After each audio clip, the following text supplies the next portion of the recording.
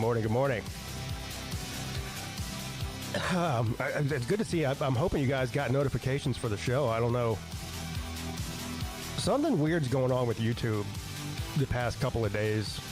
Well, at least it is for me. I don't know if it's happening to everybody or just me or what, but I'm not getting notifications like I normally get for certain channels, and there's been a couple of channels that I've been like, you know what, I haven't got a notification for a video for this channel for a while, and I go to find the channel and I'm not even subscribed to it anymore.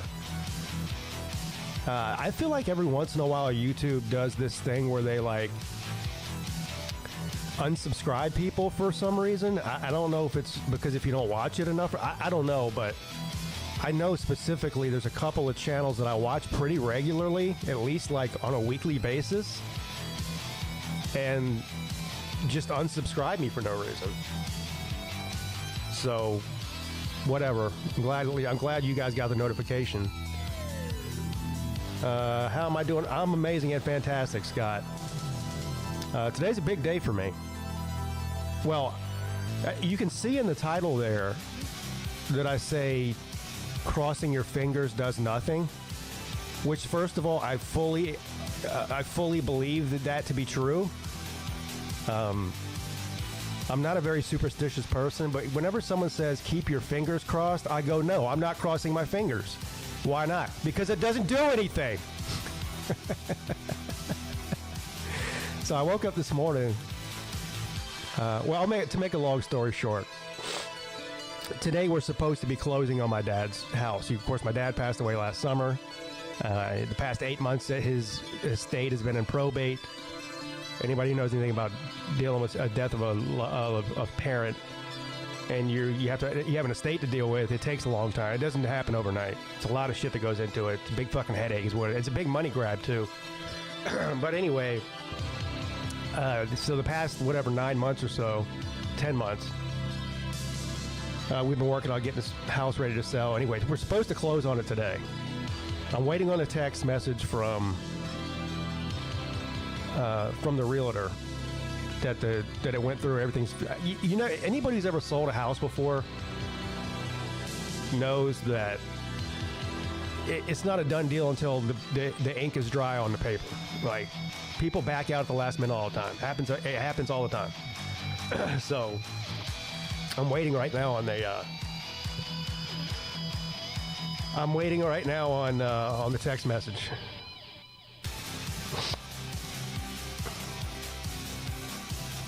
Wearing the same socks and sitting in the same spot on the couch, not watching every third down helps your team score points. Yeah, Mrs. Peete is a total maniac when it comes to superstitions. Mrs. Peete is the type of person that actually does cross their fingers when they're hoping for something to happen in their favor.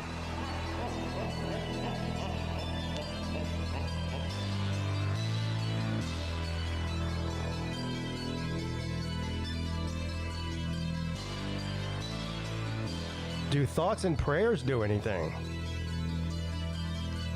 I don't know.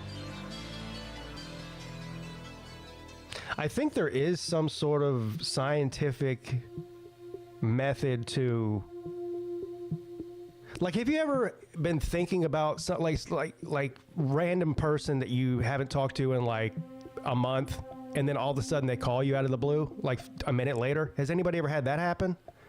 Now, see, there is something to that. I don't know. I feel like there is some sort of energy thing where people can be in tune with something that's out of their control. But I don't know if thoughts and prayers work, though. Yeah, manifestation.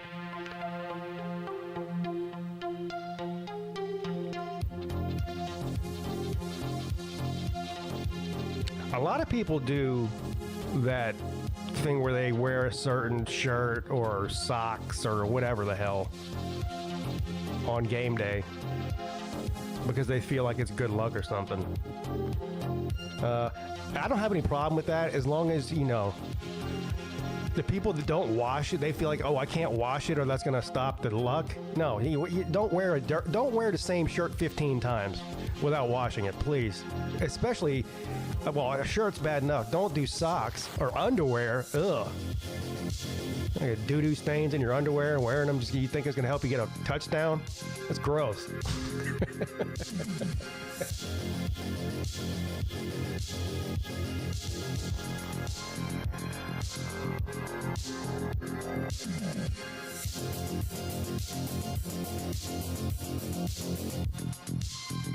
Anyway, how's everybody doing? Let's get rid of this music here. The music was actually surprisingly not terrible today. No, good morning. Okay. How you guys doing? Yeah, I agree with you with manifestation because I was sitting outside smoking a cigarette first thing this morning going, I sure hope Pete does the midday show today. Yeah, you manifested it. You are. Yeah. See? It worked. Seriously, are you guys, do you have any superstitions, Scott? No, not really. I mean, the black cat. Okay, when I see a black cat and it does cross my path, I do the 3 X's. I don't know why, but hell, I'd be doing that all day long, and my cat's black and it walks in front of me all the time. There you go. I'd be fucked. There used to be like a neighbor black cat that used to hang around the neighborhood, and I don't know what happened to him, but he was gone. But my God, he'd always get in my yard. And I go away, cat, go.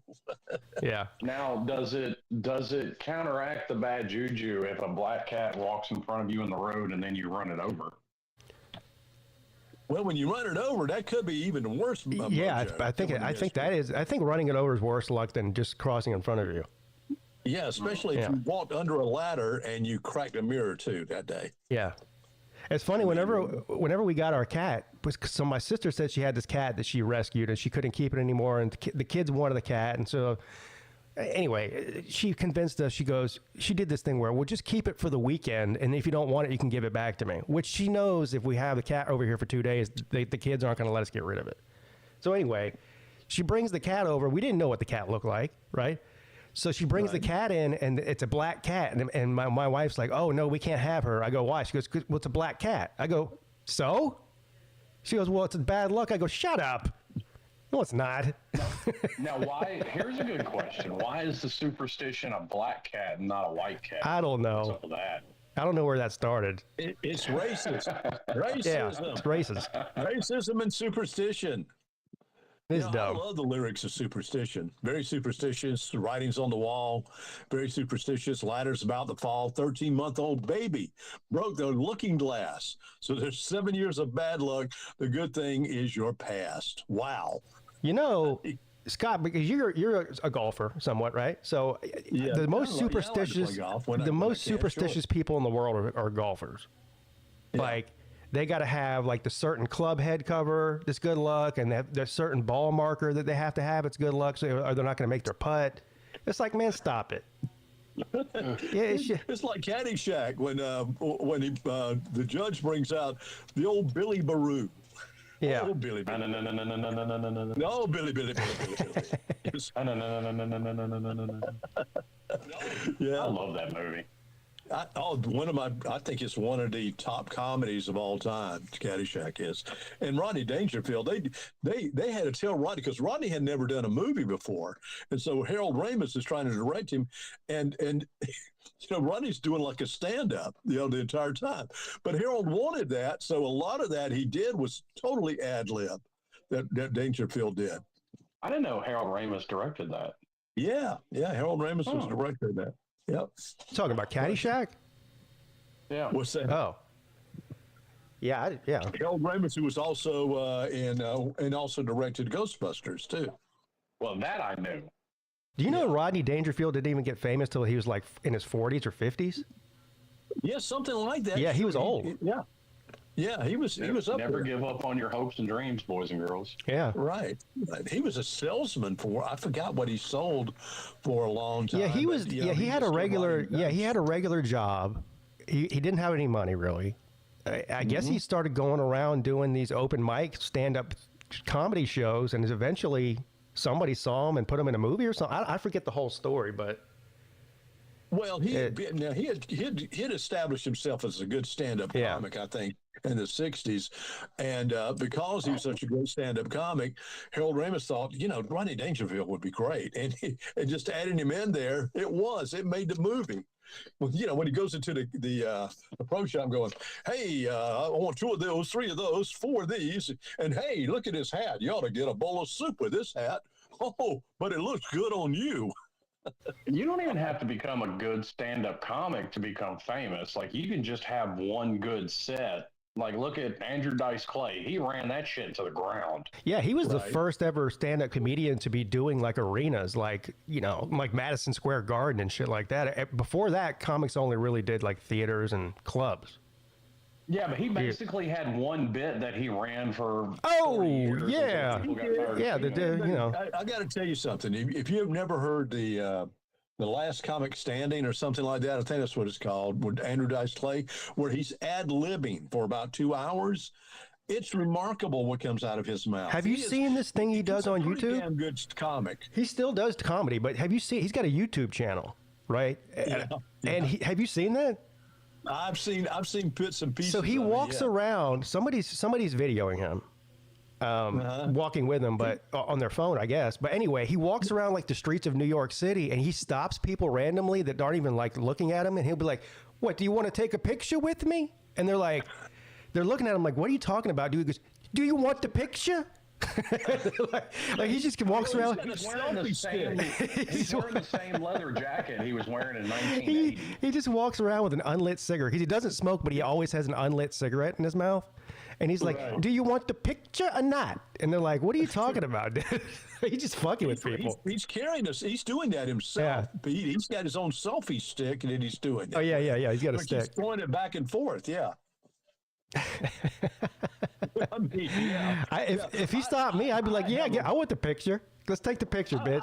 I'm still a big fan of Andrew Dice Clay. I think Andrew he's a pretty damn funny individual. And you're right about this, Slim. Yeah, he went on Hickory Dickory Dock for a long time, but he did. But he was selling out stadiums, as Pete just mentioned. Yeah. Oh, I'm not hating on it. I'm just pointing out a fact that if you find one thing that's catchy enough, you can ride that forever. Yeah, remember the dirty nursery rhymes or whatever? Jack and Jill went up the hill. Jack went to get a piece of pussy. Oh! No, what was it? No, I'm not going to go through that because that's pretty dirty. No, Jack and Jill went up the hill, both with $1.25. Jill came down with $2.50. That's fucking hard. Oh. It was just mannerisms too that was just hysterical. The way he smoked a cigarette and all that. I mean, he really got discovered on the HBO special of Dangerfields. That's where he was discovered. And he did a great set. Yeah, he did a terrific set on Actually, Dangerfield was responsible for finding a lot of big comedians before they were famous, Yeah. He was good. He was good at spotting funny people is what it was. Well, have you heard about the Eddie Murphy talking about he met Rodney Dangerfield kind of early in his career, and Dangerfield said, "Hey, you ought to clean it up a little bit. A little too dirty, man. I think you ought to clean it up." So several years later, they're at some award show. Rodney's in the bathroom, taking a leak, and Eddie comes in, and he looks at him and goes, "Hey, who knew?" Yeah. It turns out cleaning up his act would have been the worst thing he could possibly do. I know. Right. I mean. Well, Sandler did the same thing. Like, just got a bunch of his buddies that he thought were funny and put them in movies, and that's how people came to know them. You remember back, I guess it was in the 80s, when Bill Cosby was big, The Cosby Show was big, and Bill Cosby was, he did that stand-up. He had some show on, like, ABC or something with the kids. What was that called? You know what I'm talking about, Scott? I did say the darndest things. Yeah, that one. And, of course, he was running around talking about, chastising comedians for using foul language. And meanwhile, he's raping people. I mean, don't say the F word. Listen, take this pill. I'm going to stand up for Bill Cosby because anybody that comes forward 35 years later, that just sets off my bullshit meter. Yeah, I'm pretty sure he did it, dude. I think there's a lot of corroborating evidence from a lot of different women who say the exact same thing. They had a drink, they woke up with their fucking pants around their ankles and their butthole hurt. I mean, come on, that can't be a coincidence. No, I mean, he'd been raping women since the 60s. Yeah, man. He was a full-on serial rapist. What he was. Yeah, he was a maniac. Yeah. Yeah. But he kept his clean image for so long, you know. But not anymore. He's not doing stand-up anymore. Is he still alive? No one would touch him. He's in prison, right? Or did he die? I can't even remember. He got out. No, he got out. Oh, he's out. Fucking. They found some of it to be bullshit. Well, he got out on a technicality. I don't know what he got out on, but you know. Jay says that Bill Cosby was a saint. He saved all those women from driving home woozy. See, Jay's with me. Damn, that's fucked up. Oh, man. Oh. But speaking of that show, it also, if he is guilty of all that, he had a show with a bunch of kids. That's kind of creepy. Yeah. Well, I don't think he ever messed with kids. You know, it was normally women. You know. Yeah, he just liked to rape. He liked to rape grown women. So we got to give him credit for that, at least. Yeah. At least he wasn't a pedophile. Thank God for that. Thank God for small favors. Well, I used to watch it. I remember watching that show every week when I was a kid. The Cosby Show was funny. Yeah, it was very funny. Whatever happened to all those people? Like, well, I think the wife. I think she is dead. His wife from that show. Well, I think she's still around. I mean, I think. Okay, because I've seen her in like movies or TV shows and all that. Yeah, didn't one of them Didn't one of the girl? I can't remember which girl it was. Didn't she get like into porn? Like she got down bad and she started doing like porn and stuff. I think. Let's see. Well, that happens with a lot of child stars. I mean, look at Drew Barrymore. Felicia Rashad. What about Drew Barrymore? His mother. Well, Lisa Bonet was in it. Okay. Tempest Bledsoe or Keisha Knight Pulliam. That was his kids. What happened to Drew Barrymore, Slim? Oh, she got down bad in the 90s, man. She was on the booger sugar hard. Really? Yeah, she was. Yeah. I didn't know that. Oh, yeah. That's when she showed her titties to Letterman that time. Yeah. Oh. Yeah. Man. Ew. I would have liked to hang around with Drew Barrymore in the 90s. Sounds like she was fun. She was kind of hot, too. Oh, yeah. She was hot. Yeah. No doubt. I mean, she was in Playboy. What? Yeah. Yeah, Drew Barrymore did a Playboy spread, yeah. There's pictures of Barrymore Bush out there? I think so. Yeah. Barrymore Bush. I got to find that. Like a great beer. I know. Sounds like a great beer. Scott, I know you still got that magazine tucked under your mattress somewhere. Can you tell me what month and what year it is so I can go find it? Well, Lisa Bonet, she's with, what's his name? Jason Momoa? Yeah. The big guy? Yeah, Aquaman. Yeah. Or well, he was in Game of Thrones too, wasn't he? Wasn't he like the warlord that was? I think someone said he was in Game of Thrones. Yeah, he was. He took in what's her name, the blonde chick. He took her as a slave. Remember? Oh, okay. Yeah, that was like the first season. Okay? That was Jason Momoa. Yeah, that's him. What? Okay. Yeah, I saw a picture the other day that blew my mind. It was like apparently Jason Momoa was like a purple belt in Brazilian Jiu-Jitsu. Yeah. And it was a photo of like both him and Keanu Reeves both training. And then at the end of it, it was a photo of what's his name? The guy that played Al Bundy. Dude's a second-degree black belt. Oh yeah, I knew that. Yeah, I did know that. Like Al Bundy could whoop Jason Momoa's ass. Yeah. Khal Drago was his character in Game of Thrones. Yeah, he took Khaleesi or whatever her name was. Khaleesi. He took her as his wife. That's right. Well, he kind of took her, I guess, as his wife, but it was really just like she was really more like a sex slave than anything. Yeah. Yeah, Daenerys. Yeah, Daenerys. Yeah, there's rumors running around about Jason Momoa too, because apparently there's pictures of like kids recoiling away from him. Yeah, whatever. You know what it is with Hollywood and the pedophile thing? It's almost like calling people racist these days. Like nobody listens to you when you say it anymore. It's like, okay, every actor's a pedophile. No, shut up. No, they're not. I mean, okay, there might be one here. Bill Cosby might be an outlier, but I don't think Tom Hanks is out there blowing kids, okay? No, I don't believe I mean, come on. Kevin Spacey did, though. Well, Kevin Spacey. Kevin Spacey was a pedophile, yes. Some of them are. Well, I don't know if he did. No, honestly, I don't think Kevin Spacey was a pedophile either. I think he more or less went for young men, but I don't know if he was a pedophile or not. Have you ever hear it? It wouldn't surprise me though, because like people like George Takei have been public about it. Like when he was barely a teenager, he was having relationships with grown men. I'll tell you what a great movie is now, especially now that we know what Kevin Spacey is or how he's been his whole life. You ever seen the movie American Beauty? Oh, great movie. It's a great movie. Greatest movie ever made. It's a great movie. And in that movie, he plays a closeted gay guy, doesn't he? No, the neighbor is. No, his neighbor. Yeah. Is, Yeah, his neighbor tries to kiss him in the kitchen or something, right? He tries and fucks his daughter's friend. Yeah. That's right. Yeah, it turns out that Something. he actually is gay. Yeah, it turns out he was the closeted gay guy. Yeah. I Who was was. always a fan of The Negotiator with him and Sam Jackson. What did Kevin Spacey get accused of? Did he get accused of rape or just like. No, he was Grooming, like, he was 14-year-olds. browbeating the hell out of young guys that might have been assistants on movies and all that, and he made sexual advances at them. Yeah. Oh, God. Imagine you get your big break. Oh my God, I'm going to be in a movie. Fucking Kevin Spacey's in the movie. This is my big break. All of a sudden, Kevin Spacey at the water cooler's touching your butthole. Like, oh shit, man. Is this what's? If I got the role, I'd be like, you know what? This is what we got to do, guys. I mean, Terry Crews said that he was not given roles because he turned down people's advances. Oh wow, that sounds like a Harvey Weinstein type situation.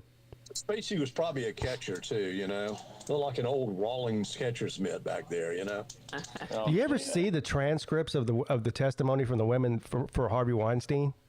You want to talk about a real creepo? Holy shit, this guy. I mean, see that one, it's more like the casting couch has been a fucking thing forever. Like, why is anybody surprised? Yeah, there was one woman that said like he made her like touch herself while he jerked off, and he came into a house plant or something that was in his office. That's hilarious.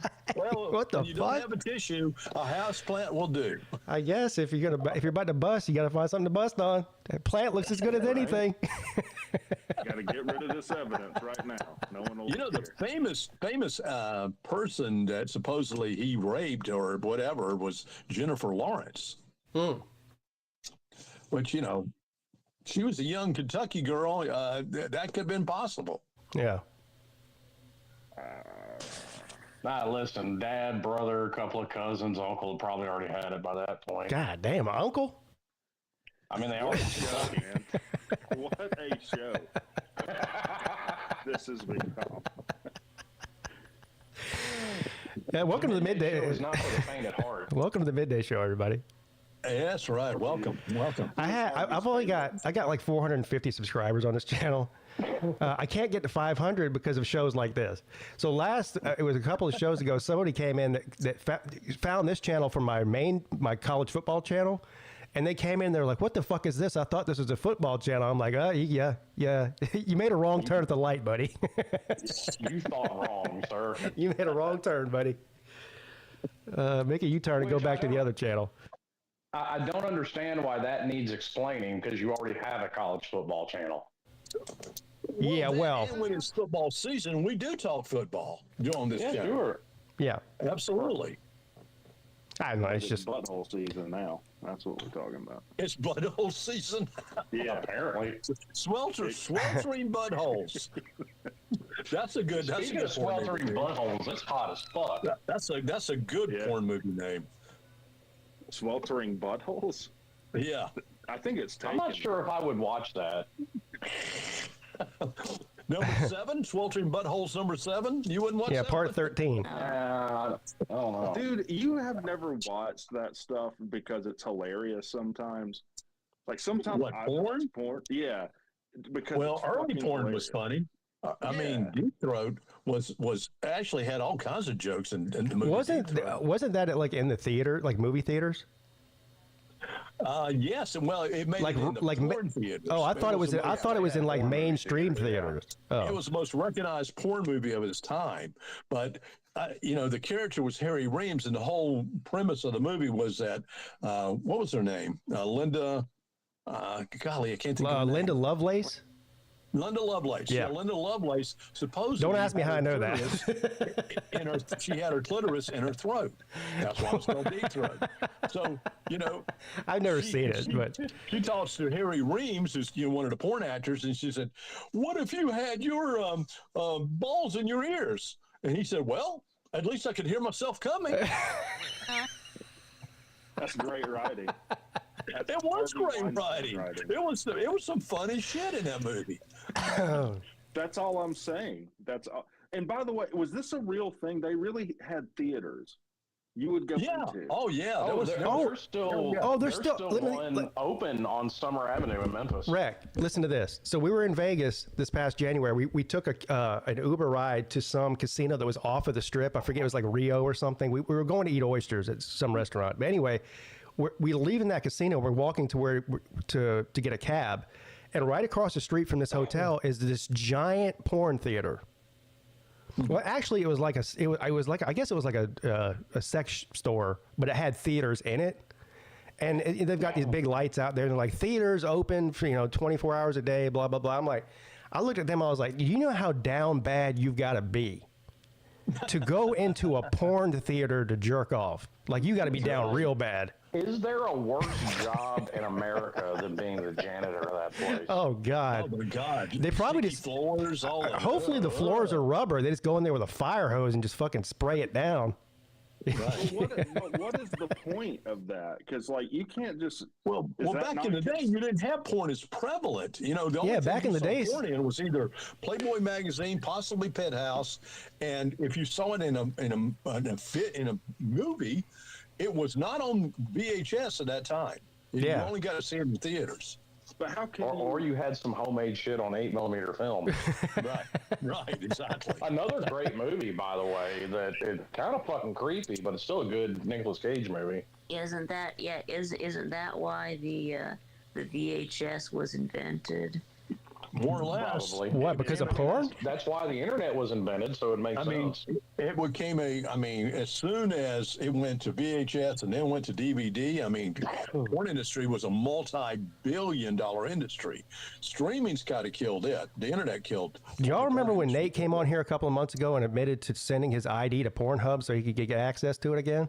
Oh, good Oh, God. What is wrong with him? No.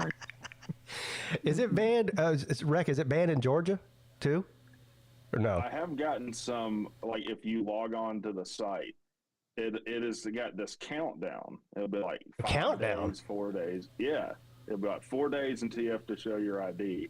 Oh God. Yeah, I won't be doing that. Verify that you're. I think it's a bunch of states, and that's like 15 or 20 states now. I know South Carolina's one a of them. couple of them, like Utah, that basically if your IP address is in the state of Utah, you can't access it anymore. Yeah, so that's the thing is you can just use it. You can just use a VPN and get on then, right? Yeah. Yeah. Well, you can do the same thing even if you're in Georgia or whatever. Like just use a VPN, have it set for another state like California that doesn't give a shit. Yeah, I'm of the opinion, talk about conspiracy theories, I'm of the opinion that these VPN companies are the ones that got the shit banned in the first place. Wouldn't surprise me. Yeah. What is the point of this, by the way? Because it's not some moral stand. Well, actually it is. So I heard, have you ever heard of Sean Ryan? The Sean Ryan Show? Anyway, he's got a podcast, so one of the bigger podcasts in the world, I think. He had this woman that I guess I forget who she works, some sort of law enforcement agency, and she's been sort of trying to stop this sex trafficking and child porn stuff. That's her basically in her entire career, and Pornhub is apparently one of the biggest violators of this. Really? Yeah, you'd have to listen to the episode. It's pretty wild. The stuff she even says she has a hard time sleeping because of all the disturbing images she's seen. She's seen thousands and thousands of images on Pornhub of young children basically being raped. Prosecute Pornhub. Like they should So- be the ones hit with this. Well, see, Pornhub's kind of like YouTube, wherein you can just upload your own. Yeah, shit. see, that's the problem, and that basically what it comes down to is they don't do. Pornhub apparently doesn't do a very good job of filtering out the illegal stuff. Is what it comes down to, and they were given several warnings, and they didn't adhere to it. They didn't take apparently there's some sort of a thing on the if you have so many hours of content, like that's why YouTube is sort of the same way. Like Slim just said, people upload, that's their product, and the more or the more hours of content you have, the more valuable your company is. So they don't want to take videos down. Is what it comes down to. It's a financial thing. Any sense? Why would then they require you to show your ID if there's CP on it? So you need to be an adult to watch CP? Yeah, well, that's a good question. That's a good question. Yeah. I don't know why that is. Well, they're trying to keep kids away from it, I guess. Well, yeah, that's another one. I mean, it's one of those things where that's the best idea they can come up with, which is, I agree with you, it's fucking dumb. It doesn't solve the problem. Well, you know what else doesn't solve the problem is there's a million other sites out there just like Pornhub that you can watch if you're in one of these states where Pornhub's banned. So it's not like you're now pornless state. No, you just have to go to a different site. Or you A pornless state. Pornless state. Like me. I like that. Yeah. That could be a good movie too. The Pornless State. Well, I mean, Rick doesn't have to worry about it because I'm sure he has a premium account. No, I have a 12 terabyte hard drive. Of all my favorites. Oh, well, that'll work too. Fit a lot of stuff on there, buddy. Oh man. Look at you making me feel bad with my 4 terabyte hard drive. I don't even know how many mine has. Tax returns 97. That's where it is. This computer that I use for YouTube though, all I do on this computer is YouTube. There's no porn watching on this computer. Yeah. You got. I do that on my phone. Yeah, right. I had Like a normal person. Yeah, right. You use it on your phone, absolutely. Like a normal not on your computer. Hell no. You know, what kind of weirdo sits in front of his computer. Somebody, like, I don't know what would possess them, but we had somebody stupid enough, knowing every keystroke on the computers at work are tracked. Somebody's looking at porn at work. They didn't tell us who, but... What an idiot. Whoever they are. Yeah, I remember Yeah, Slim. my wife. me. I remember my wife telling me stories when this is before everything. She works completely remotely now, but she used to go into the office every day. And of course, she works in the legal department. So every time someone's fired, you know, the legal has to get involved in that. But it's a legal issue. So anyway, she told me you wouldn't believe how many people get fired for jerking off at work at an office. Like, it's crazy. What probably about would the guy? believe it. What about the CNN guy that was on? Tubin.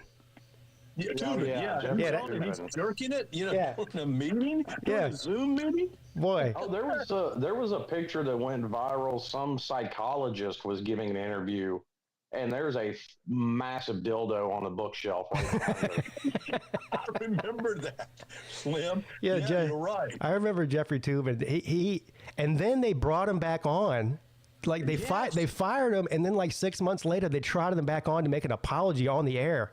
And this woman's sitting there interviewing, and she's like, "So for anybody who doesn't know, Jeffrey Tubin, he's worked here at CNN for 13 years as a political analyst. And well, unfortunately, one day during COVID, we were doing a Zoom call, and well, he didn't realize the Zoom call had ended, or he thought the Zoom call had ended, but it hadn't. And he proceeded to masturbate on camera, and he's just sitting there." Like with this look on his face, and she's like, does that sound about what happened?" He goes, yeah, "Unfortunately, yes, that is what happened." It's like, why? Wow. Like, why did you have to trot this guy out here to embarrass him again for no reason? Man.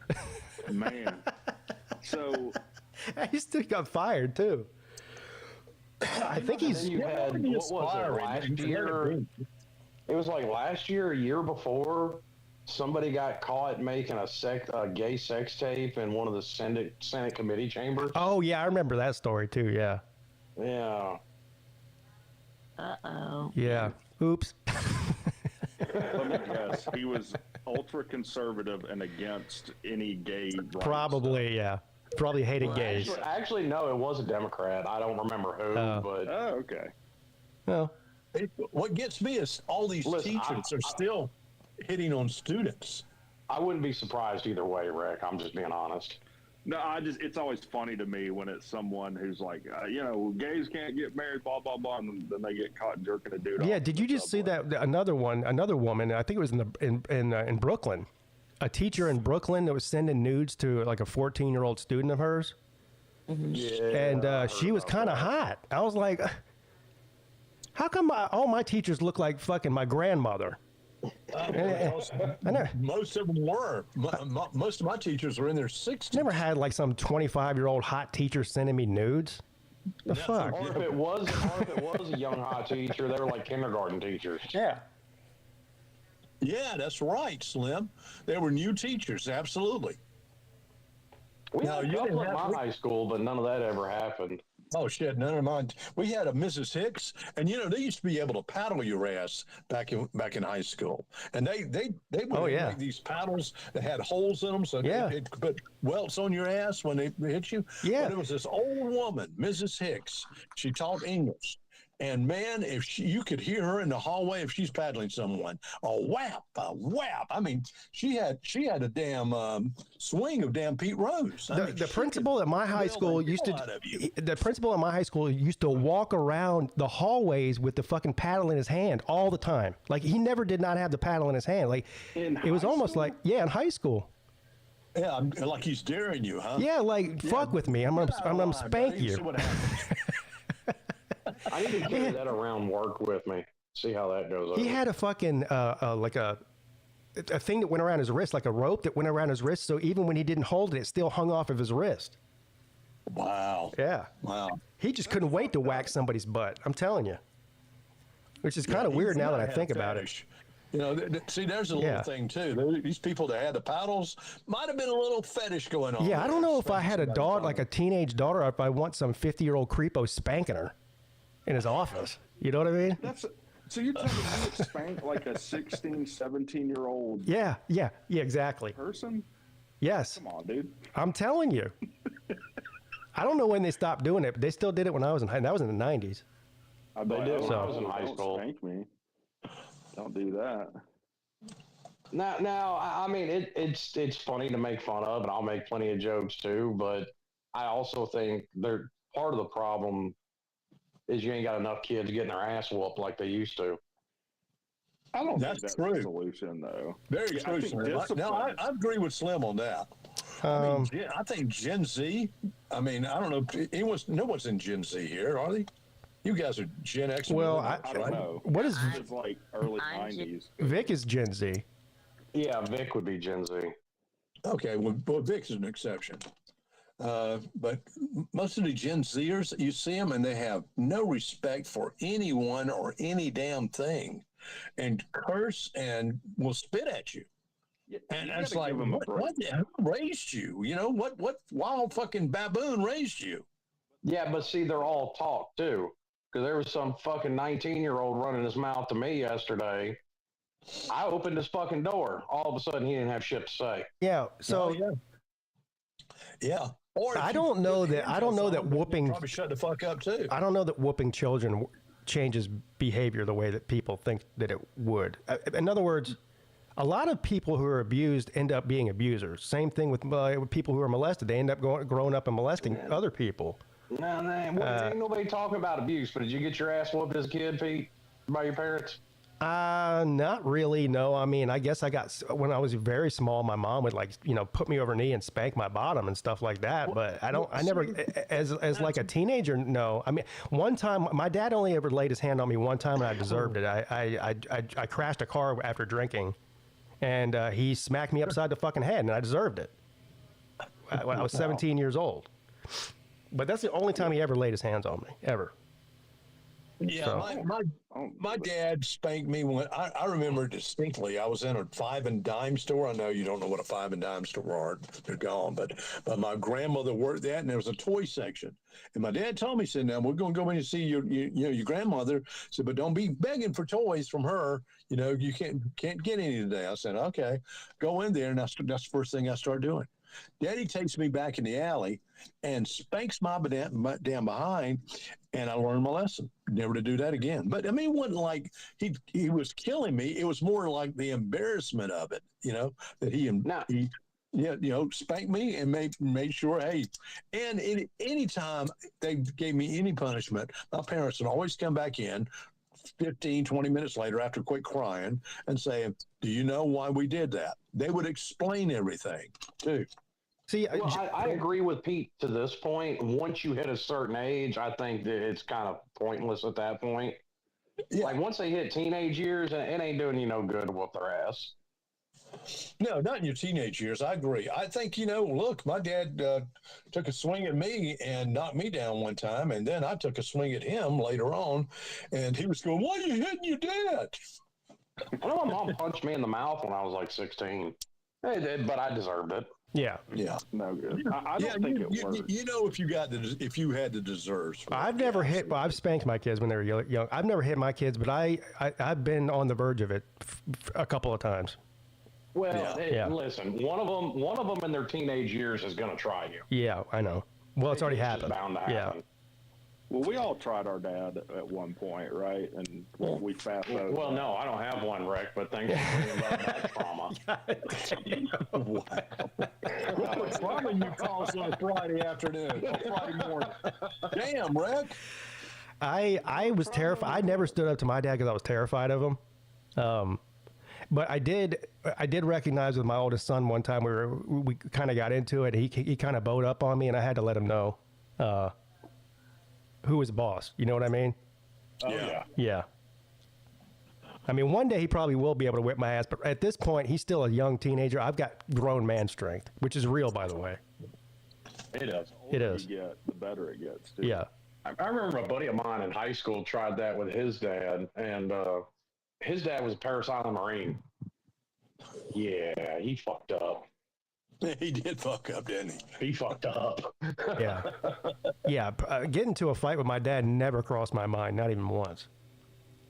No, I didn't want to fight. No, my parents, I didn't want to fight with any of my parents. But although I was, in my teen years, just like any, I think, teenager, I was rebellious. Yeah. Against my parents. I Yeah. remember skipping school. There was about 5 or 6 of us who skipped school. And here I am in a little small town of Swainsboro, Georgia. And it got out the news that we had all ran to damn Texas, went to Texas. And no, we went to Oak Park, which is about 50 miles outside of my hometown. And what we were doing were climbing water towers. We were just having a good old time. And I get home and my mom goes, where the hell have you been? And when she talked in that tone, my little 85-pound woman, I knew I better tell her the damn truth. You wasn't erasing your sister's name, was you? What? Say that again, Slim? What? I said you weren't erasing your sister's name, were you? No, I don't have a sister or brother, man. And since we're doing a therapy session here, what happened to your dad, Slim? Did he abandon you, or you just never met him? I've never met him. He was gone before I was born. So you never met your father ever? No, can't tell you his name, can't tell you what he looks like. Wow. So Papa was a Rolling Stone? I guess. Wherever he went, his hat was his home? Fuck that guy. Yeah, now I feel sad. Listen, I've made 37 years without him. I think I'll be okay. Yeah. So you never looked? You never tried to look for him or anything like that, Slim? I'm just curious. No. Okay. Fuck it. I understand that. I don't know that I would either. No, I agree. Yeah. You've gone that long and you've had no no correspondence at all. Yeah, I would understand. I got curious about it in my teenage years, but it passed. Yeah. Yeah, but as soon as you become a father yourself, you're like, you know what? Fuck that guy. Well, and now I'll freely admit, and I had this conversation with my wife, that was part of the reason when I was younger, I really didn't want to have kids. I was like, what the fuck do I know about it? I don't know what the fuck to do. I ain't got a daddy. I don't know what it's like. Ironically enough, nobody knows what to do. So I figured that out. Yeah. Yeah, you get. But you also had a frame of reference, and I didn't. Well, that's true. I think that some things are innate. Like I can't fathom like once you have a kid, like I have a daughter, I couldn't conceive of not being in her life. Right. Right. Like you don't have to. That's not learn. You just to me that I mean you just have that. Yeah, I don't understand how people can just like, just pretend like their kids don't exist or something. That is some sort of I don't know. I don't have that in me evil either. shit, I think, is what it is. When someone doesn't, take advantage or, just relinquishes their children, Right. doesn't take care of them. I remember my mom telling me once, and I don't even remember when she told me, but I guess she had looked for him at one point, and he had got married, had a couple of kids. But so he had a whole nother family? Apparently. Oh, that's even worse. But see, I've heard conflicting stories from other family members that apparently met him, so I don't, whatever. Right. Like I said, it's not something I mean, look, I got enough shit to deal with. It's your dad's law. I mean, does he know that he has a son that's finished in the top 3 in the Slav Olympics one time? I mean, I don't know. That's his fucking loss. If you don't know that, listen, I'd be over the moon if my kids finish in the top 3 of the Slav Olympics. Yeah. We could be like that Tiger Woods. See, that's what we're going to have to do if we're still doing the Slav Olympics when we're in our fucking 80s or whatever. We're going to have to get our kids out there to run the 40 in our place. Yeah. Hell, I'm proud. I need the kid to run the 40 in my place now, not when I'm 80. Shit. Well, this is true.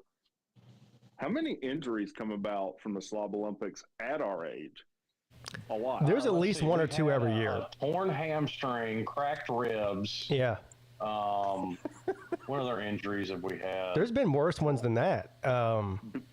Pride has been damaged beyond. Pride, yeah. Yes, pride has been damaged. Yeah, ego has been destroyed. A lot of humbling goes on in the Slav Olympics. I showed up so I hurt my. Listen to this. I hurt my ribs. I hurt my ribs a couple of weeks ago. I don't know how I hurt them. I think I hurt my ribs changing the air filter for my air conditioning system. Anyway, we go play pickleball every Thursday night. So we went last night, and I had told my sister, I was like, I don't know, like if I'm going to be able to play this week because my ribs are fucked up. So anyway, I showed up at the pickleball place last night, and she's like, "How your ribs doing?" And I'm like, "Look, I'm a champion. Okay, I'm gonna fuck you up with one set of ribs. All right, that's what's about to go down." Which is true, but I did re-injure my ribs. While playing pickleball? Yeah, I heard it originally changing an air filter, and I re-injured it playing pickleball. Now tell me how old I am. How far man? Your apparent age. I sound like I'm 70. You could sit at a certain, angle or something for a little while, and then you get up and go, "Oh, whoa, what the hell did I do? I pulled a muscle or something." You know? Dude, I'm not gonna lie. Like, since I've started going to the gym on a regular basis, if I don't go for like 3 or 4 days because I'm just busy or whatever and shit's going on, I feel it. Like, I feel like crap. My body's sore. I'm hurting. It gets worse the older you get. Yes, I know. How many times do you go to the gym, Slim? How many times? Let's see. I went Monday, Tuesday. I didn't go Wednesday, and I went Thursday, and I haven't gone yet today. But my intention is to go today. Yeah, so at least 3-4 times a week. That's good, man. That's real good. Kicking life's ass. Yeah, right. I mean, the gym, I just never had any love for a gym. I mean, I've always worked out, like if I'm in an apartment complex and they got a little gymnasium there, always worked out in one of those. But joining a gym, not my thing. Wasn't my thing. I was 320 pounds, Scott. Yeah. Yeah, so where are we at here? Rec Talk also lost a bunch of weight. Where are you guys at with your weight? I was at 257.6 this morning. 257, wow. Yeah, that's good, Slim. Damn, you coming up on 100 pounds. Yeah, dude, I backslid. So I got down to about 260. I'm probably back up to about 265 because I was just like, man, Dairy Queen's great. You know what I'm saying?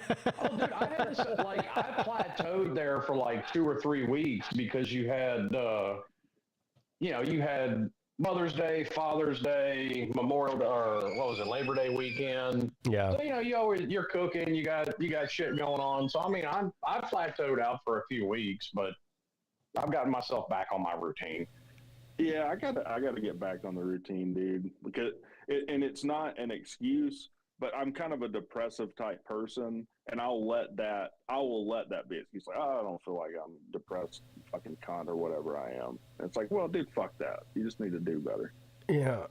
Are you? Like, what do you do until like you feel like doing it? You're not gonna do it. You were doing some sort of like, was it strictly a food diet, or were you doing some sort of exercise program with it? I know Slim's doing both, but I had cut out carbs. But the good thing is because it's the summer, I have my daughter a lot, and so when I got done working every day, which I still do this, we'll go to the pool, and she's 5.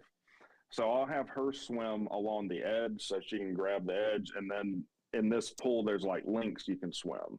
And you know how many is like a mile or something. So I'll swim however many. Oh, yeah. Yeah, swimming's great. Yeah, swimming. She's tired. Gets every muscle done. It gets every muscle, and it's not hard on your joints or anything like running, It's not. Yeah. And it's not boring. Like, it's tough for me. Like, I have to be realistic. Like, I'm not going to go out and run a mile. I'm just not going to. Yeah, I'm kind of with you on that. Boring. But I'll get in the pool.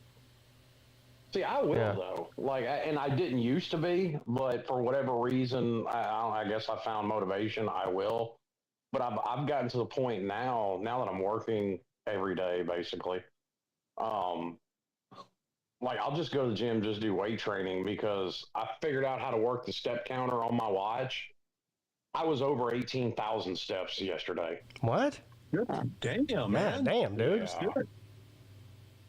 They put in this new system in the jail. It's basically you've got 3 different sensors on each unit, and you have to hit each one within an hour, every hour.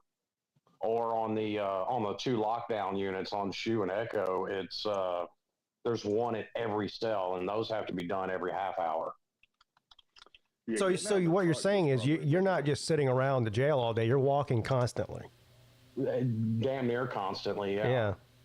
And then we're having to run around, feed everybody, run around, take everybody their meds, run around, collect laundry, then pass laundry back out. They make you collect the laundry?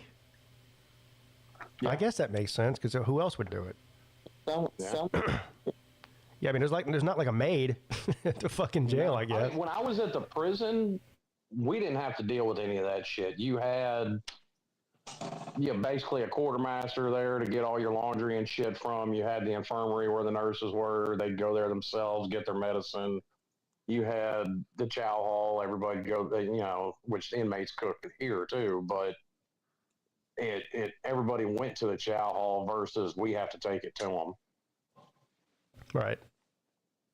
So yeah, we get in our steps during the day. So I was like, fuck some cardio. I'll just do weight training in the gym. They don't have a gym at the jail for the employees. I guess they don't. No, you would be going somewhere else if they did. But I do get a 10% discount on my gym membership. Oh, I mean, isn't Planet Fitness like $10 a month or something? It's low. I know that. It is, but I'd have to drive 20 minutes to a Planet Fitness.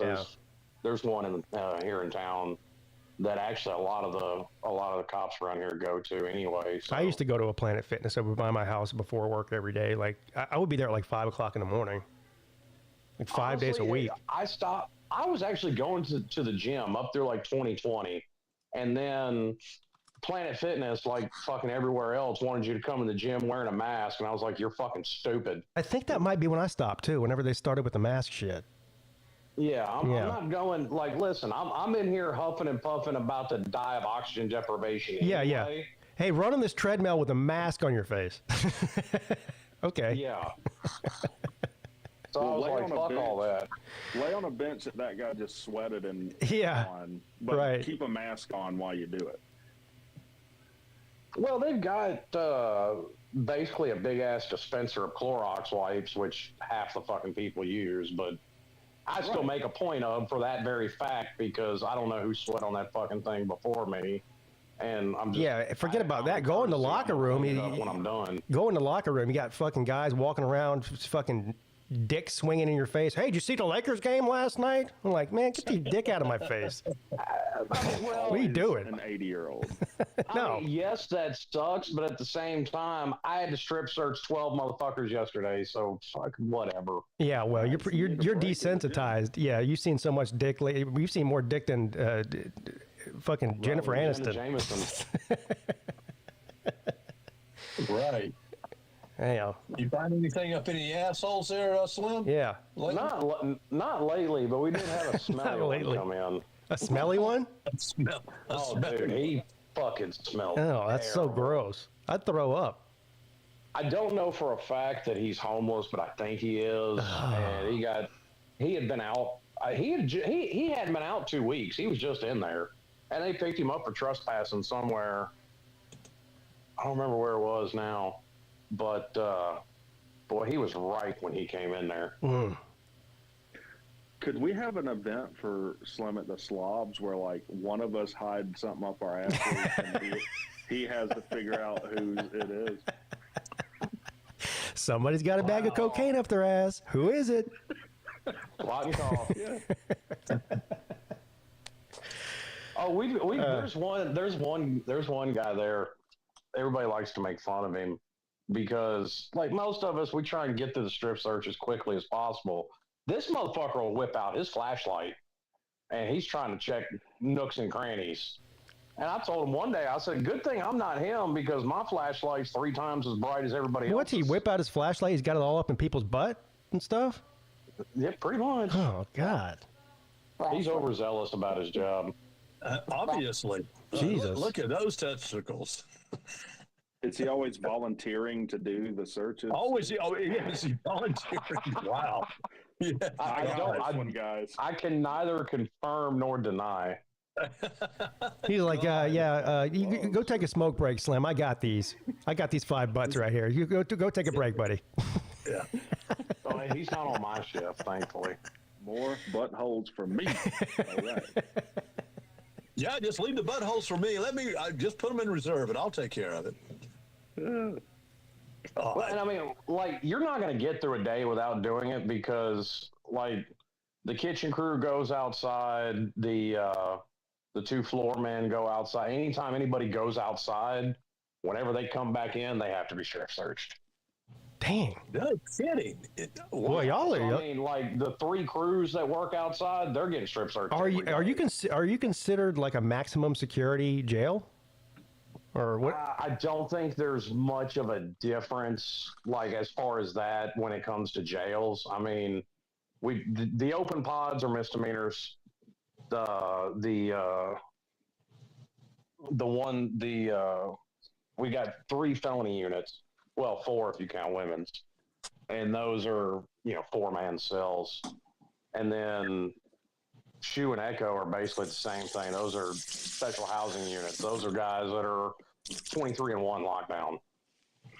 And that's so they're locked down 23 hours a day. They get 1 hour outside. Is that what that means?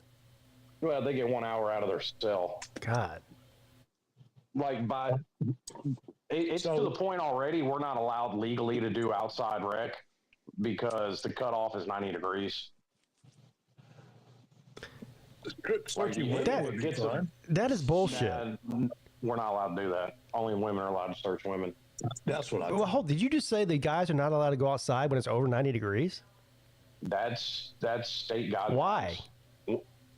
Someone will sue the jail. Liability. If somebody falls out and fucking sues. Still, man.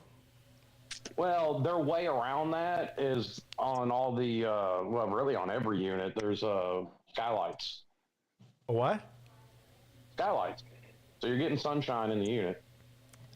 Oh, don't piss on my leg and tell me it's rain. Like a skylight. It's what it is. Hey, be lucky you got a skylight. If it's above 90, we're not allowed to do outside rec, and if it's below 40, we're not allowed to do outside rec. 40? Wow. I mean, even children's schools let them go outside and play when it's 90 degrees. These are grown people. I didn't make the rules. I just enforced them. Yeah. Yeah, when I played football, I think that the heat index had to be over 102, and then you'd all go. And usually, if it's in the 90s, the heat index is like yesterday. I think it was 94, but the heat index was 111. Yeah, I mean that's kind of reasonable though. How about just make them sign a waiver that says if you die of heat stroke, it's not our fault. Have a good day. Go play basketball and lift weights. You want to come out? There's a in the yard. lawsuit against it now because we didn't do a cavity search on somebody, which, by the way, you have to have a warrant to do, and they snuck something in and fucking overdosed on it. What is the craziest thing that has been found in someone's ass there? That's a good question. You know what? I don't know. I would imagine like a Now, cell phone. The only thing I've found in somebody's ass so far was about 3/4 of an ounce of cocaine. That's normal though. He was about to have a party. Yeah. I'm thinking like, damn, dude, you got an iPhone 14 Pro Max in your ass. Jesus. How the fuck did you do that? Well, that will happen. Shit, that will happen. And we actually have a body scanner now. Basically a big ass X-ray machine. Is that a phone in your ass, or you're just happy to see me? You know, if that baggie were to break, that would be one kingly ass, wouldn't it? Oh God, Lord. I just imagine. I don't do cocaine, but I just imagine the cocaine that came out of somebody's butthole is probably way better than the regular cocaine. Like you get higher. Cocaine is covered by baby laxative, so you may just get the big old shits after something breaks in there like that.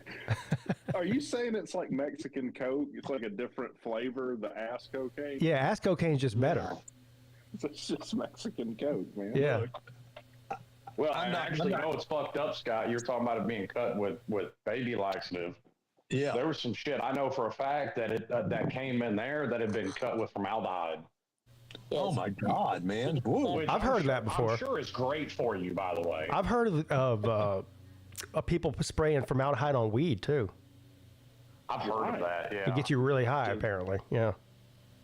I mean, it's embalming fluid. What's it do to somebody that's alive? Well, let's find out. Yeah. Well, I'm not proud of this, but I had a DUI in 2001, and you know, I was kind of in the kick-out jail, you know, waiting to get out, and they put this guy in there with me, and he pulls out from his underwear a damn joint, and he's wanting me to smoke it. I'm going, no, hell no. I said, and they come in here and they ask you where the pot smells coming. I'm saying it's you. And he's like, well, motherfucker, you better not tell me on me. I said, you're telling on yourself, man. Yeah, I would have smoked that joint with him, for sure. I mean, dude, we can tell, like, because they can't get cigarettes in there. So what they like to do a lot is they'll soak like toilet paper in some wet coffee grounds and then smoke that. You can tell that real fucking quick. Hey, do they do the thing where they're like if they get fruit with their lunch or whatever, they take their fruit and put it in their pocket, and so then they just put it like in a jar and let it ferment to make alcohol that way? I found a couple of bottles of hooch Sunday. Oh, did you? Yeah. What was it like? How were they making it? Was it toilet made hooch? It was like an old shampoo bottle. But yeah, just stuff some bread and some fruit in there and let it. It fucking. Let it Oh, I bet it smelled so bad. Just thinking of that makes me want to hurl. Yeah, it's disgusting. Well, it's just like, make it. He was getting put on disciplinary because he got disrespectful with the sergeant, and he kept trying to get to his property bag. And it's like, dude, make it a little less obvious that you're trying to hide something. Come on. Yeah. I mean, I love to drink as much as the next alcoholic, but I don't know if I could drink that shit. Well, guess what? When you've been in county jail for 3 fucking years, you're Maybe. desperate. I guess. Well, I don't think I can. And he's not even our detainee. Like, he's from 2 counties north, and the story I got is their jail just couldn't deal with him, so they sent him down here. What happens to you if you get caught making what do they call that? Bathtub whiskey or whatever. What do they call it? I've heard some people call it hooch. I've heard some people call it julep. That's another name for it. What's the punishment if you catch someone making that? I mean, for him, he's already in fucking 23-1, and all his shit was taken. So there's nothing more you can do to him then. He's just already fucked. So he's like, fuck it. I'm going to make my hooch. What are you going to do about it? I mean, you can. Well, because actually at that point, all you can really do is take their shit. Like he's on, let's see, for that write-up and then the hooch, I think he got 4 weeks. So he's on hygiene kit only. So the only thing he gets is toilet paper, toothbrush, soap, shampoo. That's all he's got. He ain't got none of his commissary. He ain't got no books. That's got to be tough. Yeah. Because that's a no-frills jail. There's no TV. Like, books and cards is about all you really There's got. no TV at all? No. Oh, yeah, I couldn't go to jail there. What happens during college football season? What am I supposed to do? Yeah.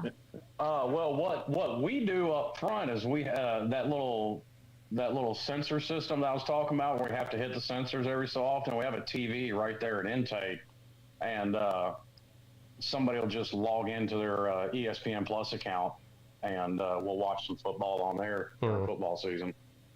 Nice. What are drugs prevalent in the jail cells there, Slim? Not the jail, but they are the prison. When I was at the prison, you walk onto a unit at the prison, you're getting a contact high. Yeah. Wow. But the jail, no, there ain't shit in there. Like, we occasionally find shit like that, but we're required to do a random cell search every shift. So two cells are getting searched every day. I foresee a problem here, though. You say there's that one TV by intake, and somebody can like pull up their ESPN app, but nobody's going to watch Miami games. They're probably watching Tennessee. So you're fucked. You know, actually, there's an Arkansas fan there. Oh. There's a couple of Tennessee fans. The fucking admin corporal is a Gator fan. Fuck him. Let's see. I think that's about No it. ACC fans in there? Not really. You got a few Memphis fans, but you have to figure there's there's 4 guys and 3 girls on the shift. 3 girls don't give a shit. And the sergeant's one of the females. Yeah, we have 3. Well, we have to have a female there because, like I said, we can't.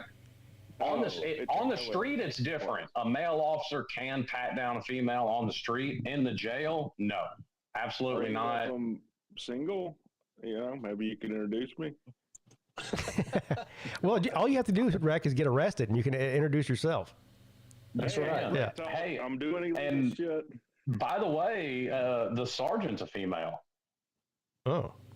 The sergeant on my shift's a female. So, is she? How do I put this? Straight or gay? She's straight, and she's attractive. Oh no! What the fuck is she doing? All right, there? body cavity search. Let's go. Hey, I'm hiding something, lady. I'm hiding something. Give me a feel around, honey. Yeah, guess what? If you say that, then I have to search you. Oh no! That's called a bait and switch. Well, you're either gonna get me or one of the other 3 guys. Oh, or the guy with the flashlight? Oh no, not him. Yeah. No, he's not on my shift. Okay, good. If it made your life worse, though, it's kind of a win-win. Like, yeah. Dude, I'm tired of looking. There's nothing in your ass, man. I've looked 5 times today. I don't know, dude. We can never be too safe. I'm very the only time I had to do something like that was when I was at the prison. When we worked visitation, every time one of the inmates had to go to the bathroom, they have to get searched before they come back out. Really? So you have to search somebody right after they took a shit? Yeah. Oh my God. That's bad. So if I'm the inmate, I'm just not wiping on purpose. And we had a couple of those fucks too. I'm going to make it a really shitty day for you. Oh my God. Yeah. What are they gonna find in the bathroom that they didn't have before? Well, a lot of times they'll get something from somebody that they're visiting with, and then go in the bathroom and try to hide it. and that was the point. Man. But at the jail, you're visiting behind glass, so. If I got arrested in that county during football season, I would just refuse to go to jail. I'd be like, look, officer, it's football season. You guys only have one TV in there, and Slim's watching Miami. I can't go. I think I just don't want to be in jail. I just be like, look, we're going to have to wait till January. I'll do my time then. It just seems much simpler to not go to fucking jail. Oh, well, I guess you could do that too. Well, Try to stay out of jail. If it's so simple, why are all the jails full? Yeah.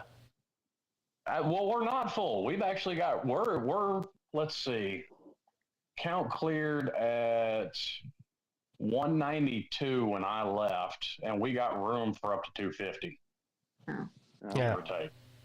That's because the word's out in your town about that guy with the flashlight. People are scared to do crimes now. They're like, I don't want to go there and have that guy stick his flashlight up my butt. I'm going to be an upstanding citizen and get a job now. That's like that. So, Hey, whatever works, right? It works. Yeah. Right. Flashlight, neon light. I mean, we've got 216 on the books, but that includes people that are at rehab, at mental facilities, all that kind of shit. But there was 192 in-house. Slim, do y'all shut the water off 2 minutes before a cell search? I noticed them doing that in Alabama. Yeah, Jay just went to, you heard that story, right? Jay went to jail last weekend? Yeah. Well, plus also if we know somebody had, which we'll know now because that we have the body scanner, but if we know somebody has something or we think somebody is hiding something in a body cavity, we'll dry cell them. We'll put them in a cell with the water shut off. Dry cell them. There's even a word for it. Yep. Damn. Well, you have to at that point because you can't do a cavity search without a warrant, and then legally we're not allowed to do it. They have to be taken to the hospital to get it done. Hold on. Raw dog them or dry cell them? I don't know which sounds worse. You can't do a cavity search without a warrant? I thought you do it to everybody. No, we do a strip search on everybody. What's the difference between a strip search and a cavity search? Exactly what it sounds like. So what, you're sticking your fingers up in their butt? Is that what that means? If you're going off into a cavity searching, you have to have a warrant. For their butthole? Yes. Yes. So hold on. So the guy with the flashlight can flash his light into the butthole, but just not stick his fingers in it unless he's got a warrant? Pretty much. Yeah, well, I would say that sticking your finger up my butt seems like an unreasonable search and seizure. Yeah, that's a violation of your Fourth Amendment. Warrant, and you have to have a probable cause to get a warrant signed by a judge. But that's now probable cause would be the X-ray machine. I can see it right there. There's my probable cause. Go get it. See, I don't know if I agree. The X-ray, you should have to have a warrant to get the X-ray. You know what I mean? Does anyone enthusiastically say, "Hey, go get it. Let's go get it"? Go get it, boy. I have yet to hear that. Thankfully, I would say that. Yeah. It's like the. I mean, what's in my butthole is my business until you have a warrant. So the X-ray, you should have a warrant to do that. Yeah, I mean, unless you got a warrant to see my house, you got to get a warrant to see my butthole. You know how a lot of things cops will justify a lot of things on officer safety. The X-ray machine falls under facility security and safety. I kind of agree with this, though. What? Because they might have have a bomb in their butt or something. Is that what you're saying? Well, and I realize. Listen, everybody's focusing on their butt. I have seen pictures of somebody will swallow something wrapped up with a string attached to it, and they'll tuck the string under their tongue and then pull it back up. Oh my God. Wow, really? What the hell? Like a magician. Jeez. That's like a magic trick. That is like a magic trick. Like one. Yeah. Yeah. Kind of like how somebody, everybody's seen the cartoon of the corner with a string wrapped around it and you pull it back out of the machine. Mm-hmm. That's basically the same thing. I haven't seen it firsthand, but I've seen pictures. Being a magician would be awesome in prison. Like, you would be pretty, sleight of hand would be great. just disappear the shit. Hey, what do you think about the rumors? Genius today. All the tricks of the trade that prison cells and jailbirds have come up with. What if I told you that Jesus was a magician? Time to sit there and come up with ways to game the system. Jesus was like the David Blaine of BC. He turned water into wine. Maybe people think he walked on water. He was just David. He was just David Blaine in sandals. That's all he was. I mean, some of it's so dumb. Like you have people trying to, fucking palm Tylenol and not actually take it. Like, what the fuck are you going to do? What are they doing with Tylenol? They're trying to make meth? Or what do you use to make meth? Sudafed. Never mind. Yeah, that's Sudafed. Like, Yeah. I don't know what the fuck you're trying to do. Get away with getting a Tylenol and not taking it, but fucking whatever. Take your fucking Tylenol. I've had to sit here and listen to you say how you need a nerve block in your fucking back from a car wreck for an hour and how bad your back fucking hurts and you need to take your fucking Tylenol. I brought you your goddamn Tylenol. Fucking take it. They're probably trying to get you to give them some like Oxy or something. Well, they already know better than that. Oh. Can you give them antihistamines? Like if they have a runny nose, can they get like Benadryl?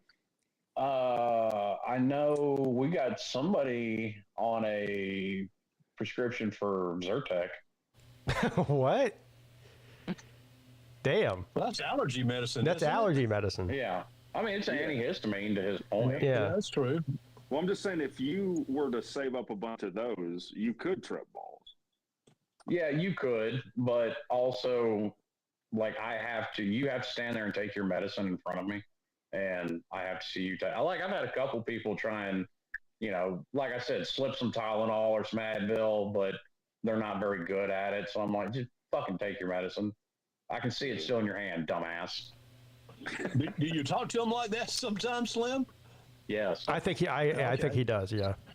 You don't have to necessarily be so damn respectful. I mean, I watch these cop videos, and the cops are so damn respectful till they had enough. But it's just like, how can you put up with someone yelling and screaming at you all the time, going, "I have my rights. I have my rights." That shit. No, I'm not respectful. It's just like on here. You're respectful with me. I'm respectful with you.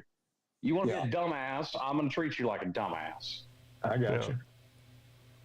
That's like, like I said with that motherfucker yesterday. You want to sit here and talk shit behind a closed fucking door because you're pissy because of a rule that the sergeant is enforcing. Well, number one, it ain't my problem that another sergeant don't enforce it. That's their business. Number two, I'm just doing what the sergeant said, so fuck off. It ain't my problem. And like I said, he was like 19 or 20. He was a tough motherfucker behind the door, so I opened his fucking door. You're about to go Shawshank on him. Motherfucker. And I didn't even pull out my fucking spray or my taser. Fuck it. I don't need it. This dude was probably 140 pounds with rocks in his pocket. Yeah, that's not good. Battle Angel says those sovereign citizens are the worst. Yeah, cops are the worst. You're right. Yeah, those sovereign citizens are fun once they get in there, though. Well, cops are the sovereign citizens. No. Yeah, sovereign citizen is somebody that thinks the law doesn't apply to them. That's usually the police. Some of them are. Yeah. Sovereign citizens are fun. When they come in there and they, guess what? You lose the right to being able to refuse a search. You're getting searched in there. I don't get the whole movement because it's like, okay, you want the benefit of all of the infrastructure without the rules that come with it. I don't quite understand. Well, I think this is what Celine Driver does, is he calls anybody who's like these First Amendment auditors who like go out and film in public and try to get a rise out of cops, whatever. They're not doing anything illegal. But so Slim or like people like Celine go, oh, those are sovereign citizens. It's like, no.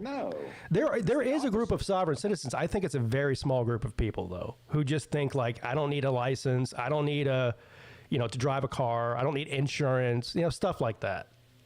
Well, and I don't have a problem with the First Amendment auditors, but at the same time, if you're out there trying to elicit a reaction and you get it, I don't have a whole lot of sympathy for you.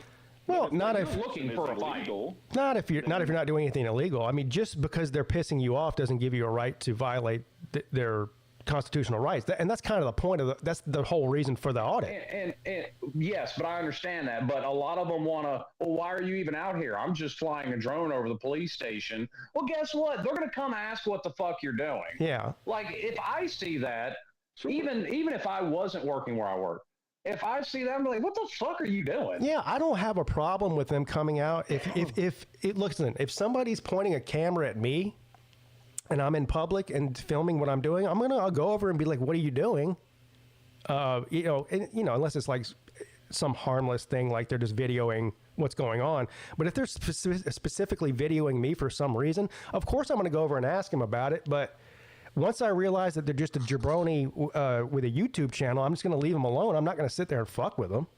You don't get to and that's where I'm with you. Like, at that point, and I don't know why it takes a fucking sergeant or lieutenant coming out there to go, okay, he's just some asshole trying to provoke a reaction, fucking leave him be. But at the same time, and there's plenty of videos on YouTube, because I've come across plenty of them. Oh, why are you even coming out here and asking me?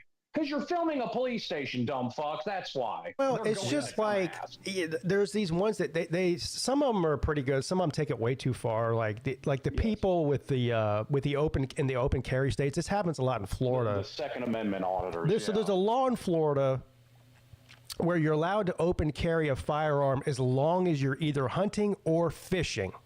Okay. Yeah. So the guy walks down the fucking street near the beach somewhere with a fishing pole and an AR-15 and busy at rush hour traffic, and of course, people see some guy walking down in a fucking cutoff shorts and no shirt and a pair of Crocs with an AR-15 on his back. They're gonna call the police. Yeah. And they should probably. And I'm all for open whatever Second Amendment. But yeah, if you walk around with a fucking assault rifle in public, people are gonna notice. So when the cop comes up and is like, "What are you doing?" and they're like, "Well, I'm just exercising my rights." It's like, yeah, but you're scaring people, dummy. Don't be stupid. Yeah, I mean, have a little damn, I don't know, sense, common sense. I mean, common sense. I don't want some guy walking around with an AR-15 next to my. I don't know if he's crazy or not. He might just fucking pull it out and shoot me and my kids. Fuck you, dude. You know, I mean. Well, you got to be a little crazy to even try that stunt, right? Well, absolutely in this day and age. I mean, well, and guess what? As pro Second Amendment as I am, I've never slung an AR or an AK over my shoulder when walking down the fucking street. Yeah. I'm not saying that you can't or you shouldn't, but a little, like Scott said, that no word, common sense, would do the whole world some good.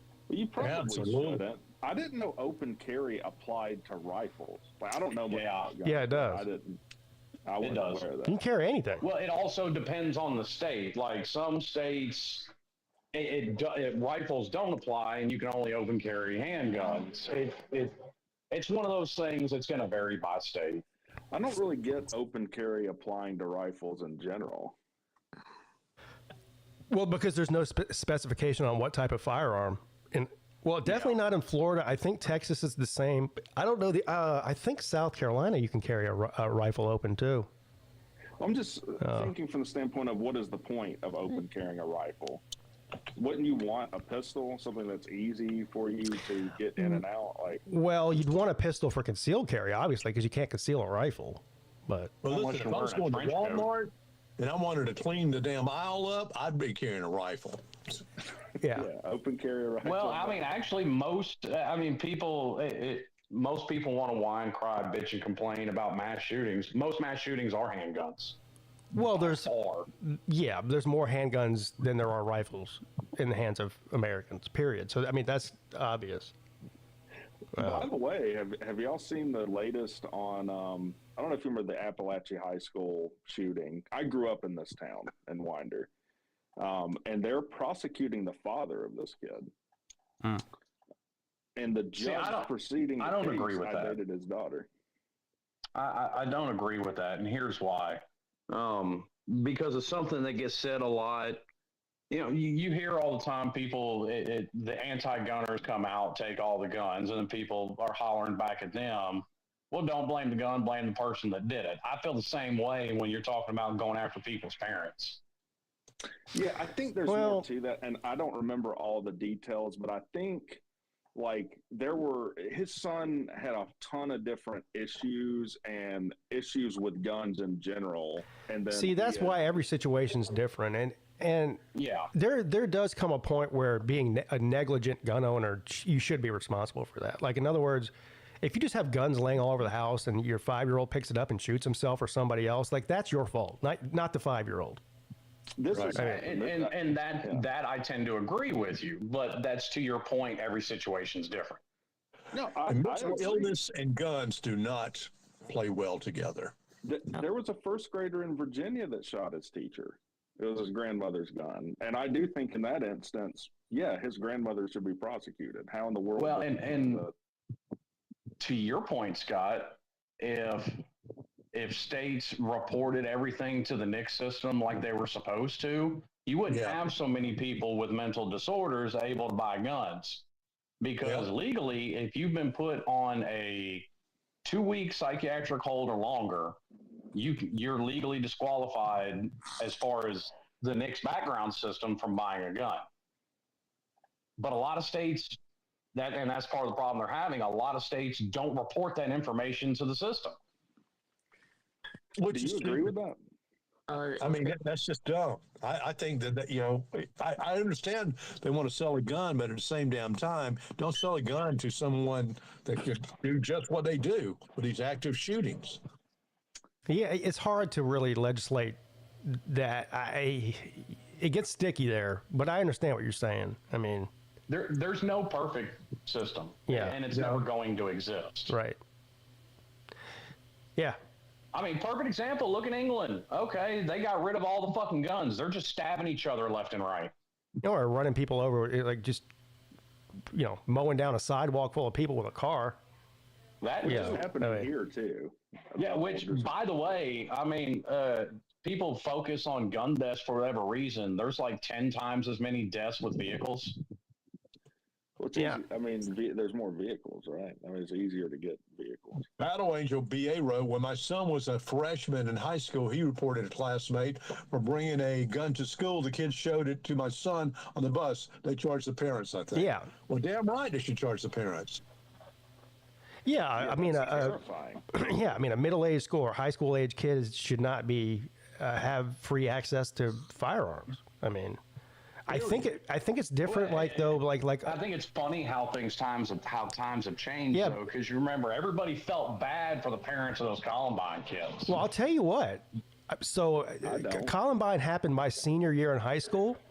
Up until Columbine happened, there were guns in vehicles in the student parking lot at my high school, and they were in the window. I mean, hunting rifles mounted up in the windows. Still were when I was in high school. Yeah, and that was in the late '90s. The people there had a pocket knife in their pocket, and nobody cared. Yeah, yeah. You had a mounted rifle rack in the trunk, which a couple of guns were in the back of. Right, because as soon as school was over with, they were going hunting, and so they had their gun with them. Yeah, that's exactly right. No one thought of bringing a damn gun into the school. Right. I mean, to me, that's the best argument of it's not a gun problem; it's a culture problem. Yeah, because after Columbine, before Columbine, it was unheard of. You never heard of school shootings. Now it's like a weekly thing. Now you know what? You want to know what's funny about that? You never heard about them, but there were more school shootings in the '90s than there are these days. I don't know. It's not even particularly close. Now, they got after Columbine, you're talking about school shootings as in an incident where two people get in an argument, one of them pulls out a gun and shoots the other, not like a mass shooting. They've changed. That's exactly where I was going with it. It's changed. Now, see, there are still a lot of those on a day-to-day basis, but do you see them make the news? No, you don't. Well, it's just, one's more of a problem than the other for sure, right? It's really not, because the mass shootings are so much. Hang on, because the mass shootings are so fewer. Well, the thing is about Columbine, and I just watched this active shooter. It's on Showtime. It shows all the active shooter. The last one was Columbine. And you got to remember, Columbine was one of the first big active shootings that happened. And the cops didn't react like they react today to that. Cops do not fuck around. They go running right in and face whoever's shooting. Back then, the cops went, well, what are we going to do? Yeah, unless it's that one where the cops just let the massacre happen. Texas, yeah. Yeah. Yeah, the one Cops in Texas. Yeah, awful. That was awful. They were more worried about arresting people that were trying to get in there and actually do something. Yeah, they're like, there's a guy in there shooting people. The cops are like, well, I'm not going in there. He's got a gun. Right. True. But nowadays, cops are required. That's their training. They are required when there's an active shooting. They are to go in and try to stop it immediately. Yeah, no, I'm sure they are. Have you looked into the detail into this Columbine thing? 'Cause it's fascinating. I mean, they wrote a manifesto. They published it on the internet. Yeah. Their parents allowed them to get an arsenal of like thousands and thousands and thousands of rounds of ammunition. Oh, yeah. It was crazy. Yeah. But a lot of that was bullshit too, Rick. I mean, as far as them being, loners and all that shit, that's not true. I mean, the story that's told and the real story, again, watch Active Shooter on Showtime and watch Columbine, and they'll give you the whole story about those two guys, young kids. Well, I'm not wanting to miss words over what a loner is. These people were fucked in the head, though, right? I mean, they were. Well, and beyond that, not only had their parents got them an arsenal and thousands of rounds of ammunition, well, we had no clue that they were going through 4 8 balls of cocaine a day. They were also on psychiatric medication. There is a stunning stat, and I don't know the exact number, but if you look at the amount of these mass shootings, especially with young people, school shooting type, teenager type people, like 85 or 90% of them are on SSRIs, antidepressant medication. Yeah. Yeah. Which number, beyond it just being a problem, what the fuck are you so depressed about? Like, not saying it doesn't have its problems, but you live in the greatest country in the history of the world. Come on, man. And probably the greatest time to live in the history of the world. Right. Yeah, but at what point? It's not a choice to be depressed. At what point do we have to? You know how these drug commercials they list off 100 side effects. A heart attack. Your butthole bleeds. You fucking aneurysm, death. At what point do we have to start putting? You might be a mass shooter as one of the symptoms for some of these drugs. Yeah, probably. Yeah. And Homicidal maniac. I've said this before, and I stand on it. I've said this before, and I'll stand on it because I honestly do believe it. They ban cigarette commercials because cigarettes are so unhealthy for you. Well, they need to ban pharmaceutical companies from advertising. RFK's trying to do that. I'm 100% for that. There's only 2 developed countries in the world that allow pharmaceutical commercials, and that's us and New Zealand. That's it. Yeah, I think we overprescribe. And look, this might even be me oversharing. Like I've struggled with depression for a while, and I've been on different medications. They don't clearly communicate to you what these side effects can do. So I was on one thing that gave me like significant tremors. So then I had to take a medication that you prescribe to Parkinson's patients for the tremors. Yeah, so you got to take it's what like Lou says. Take this medication to fix this, and then take this medication for the side effect of the medication. Yeah, exactly. People get caught, and my mom's caught in that loop. My mom she's old, but she takes 15 medications. 14 of them are to fix the problems from the first one. I mean, my mother-in-law was the same way. And her fucking gallbladder went bad on her, and it caused her to have a stroke. Right. Yeah. Now, just back to these 2 shooters at Columbine, just real quick. They were both like 18 years old. One was 18, one was 17. Now, I think Eric Harris, who was 18, he was the culprit. Okay, the other kid, Dylan, was just following his lead and went with him to do this. And they said the exact motive for the attack remains inconclusive, although various potential factors have been explored, including, they said, bullying, mental health issues, fascination with violence, and a desire for notoriety. Well, yeah, because that's when what, Tipper Gore went on her fucking rant about violent video games. She also did the. She's an idiot. She's the one that got the parental advisory explicit lyrics tag on albums. No, that was before her. No, that was her, wasn't it? It was. I thought that was Tipper too. Wasn't that bitch the online the telephone psychic? You know what I'm talking about from the '90s, the black lady. Sylvia Brown was whatever, one of them. Oh no, Miss Cleo. It was like Miss Cleo, but I don't think it was Miss Cleo. Anyway, she's the one that led the charge for the. If you say the F word or bitch in a rap song, we got to put this label on the album. All that did was boost sales. Yeah. Talk about a total. Here's the problem with that too. Like, guess what? I'm not gonna buy my 5-year-old a 2 Live Crew album. Like, and you probably shouldn't. Just like I'm not gonna buy my 10-year-old Grand Theft Auto 5. Yeah, Dionne Warwick. Thank you. Shouldn't. That's what I'm talking about. Dionne Warwick. Okay. Yeah, her and Tipper Gore were kind of like, yeah. That I could really care less about because, like I said, it kind of, to me, it makes it a little easier for the parents to go, okay, yeah, you probably don't need to have Grand Theft Auto 5, 10-year-old Timmy. I get You know why that. she went ape shit over that? That her United States Secretary of Labor, James Baker, she heard James Baker's daughter, Karina, playing Darling Nikki by Prince. And that's why she went.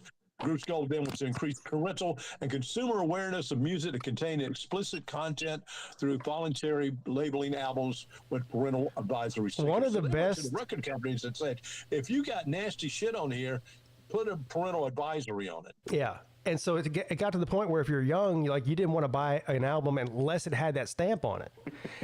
One of the best interviews I think ever, like clips from an interview in history of the world is we talk about Snoop Dogg back in the '90s, right when he first started becoming famous with Dr. Dre and all that. He was still like in his 20s, and this is when all this was going on. And they asked him about, they're like, so what do you think about Dionne Warwick and Tipper Gore saying that you shouldn't use, the word bitch is referring to women in your songs? And he goes, man, fuck what them bitches say. I mean, listen, I'm with that, but I'm also with the point that, you shouldn't buy a 10-year-old Snoop Dogg's album either. Right, yeah. No, I get the warning. What's crazy to me is you'll have all this like, oh, violent video games, blah, blah, blah. You never hear a fucking word about literally having casinos and football games that are rated E for everyone, though. Yeah. Which is more problematic to me. It is. I don't disagree with that. I think any video game that has some gambling aspect to it, like Madden Ultimate Team, should be rated adults only. Listen. You have to be 21. Every arcade, Dave & Buster's is nothing but a training ground for casinos. You put it is. You put money in this machine, and if you win, we'll give you something on the back end. It might be a stuffed animal when you're 7, but when you're older, it's $100 bill or a black chip. Yeah. They're actually worse than casinos because they are rigged in a way you can't rig a casino game. That is true. Yeah. Because there's actually legislation on rigging a casino. Like Mortal Kombat, the original arcade, cheats. Inputs for the AI, and like in some instances is impossible to win. I'm telling you, need to bring back Pong, and that's all the video game we need. When we went to Biloxi, it's just like a strip of casinos, like 5 or 6 casinos on this main strip, and right in the middle of all that is Margaritaville Resort, which is for kids. That's their whole theme is based around kids. There's no casino in that hotel, but they have the world's largest arcade that masquerades as a casino inside of it. I'm telling you, they've got slot machines in there that don't give out money, they give out tickets. I'm not kidding you. They've got fucking slot. I have never, when I walked in there and I see a 7-year-old sitting at a slot machine, I'm like, what the fuck is going on here? Right. That sounds gross, doesn't it? It is gross. Were they smoking a cigarette and had a No, but they had. I mean, it was just like a regular casino. They had waitresses walking around giving you a Coca-Cola instead of a vodka soda. Candy cigarettes. Candies. Yeah. I'm like, as long as you're gambling, you get free Reese's. I think that's adorable. It's not adorable. It was really sad to see. Okay. I just want to say, you know, I had this on one of them online doctor's appointments, and when I was done, I said, let me get on the YouTubes and see what's going. Let me see if Peete podcast is on, because you know this is my favorite show. And I turn it on, and the first thing I hear is Rex saying, so for a slob event, can we have Slim figure out what's in people's buttholes? Yeah. Yeah. That's the second then- weirdest thing I said today. Well, no, the weirder thing you said was a little bit after that when you said, Slim, what's the cringiest thing you've ever found in an asshole? I'm very interested in the butt region. Yeah. I know. Obviously. You need to get one of those flashlights too, there, Rick. I got a few, yeah. The big girl. No, I'll send you the Amazon link for my 1200 lumen flashlight. Yeah. I can see your soul. I wonder, do you think TK could fit a skate up her ass? No. Not No, I thought it was hilarious though. Rick always has these funny questions, you know. And usually then with somebody dicks, in, cocks, and assholes. Yeah. yeah. And then I'm like, I got to get in on this combo. So I'm searching for all my computer equipment, which took me a hot minute. And I'm like, fuck, I can't find anything. Well, let me listen to what they're talking about. Then y'all are on guns and all this Columbine, yeah. stuff. Columbine. And now here I am. Hey, guess what though? I just have one bit of news from the TK front. We officially have baby spoodies. What? Spoodlings. I have baby spoodlings. Time to get the raid out. No. No, man, you can sell them for $50 a piece. Time to make some. Oh money. yeah, that's right. I'm gonna raise them and make them all. They're gonna. Come on, man. Time to get a payday. You got Is baby spooties, is that when you have low testosterone, or what is that? They're babies. Hey, you know how they say like your cats or your dogs will eat your dead corpse? Like, will spiders eat TK? yes. Yes. they No. will. Probably. They wouldn't. Probably. They don't buy. They don't like humans. Like, I mean, they. Yeah, like they don't. It humans. was. I think. Why do you have them? They hate you. No, they love me. I can't blame them. They don't like us as food, is what I meant to say. I don't think they like you at all. They're spiders. They love me. How big are No, their they don't. brains? I mean, they don't. They're like, who have is this the bitch? liking part. How big are their what? Their brains. They got to be like a size Maybe of a like the pinhead. size of a pinhead, yeah. Yeah. Well, I mean, there's a lot going on in that pinhead. You know, we only use 10%, is it, of our brain, and Yeah, it's that's not. bullshit. Well, I think that's fake news. But for some of us, we only use like 7%. And everyone on the show right now uses 1%. Hey, listen, I have to babysit a group of people every day that use way less than 7%. Those prison stories. This has been an epic show. I have to tell you, Pete. I love this show. I'm I glad love you the do. people that come on here. I love the conversations you have. It's just really, I love it. Thank you. Solving the world's problems. I do too. I've been doing it for free for years. Well, you need to get enough subscribers on here so you can start making. Yeah, I money need on 48 more. it. Go somewhere. I need 40. If you're listening, you're not subscribed. You're an animal. You got Subscribe. 47. You need 47 more now, Pete. You must have got one today. Oh, I got it. I gained one. Okay, Yeah, that's Yeah, we're surprising. on here solving the world's problems. I know. absolutely. I don't even know what. Every Monday or Friday. Yeah. What are the It's what's the funny monetization stuff. rules now? I don't even know. It's been so long since I've tried to monetize a channel. I don't. I think it's 500 to be able to do like super chats and shit. I Right. still think it's Yeah, it's 1,000. 500. So it's 500 for direct donations and 1,000 for ads. Is that what it is? I Yes. believe so. Okay. Yes, I don't and even so know. many watch hours, which you'll have.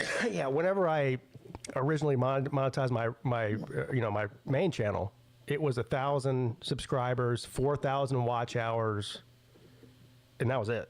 I think that was it. That was mine too. Yeah. Yeah. I think they changed it not long after I did that. It's a lot of people missing great conversation here. Is what's going on in Well. Midday. You know, that's not to Yeah, you replace can find that's out not how to much replace the we, view. you can find out how much we neglect prisoners to watch college football on a daily basis. Oh, this show is better than The View. The View is Any show is better than The View. The View is unwatchable. The View. The only reason I watch it is to make fun of them. I love what Kennedy called what's her name, Joe Bear. Joy Behar. He's an Joy Auburn-haired Behar. Joy Behar. She's an Auburn-haired hemorrhoid. That's what Kennedy called her.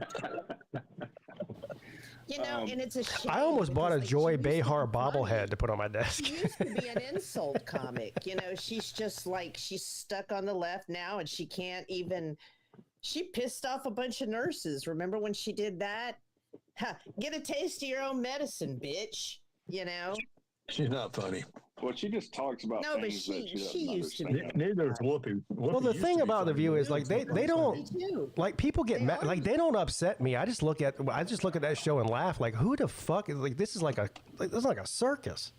Yeah, who is No, I think it's funny. I do. I think it's funny. Well, Rick, I And think then- there's an epidemic of people that try and talk about shit that they have no clue about because most people, unlike me and you, don't have the sense to go, well, I just don't really know that much about that. Yeah, but I don't do it on national TV like these. No, guys. we just do it on the internet.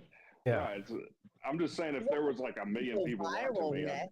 I'd be more informed of what I'm talking about. Well, yeah. Well, like me and you have had enough conversations back and forth. Both of us have admitted, like, on a particular subject, if we just don't know that much about it, well, we just don't know that much about it. Yeah, but we know most things. That's the truth. I know a little about a lot. That's the way to be. Yeah, I know very little about a lot of things. I don't know a lot about know one thing though. About a little. I know I'm just dumber than a bag of hammers, but I know just enough to be dangerous, which is the story of my life. What do you think about this, TK? Zona Tucson says spiders hate us and would kill us if given the chance. No, that is not true. So you think if you could wave a magic wand and turn those little Mexican jumping spiders or whatever the fuck you call them into like giant spiders that are like the size of a human, that it wouldn't kill you? Yeah. That's not the question. That is the question. Definitely would. He That is just the question. said if spiders would kill us. If they spiders- could. If they could. If they were. I mean, those spiders you have aren't capable of killing you, but if they were capable, you don't think that they would do Why it? won't they bite when I hold them? Huh? At least bite me to get away from me or jump away from me. Why do they sit there and let me sing sweet lullabies to them? I don't know. I mean, you could probably crawl into a tiger cage in the zoo and sing sweet lullabies to it for 12 hours. It doesn't kill you, but eventually it's just going to rip your neck out. I mean, Comparing apples and oranges, dude. I mean, I love them You're both. comparing apples to oranges. Seriously. We're comparing arachnids to mammals, but Well, and Yeah. gigantic mammals that can kill you in a heartbeat. yeah, but plus mammals also have feelings, so they might actually like you, but insects don't. Look, no, my spiders love me, whether y'all believe it or not. That's fine. But let's say they don't. Let's say they don't love They me. don't. Okay, well, fine. We did say that. According to y'all, they don't love me. I believe they love me, and that's all that matters. You think I know they're the way they capable of look at love? me. I know the way they look at me when I come towards the cage, and the The put way their they look at you, they hands got 18 eyeballs. up. No, they put And their no little spine. arms up for me to pick them up. Okay, so anyway, I forgot where I was with this. Thanks, Rick. What was I saying? I didn't do nothing. You were saying that your spiders love you. Oh yeah, okay. No, it was Pete. I'm sorry, Rick. I'm sorry. Well, Rick came next. Well, yeah, you. I think it's completely fair to say that you love you love your spiders. I don't think it's fair to say that they love you back. Okay, well, regardless, it doesn't matter. Let's say for a Doesn't fact matter. they don't.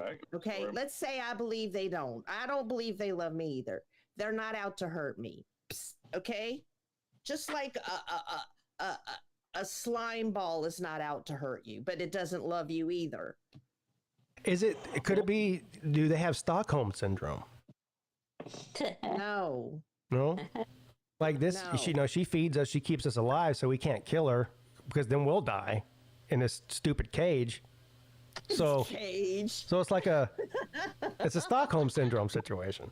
I take them out for exercise, and plus they don't need that much room. Jumping spiders don't go a far distance. Do they jump? Yes, they jump. Okay. But they don't jump far distance. Do you have some sort of video evidence of them jumping? I'll put that up today.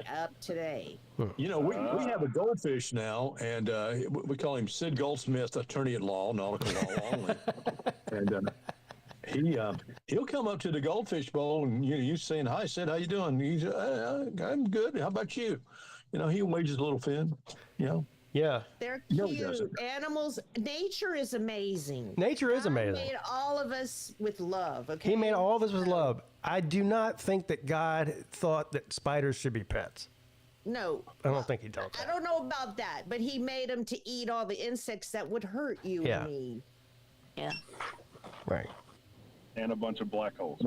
Well, one thing I don't like, and I'll never have, are snakes. No damn snakes. Yeah, please. yeah. Don't get me started on that. I don't have snakes or anything.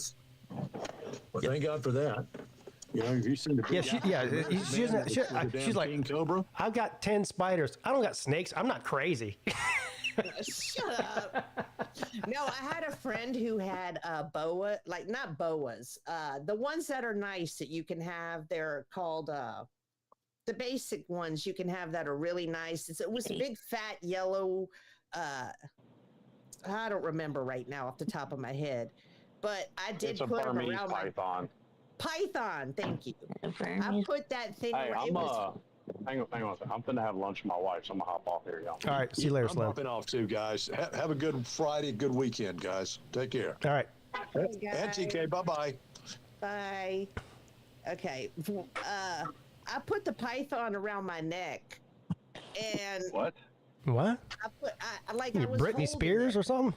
Yeah, did it like Britney Spears, the same kind of snake, but I didn't dance around with it. I just kind of played with him for a little while, and then I gave him back. What is playing with a snake look like? Okay,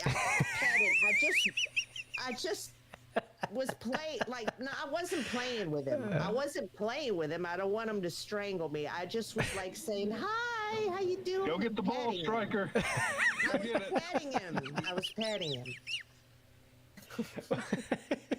Oh shit, it bit me. God damn it.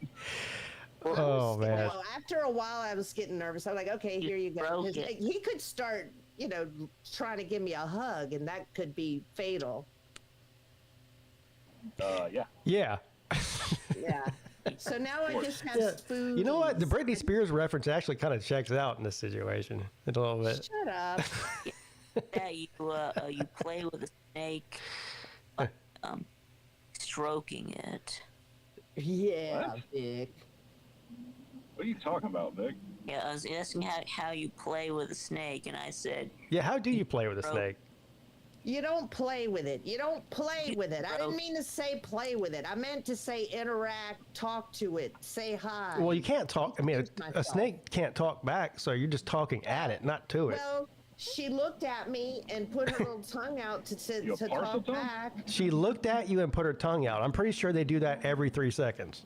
Well, she did it to me with love. Oh, right. Yeah, but I won't have a snake though. I just want Harry Potter though. With love, yes. Okay, Vic. Weirdo.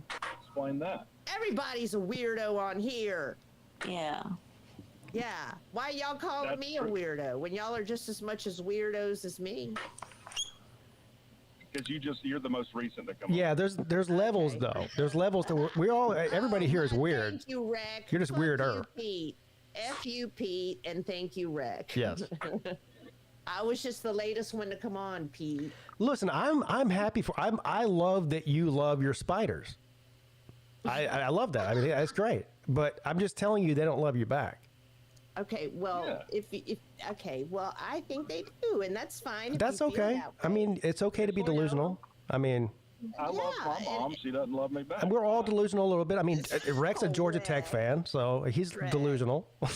You know? Yeah, I love Georgia Tech, and they've done nothing but cause me anguish for fucking 30 years. Yeah, he said earlier he struggled with depression. Well, obviously, he's a Georgia Tech fan. I mean, yeah. That's know, not fair. you love arachnids that don't love you back. That's Or fine. me. Yeah, I love them, and they love me. We've all got We're a problems. happy family. Do you take your spiders on walks? No, I do not. I do not disturb them like that. That would cause them great anguish and stress. Would it though? Because if they were in the wild, they would be walking. They would be walking in a certain amount of area. They wouldn't be like walking long distances like that. Do these type of spiders live in the wild? Yes. Where? What's their environment? Well, we got a lot of them, but there's different. They like breeds live of underneath your house, like you'll never see them, like in the crawl space or whatever. No, they are boreal. They make their nests up. Oh, like in trees? Yeah, they don't burrow. They don't burrow underground. So they go like in trees. Yeah, like you've seen my hammocks in there, that they build it up at the top. Like she has her babies all in her big nest right now. And she's tucked, and anytime one tries to get out, she tucks her back in and tucks what do they eat? You feed them other like flies or something?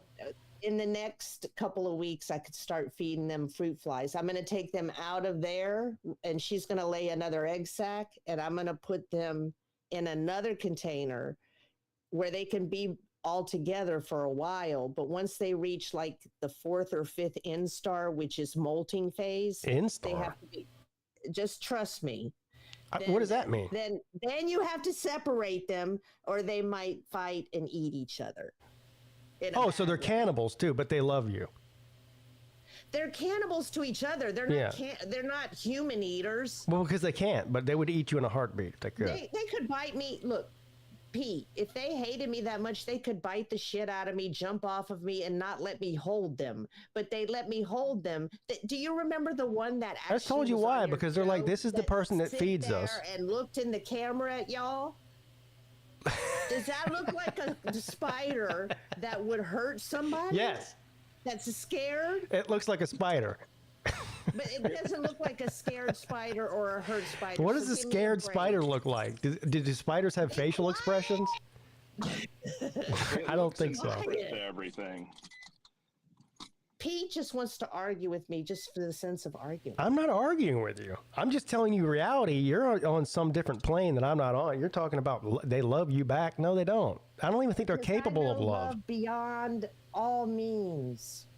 Okay. I know love. I know what love is, Pete. Don't female spiders often eat the male spider after it fucks? That's a praying mantis, I think. You know what? Actually, no. Well, they could, so you should separate them, but she was into him. Right. She liked him.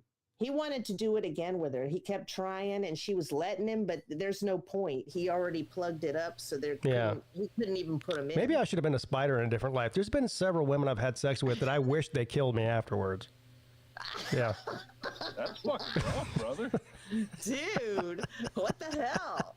You have a beautiful wife now, so you don't have to worry. Just calm down. Yeah. You're going to turn into a Sleeta. No, I'm not. No. No, God. That might be the most insulting thing you've ever said to me. Well, you know what? You've said a lot of insulting things to me. I have? What? Like what? Well, yeah, I mean, crazy. I see the Britney Spears reference. Your spiders don't love you. You haven't said one nice thing to me when I've told you. Well, okay, the Britney Spears thing might have been a little bit out of line. I apologize for that, but your spiders don't love you. Okay, well, okay. I'm not apologizing for that. It's just a fact. Okay, well, whatever. You don't have any knives you can dance with, do you? No. Oh.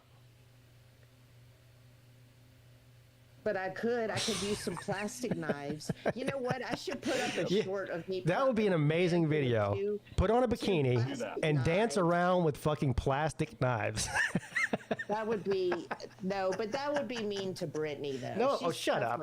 She's actually suffering, Pete, and you think it's okay to let her be crazy, and it's not. Of course it's okay. To okay. let crazy people be crazy. No, it's not. She seems happy to me. Why are you hating on Brittany?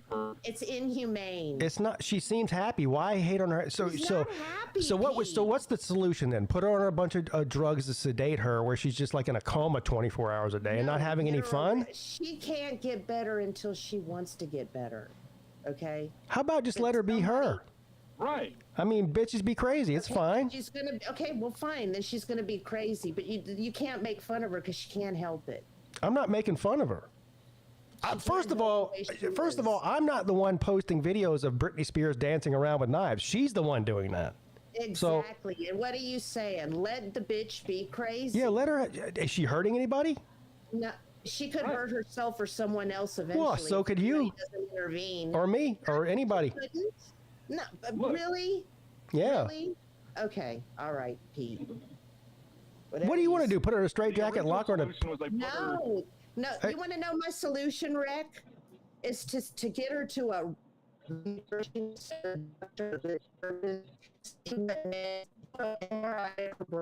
see if she actually needs any antidepressants or just therapy. That's what people need. That's what people need. Look. Guns is not the problem. Mental illnesses and being improperly diagnosed, when people can be cured through just therapy alone and are put on medications instead and made worse. That's the answers. Well, how come she was under a conservatorship for like 20 years and nobody figured this out, but you figured it out? No. Everybody knows this is true. So why isn't she better then? If she was under, she couldn't control, like, so why isn't she fixed now? She was fixed when she was under a conservatorship. She was? I'm not saying that. Yes, she was, because she was making a lot of money. She wasn't drinking. She wasn't dancing with knives, and she had a relationship with her family. Don't you get it? No. First of all, you know how much money her dad made as to I know it's bullshit. There's parts of it that I don't agree with, Rick. They shouldn't have had. Okay. She had contraception installed that she had to keep in against her will. Good. You know why? Because she could have gotten really bad postpartum depression and killed her kid and then herself, just like Andrea Yates. There is a lot to mental health, y'all. And yeah, but turns out she didn't kill her kids. She's fine. Yeah, this time. I don't know what people want to do with Britney Spears. Yates was good for 4 years. It was at the fifth when she finally went nuts enough to get to because her husband wouldn't get her mental help.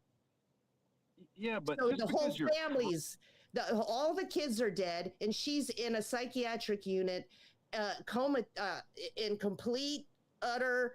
She's out of it. She's not even there. She's like a vegetable for the rest of her life. It's just weird to me that wealthy people get put in these conservatorships. Yeah. Not poor people with kids. Right. No, I'm not saying her dad it's a good point. Ulterior motives. I'm not saying they should have had control of her money.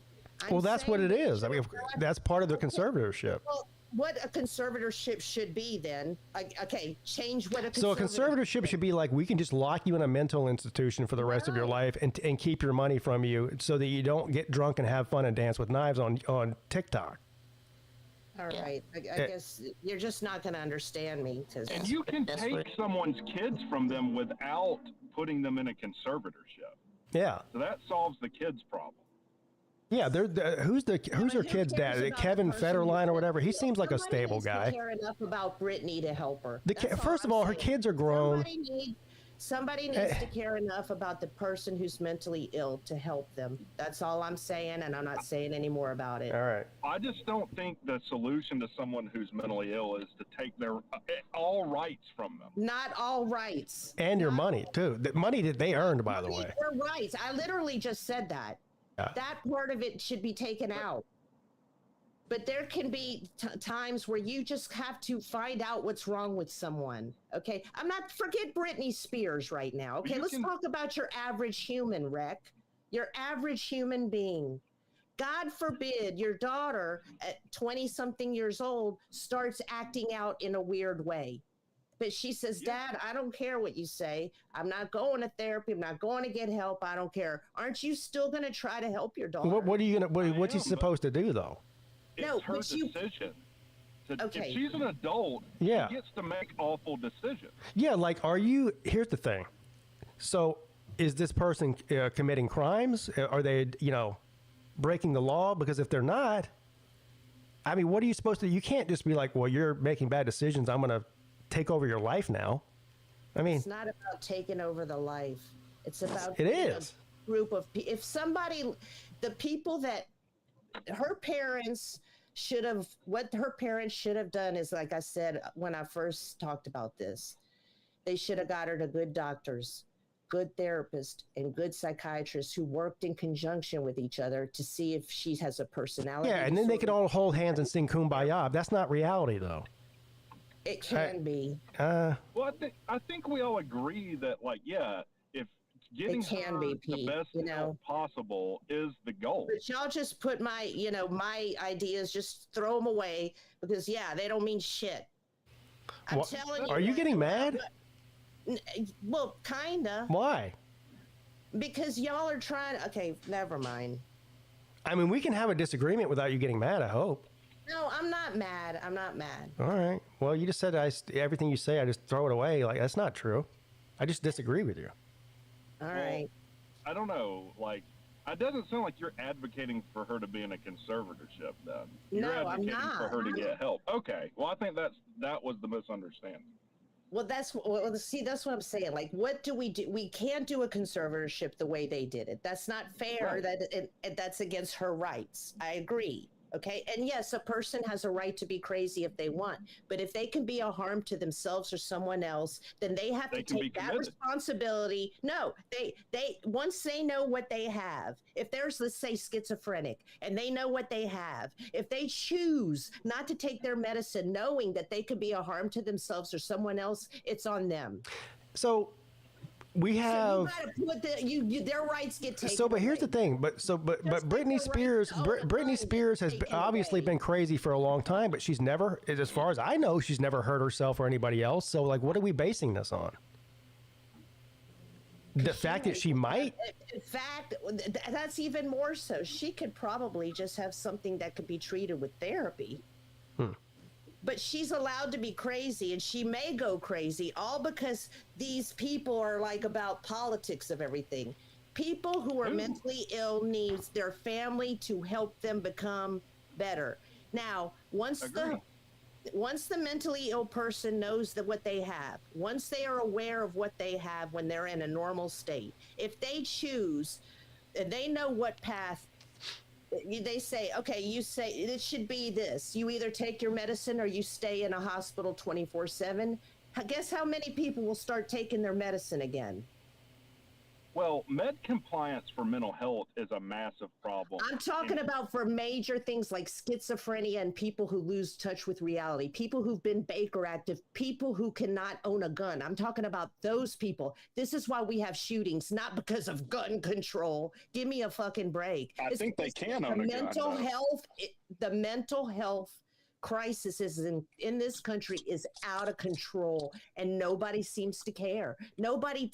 Well, I don't think it's nobody cares. I think people don't. I don't know how you deal with it. It's a complex issue. It's a complex problem. Last thing people are allowed to make fun of. Just like you can't tell someone who thinks they're a boy when they're clearly a girl that they're mentally ill because it's quote unquote a bad thing to be mentally ill. No, it's not. You're not a girl or a boy or whatever you think you are. Let's get you help.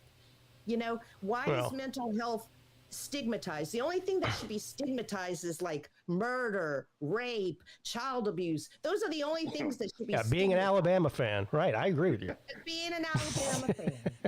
Well, who decides what gets I have a lot of Bama friends. I think every Alabama fan should be under a conservatorship. All right, we all agree now. Yeah. I love it. Let's end it on this, guys, because I love it. I do not. I'm passionate about this. You know, I hate to see people crazy when they could be well. You know. Yeah, we all do. It's hard. Yeah. It's hard. Truth be told, I should probably be under a conservatorship. I am not. Like, I'm a total mess. I can't take care of myself. Yes, you can. Somebody You're needs. not as bad as you are. Somebody needs to be making decisions for me. No, because you have a great midday show, and I think this thing could pop. Pop. No. Well, Pete, you know who else was in a conservatorship? Who? Michael Orr, the guy that made The Blind Side about. Oh, yeah. No. Yeah. That's awful. So these donors from Mississippi literally had this star player in a conservatorship. He wasn't allowed to make money on that movie at all, also because of NCAA rules at the time. That's crazy. I heard about that. I don't know anything about that though. I mean, because I don't know the whole. I didn't even see the movie, guys. I need to see the movie. You never seen The Blind Side? I didn't want to cry. Didn't he? The movie. He sued his adopted family and won. I think, didn't he? Yeah, because they were the ones that made all the money. Was it? Yeah, they made all the money off the movie, and he didn't get shit. Yeah, because it's an NCAA violation, and also we have control over your life. So, whatever. Right. No, that's terrible. There's terrible things in the world, and that was clearly not what I was saying. You should. And he hated the movie. He's like, I heard him say, like, dude, I'm not retarded. Why did the movie make me look like I'm an idiot? I had other issues. Well, according to Vandy Danny, he says they didn't take his money. His lawsuit was bullshit. He just pissed away and blew all of his NFL money. Yeah, so I don't know. That might be true. I missed that. Everything cut out. What do you think? He said that the lawsuit was bullshit. They didn't take his money. He just pissed away and blew all of his NFL money, which might be true. I don't know. Yeah, I still don't understand him being in a conservatorship, though. Yeah, maybe they didn't abuse it. But. And now he needs money. He's probably in a conservatorship because he wasn't able to take care of himself. He was he didn't have the means. He was young. Didn't have the means to take care of himself. I don't know. There are some weird details of this, and it's hard to tell who to trust in it because they all have their own interests. But they couldn't adopt him because he was too old, so I guess they elected to do a conservatorship. But then it's weird that they get all the money from the movie, and based on my understanding that he didn't get any of that. So if they're really looking out for him, why didn't they just say, "Hey, here's what we think is your cut of the movie"? Yeah, or put it in a trust fund or whatever, so that he can access when he's older. Right. Yeah, I agree with that. I mean, you see a lot of that, of these. And I don't know if his adopted parents were in it for the money and screwed him over, or if they were doing it for the right reasons or not. But you do see a lot of this, even people with their natural born children who exploit them for money. And so circling back around in a full circle now, back to Britney Spears. That's what it appeared. It appears to me that Britney Spears' dad is a creepo, dude. Oh, me too. I don't like him. I don't like what they did either. Yeah. I'm not saying Who was the other one at that time whose dad was super creepy? Oh, Jessica Simpson. You remember that? What happened there? I don't know what you're talking about. Her dad was her manager, like everything, and he had all control of her money. And she was like in her early 20s. She got married to that NSYNC guy. What was his name? Backstreet Boy motherfucker. You know what I'm talking about? Nick Lachey. Yeah, Nick Lachey. And her dad was like all up in her business. They had a reality show, her and Nick Lachey. I can't remember what it was called, but her dad was always over at their house, like getting in their business and shit. And these are like young newlyweds. And he was just over there like fucking, like all in every little crevice of her life. Like it's just super creepy. So that's the other problem is people that get famous very young are generally fucked for the rest of their life. Just from being famous that young. Yeah. And then a lot of times their parents are like this. You're a little too old for this, but there was a show iCarly on Nickelodeon. I remember iCarly. Come on. I'm not 80. What the fuck? Bro, you're too old. You're too old to remember iCarly? Holy shit. Let me take point here. But I forget the blonde girl's name. She wrote the book like I'm Glad My Mother's Dead or something, and her mother basically like pimped her out to the producer of that show. It's completely fucked. Yeah. Yeah. And what was the guy, the manager of the Backstreet Boys? He was like he was a real weirdo. Oh, and then the Menudo dude. You know what I'm talking about, Rick? What was the guy? Lou something. His name is Lou something. My mom was huge into the Backstreet Boys. I don't know anything about it. Admittedly. He was like he fucked them out of millions of dollars, and also he was also like kind of like I get how old were the Backstreet Boys? Like early to mid-teens when they first came on. He was also trying to get like sexual stuff from them. He was a real weirdo.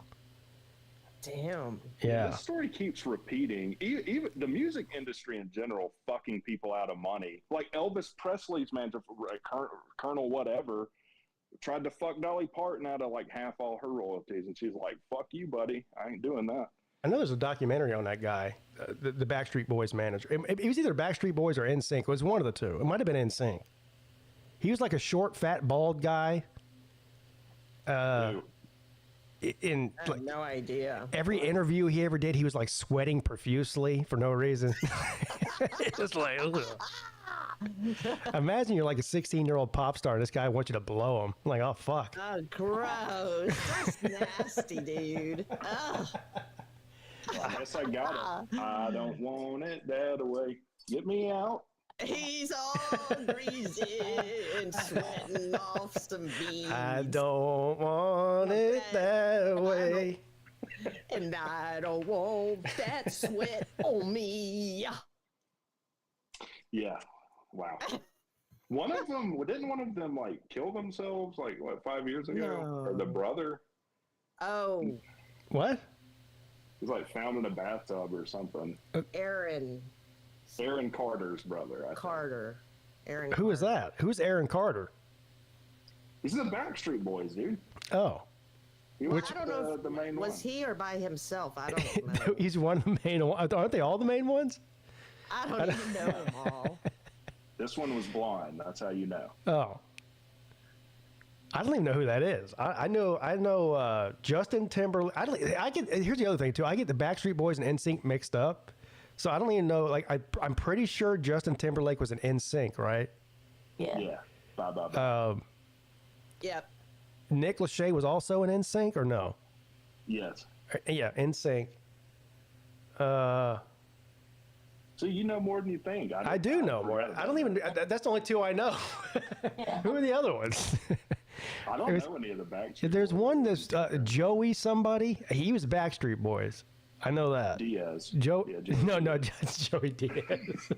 Yeah, he was a back. That's how he got his break, dude. Joey something. Dang, Vic, what do you have? Nick Lachey was 98 degrees. Are you sure? Massive. See, I didn't know that.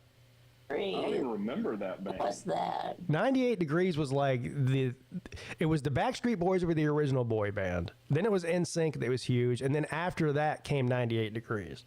I don't remember that. What about Maroon 5? Were they a boy band? No, that was just a bad band. Oh, okay. It wasn't a boy band, it was just a bad band. A bad band. I like some of their songs. And they had one. Yeah, if you like men that sound like they're crying and whining the entire time they sing, it's great. Hang on, let me think about it. What are they saying? Hold on, I gotta think. Hate my Hang on. parents.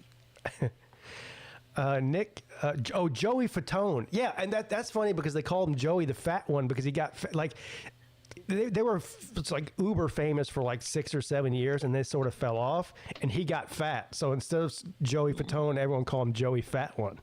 Joey got Yoda's trying to. Like he was the first like Backstreet Boy to like get fat and start balding. You know, like in his 20s.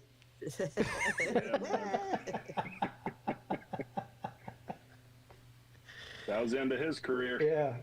Yeah, Pete, we got Yoda's in the background. That's what's good for us, Pete. Like our business is fat proof. So, or it's good for me, I guess, not so much for you. Yeah. Well, it's both fat. It's weight. It's weight neutral. You can be you can be super fat or just like Golden Blue dude, like 78 pounds soaking wet. You know. Yeah, it's progressive. That's it's progressive thing. We're inclusive. Entertaining at any size. Yes. It was all good, Vic. I was in the back room. I was just making my head hurt about boy bands. The original boy band was new. The original boy band was New Edition. No, no doubt. Because of, he's right. He's right. The R&B concept started because of the Jackson. It wasn't just They wanted to emulate the Jackson 5, who was actually a band, and then they came up with this bullshit term called boy band when they weren't bands. Go ahead. Yeah, they weren't bands. You're right. Yeah, that is a stupid name because there's not a single boy band. Not one of them can play one instrument. I never even thought of that. That was so disrespectful to the Jackson boy 5. bands. They were a band, a group, talented, and they said, "Oh, we're just going to make singers and call them a boy band." And y'all aren't fucking boy bands. And they actually sang. They didn't have auto tune and Michael They Jackson. sang. They played instruments. They're very group. talented. Yeah. Oh yeah, I mean, That's crazy that now to look at it that way, I like, oh my god. I mean, Joe Jackson, Michael Jackson's dad, like he had them like practicing 23 out of 24 hours a day. It was basically a sweatshop in that house.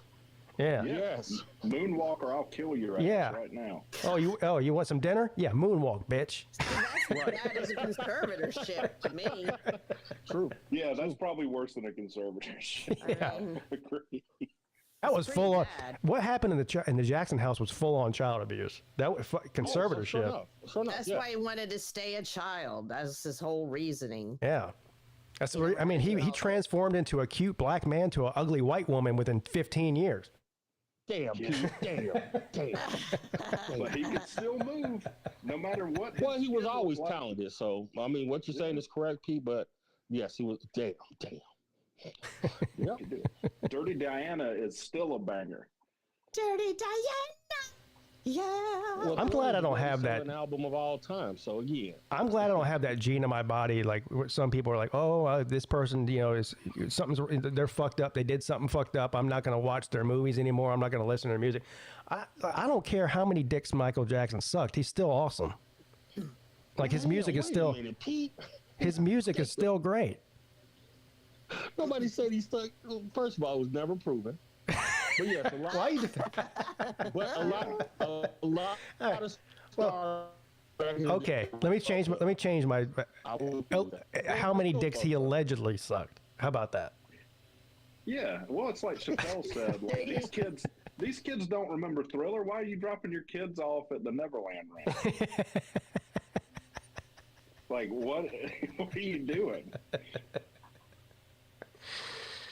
Yeah, I'm not dropping my kids off with any 45-year-old white woman that has a theme park in her yard.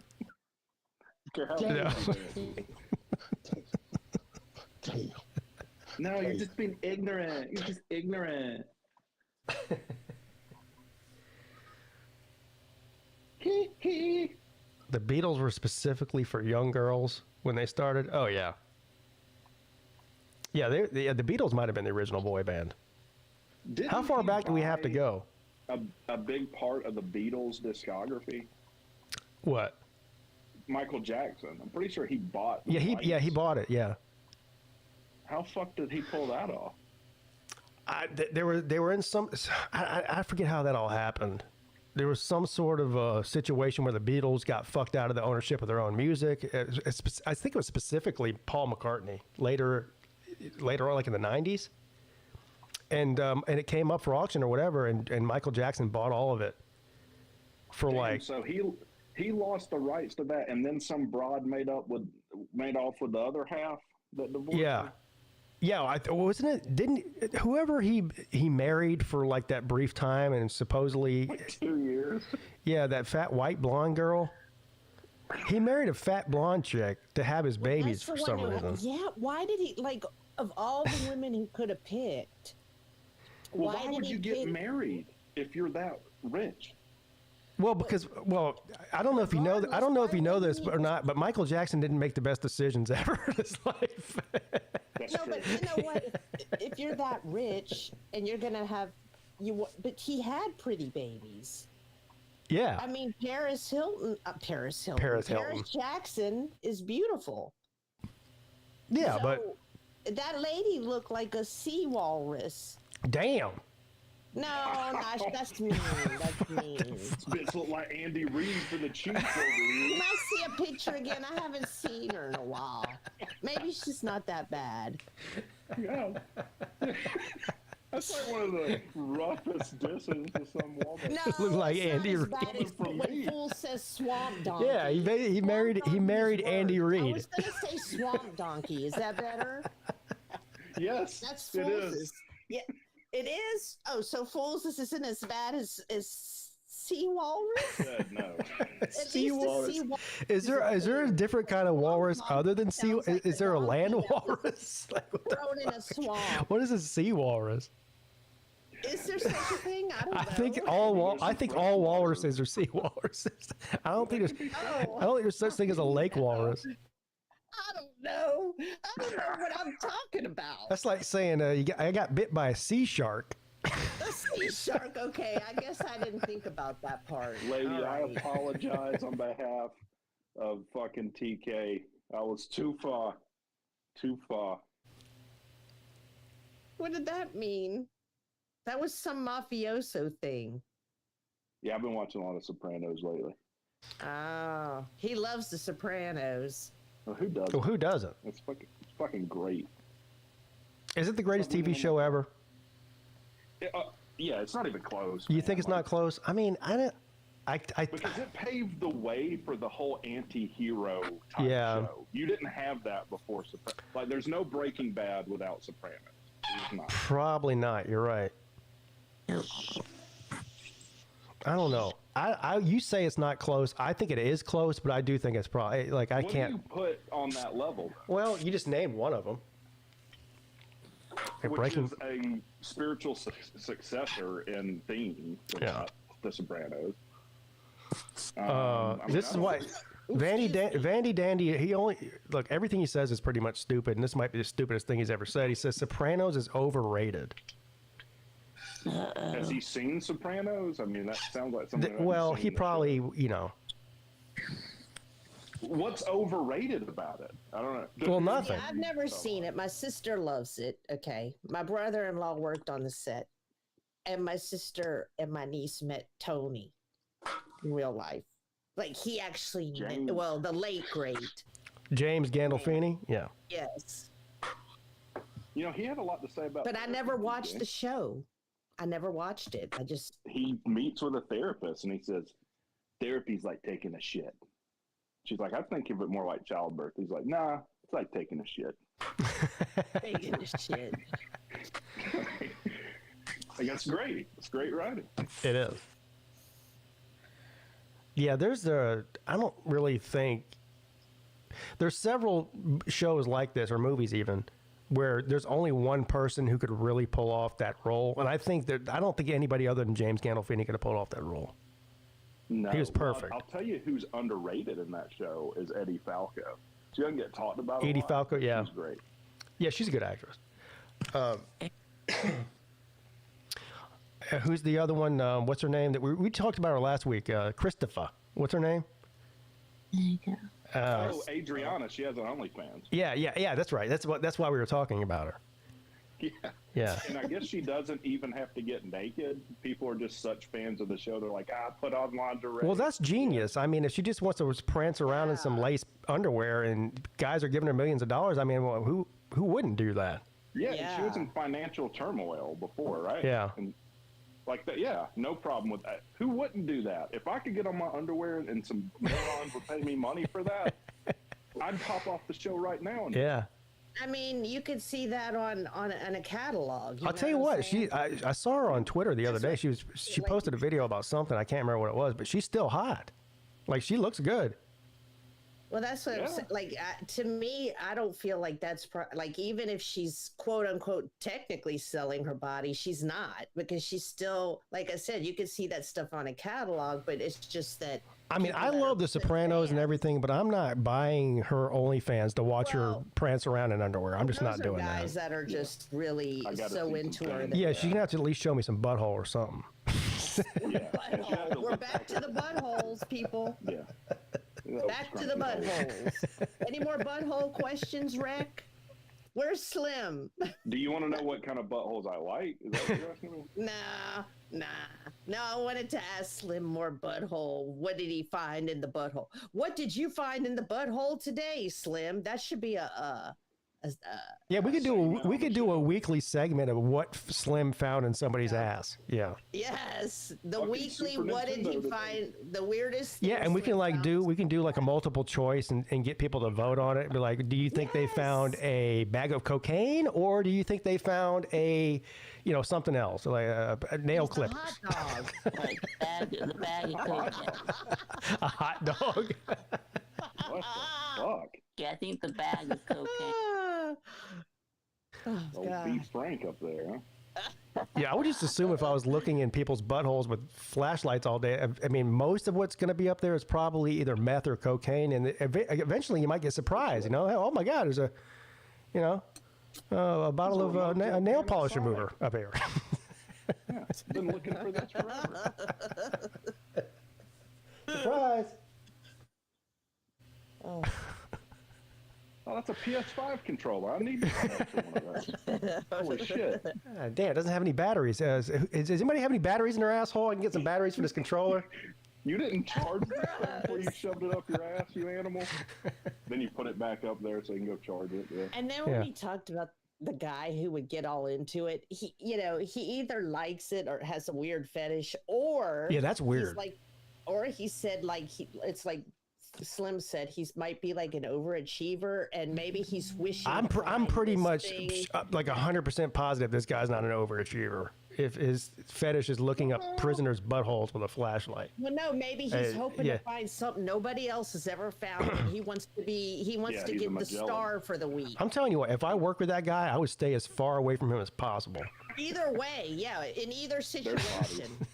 There's bodies in his because he's either gross or annoying. Well, maybe like if you heard the term "make the most of it," maybe that's what he's doing.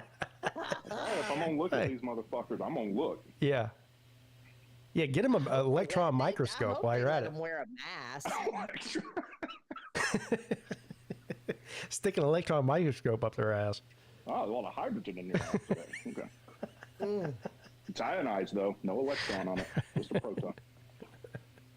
And there's a nerd butthole joke for you. There you go. Yes, exactly. Never trust anyone who takes their job seriously. Well, I would hope that my doctor would. Yeah. I would really hope that my lawyer did. Engineers that build your house. Yeah. Exactly. Architect. You want to take their job seriously. I want the fast food person to take their job seriously. If they drop my burger, I want a new one. Who takes their job seriously? Yeah. Who said that? That doesn't make any sense. Just a lazy fuck. Whoever said it is. Yeah, the people who don't take their job seriously forget to not put mayonnaise on my burger when I say no mayo. Why would I want that? Exactly. Yeah. Everything matters. They mess up your order at McDonald's, you got to go inside now. It's a fucking hassle. Yeah. There's a reason I went through the drive-through because I don't want to be. Because I don't want to. Yeah, I don't want to have to walk 10 feet. Oh, how dare you make me walk 10 feet and stand for 30 seconds? I mean, I wouldn't trust someone who didn't take their job seriously. Yeah. I've come across a lot of people who didn't take the guy who forgot to put the oil plug back in my oil pan when he changed my oil, and it leaked all over my driveway. Didn't take his job seriously. And he's an asshole. And if you wouldn't have started your car, you could have ruined your engine. I did start my car. I drove it home and parked it and came out. And then when I went to leave, I pulled out of my driveway and there's oil all over my driveway. I was like, what the fuck? So I look underneath my car, just like oil spewing out of the oil pan. This happened? Yeah. I guess I haven't listened to your show enough. This is on me. Well, this happened a couple of years ago. So it was right by my house. So I called. I had just picked it up. And then I went to go to the store or something and pulled out. There was oil just spewing out of my oil pan. And I called and I go, yeah, I got a problem. I got my oil change there, and you guys didn't put the fucking oil plug back in. Ooh. And he goes, oh, well, how about bring it up here and we'll take a look at it. I'm like, how? Yeah. How does the car run? Well, they did put the plug in, but they just didn't tighten it, so it was just leaking out profusely, basically, whenever the car was running. Okay. Yeah, so then the entire underside of my car was covered with oil. And this is what really pissed me off. I took it back and they go, oh my God, we're so sorry. obviously it's our fault. We'll change the oil again and make sure everything's good. And so I took the car home, and everything was fine. And then when I went to take it back 3,000 miles later or whatever, 5,000 miles later, again, I took it back to the same place that they fucked up at. And they call me on the phone. They go, hey, Mr. Grady, we got a problem. You got an oil leak. And I go, what? They go, we need to do a diagnostic. It's going to cost $200. You got an oil leak. We got to figure out where it's coming from. You might need engine work, this and that. And I go, so what makes you think I have an oil leak? They go, oh, well, there's oil all over the underside of your car. I go, yeah, because you fucking did that the last time I was here. I said, there's oil on the underside of my car because you guys didn't put the oil plug back in. I said, is that not in your fucking notes, dickhead? He's obviously reading like the notes off of my history of coming there. I'm like, you didn't put that in your notes, did you? Well, you would think they'd be like, hey, this guy's coming in. We fucked this up. Here's the situation. I guess they didn't do that. So then he goes, okay, you're right. He just basically said, okay, never mind. Like they were trying to charge me thousands of dollars for some shit that they did. And I was like, no, just put I said, how about this? Forget about I said, forget about the oil leak. There isn't one. Just make sure you put the plug back in this time. Thank you. Did you ever go back? No, I haven't been back since after that. Slim's in the back. Slim. Was this like a 10-minute oil place? No, it's a Firestone place right in my neighborhood. Oh, okay. Wow. Yeah. Damn, I go eat lunch and y'all are still hanging out. Yeah, we're still here. We were still talking about butthole, so you'd be proud. We talked about all. We were talking about spiders and snakes fucking when I left. Yeah. Yeah, we came back to buttholes. We got them all the wrong way around the butthole. We had to get off the spiders and snakes. It was making TK mad. She thought I was being mean to her. So. No. All right. Well, anyway, yes, well, I've gotta go now. All right, Vic, you got a show tonight? Yeah. So what? 6 o'clock, right? At 6. All right. And Adam and Slim, are we still good to do the Miami preview today? Yeah, as far as I know, I ain't got nothing else going on.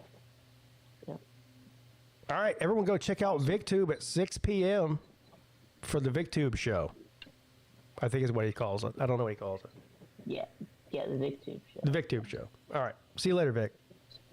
All right, see y'all. And what show is coming on after that, Pete? The College Football Roundtable. Yeah, comes on. I think at what time is it?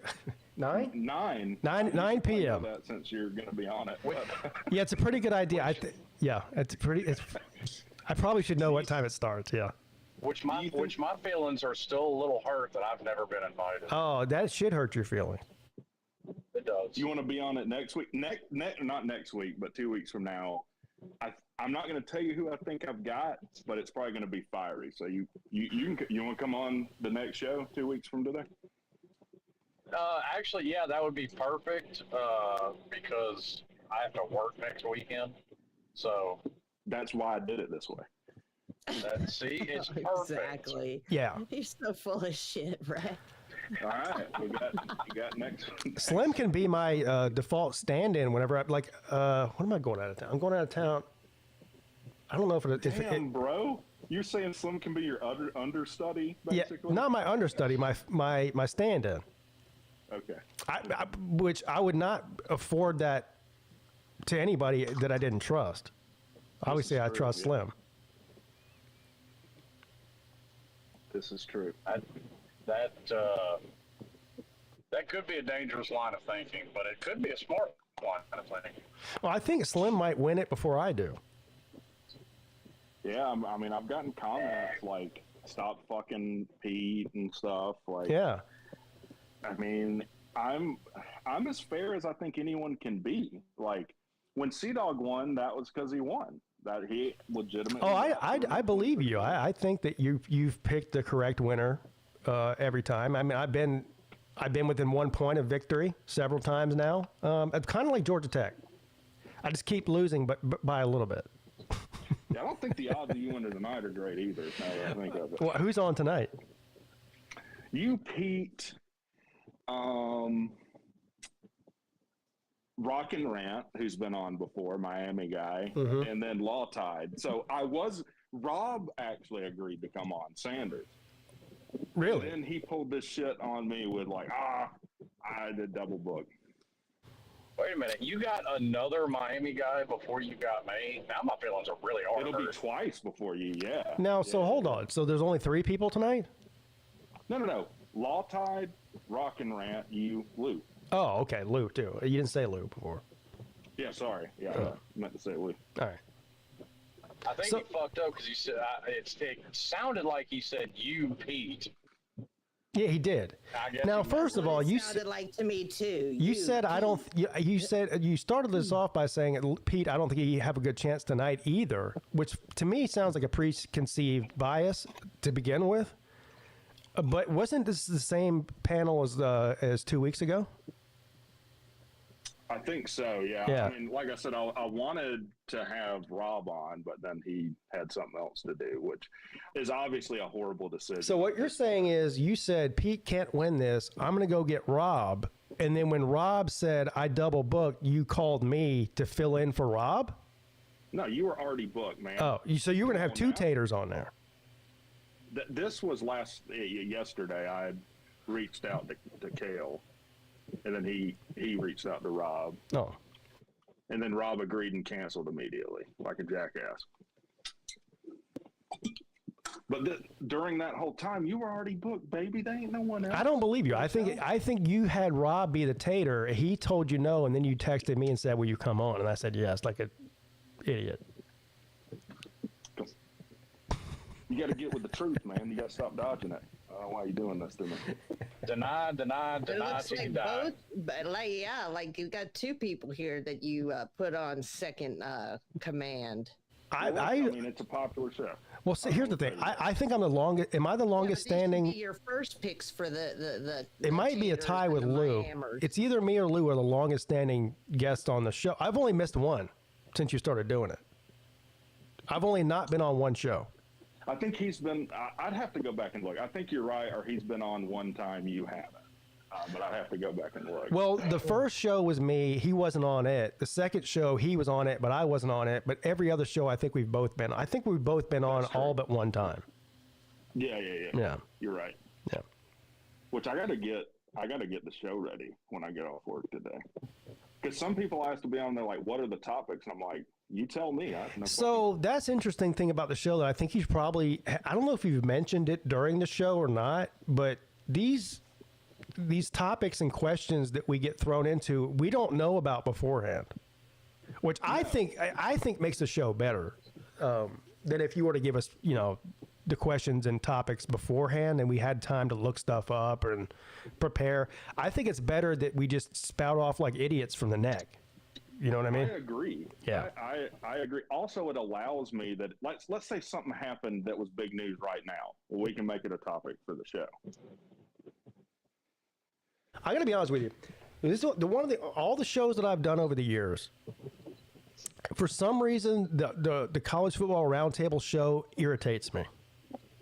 Well, there actually is like some big news of the week that you can make a topic that's college football related. What's that? Yeah. Hugh Freeze at Auburn. What happened? You didn't hear about Hugh Freeze is stepping down at Auburn. Is that real? I think so. I saw the same thing. I thought it was a joke. I think it's real. I'm not sure it is. I don't know though. Might be. Even if it's not, run with it like it is real. Yeah, that's. But seriously, it's the only. News. I've been on a bunch of shows before, over the years, and including my own and other people's and whatever. For some reason, there's something about being on the college football round. It irritates me. Like you can actually see if you watch me, I get irritated immediately. As soon as he brings up the topic, it irritates me. Yeah, that's by design. Also, it's because I think I have people on that aren't necessarily in our group. Yeah. That are in love with realignment and shit like that. Oh, yeah. That makes it better, yeah. Yeah. Yeah, you just throw them right. Not to mention that Pete seems to live in at least a semi-permanent state of irritation. I will admit that I true. do pick topics that I know will irritate you on purpose. I believe that. So, and I will, like, I will ask you, like, is there something you'd like to discuss? And, the last show Lou brought up, 8 coaches better than dude at Penn State. I forget his name. Franklin. Franklin. And then I was like, how can I make this piss Pete off? And then 4 coaches better than Dabo. Done. And that's how we do the show. Which, to be fair, Lou's just as easy to annoy. Yeah. If I'm just being honest. Well, I did that too. That's why, like, I have a Big Ten guy on. Well, we got to pick Big Ten versus SEC. Got to. Yeah, but see, here's the problem, though. Ever since Conference Championship Week, that whole Big Ten and SEC are so much better. Like, that fucking argument is thrown out the window and burned at the stake. Yeah, but not in the minds of the people that are fans of these conferences. Exactly. Which is why this show gets fiery sometimes. Yeah. Well, listen, that motherfucker we had in the NPR room yesterday that was talking to himself and answering his own questions makes better sense than those people at this point. Yeah, look, I don't disagree. Matter of fact, while we're talking about it, what does need to be a topic tonight? I do have some written down. Well, you can't say them because then I'll ruin it. Well, you don't know which ones I'm going to pick. People have told me to do things that I don't. Okay. So what do you have like on as a possibility right now? Well, obviously, you freeze in Auburn. Florida State. Seminoles. Okay, yeah, that's an obvious. That's an obvious one. Diego, I've got. Well, no, never mind. I've heard a little bit about that. I don't really know exactly what Pavia said, so I'd have to look into that. But I don't know if I'll end up doing that. Yeah. I mean, obviously, Wisconsin suing Miami is a big thing right now. And I meant to watch Lou's video on that because I still haven't even looked up to see what that's all about. It's interesting and nuanced, to be honest, but. Then I like to have topics, and I haven't done it in like the past 2 shows that don't have anything to do with football. Like when we did the which dip is the best football dip. That kind of, and I like to go to that after maybe something people legitimately get mad at each other, then you can kind of cool off. yeah, if you're going to do a non-football related one, here's a good one for tonight. Gavin Newsom is suing Fox News for $780 million. Perfect. That will go swimmingly. I'm sure that'll go great. Nobody will argue or get mad at all. Dude, the closest that I've come to talking about politics was when I first started my channel. Only tech people watched it, and there wasn't even many of them. And I pulled a clip of Herschel Walker saying, at Georgia, they teach you how to read. And that was it. Like, I just made fun of that. And there were tons of tech fans that were like, dude, you need to shut up about that and stick to football. I'm like, really? This is verifiably ignorant. This man admitted he had multiple personalities. I always think it's funny when people say stick to football. It's like, no, do you just stick to football, or do you don't think about anything other than football all day, or talk about anything other than football all day? I don't understand. Are you human? Are you a fucking robot? What's wrong with you? But here's the thing. I mean, I do get the argument. Well, I kind of get the argument, like on like how you do it. I completely agree. Your main channel, you stick to football. Yeah, I understand. Sometimes you just want to get away from all that bullshit. Yeah. But like what gets me is when you have a second channel talk about pretty much anything, and they're like, stick to football. Well, go to the other channel, fuckwad. Yeah, a lot of that's just ignorance. People don't know. Like PigskinPeete is what they've been watching Clemson football talk, and then they click on this show, and they hear me talking about Obama dropping 500 bombs on fucking Syria or something, and they're like, what's going on here? It's confusing. I get it. Well, my confusion. I don't football. Because we were talking about this earlier. I don't get it. Like, to me, it's the opposite of confusion, because okay, I know you from the other channel. This ain't the other channel. Right. You can have another channel. Well, there's people, there's a certain percentage of your viewers that just want you to be a dancing monkey. Like, talk about what I want to hear. And if you don't talk about any of that, then I'm going to tell you just you know. Dancing monkey. Yeah. Well, because I get it, because Lou does the same thing. And, like, if I'm watching the college football call-in show, well, I'm trying to, get away from the other bullshit and talk about college football. Yeah. And I don't talk about politics at all on my other channel. I just thought it was funny. And he shouldn't. He probably is. It's a bad business decision to mix the two, kind of. I mean, there's a few outliers like, what's his name, Clay Travis with Outkick. He had a sports channel that he turned into sort of a hybrid politics and sports channel. I guess it worked. I don't really know what his numbers are, but he sold Outkick for some insane amount of money to Fox, right? Didn't Fox buy his sports channel, Outkick? They might have. I don't know. But I follow him on Twitter, and half of the shit he says I agree with it. Half the shit I think he's just fucking retarded. But whatever. That's with everybody. But half of the comments and everything he posts is stick to sports, stop talking about Trump and whatever. And he's like, why would I take advice from you? I have $100 million. Fuck off. Yeah. Well, that I could see. Like, obviously it's working. Why I wouldn't do it is because, like, okay, you're going to alienate at least half of who usually listens to you. That's what happened. And then you're hoping to get at least half of the people that agree with this other thing that you're throwing out, which is probably not going to happen. Yeah. And they'll turn on you quick too. When it comes to politics, people turn on you quick. Like look at how quick they turned on Candace Owens. Boy. Oh, over her Israel stuff. Yeah. Yeah. I mean, I think I just don't understand that, because I think the same about Candace Owens before that I think. Yeah, she still has a huge following. Well, it's not just her; it's people like her. It's who's the other one? Tucker. Well, yeah, Tucker is another one.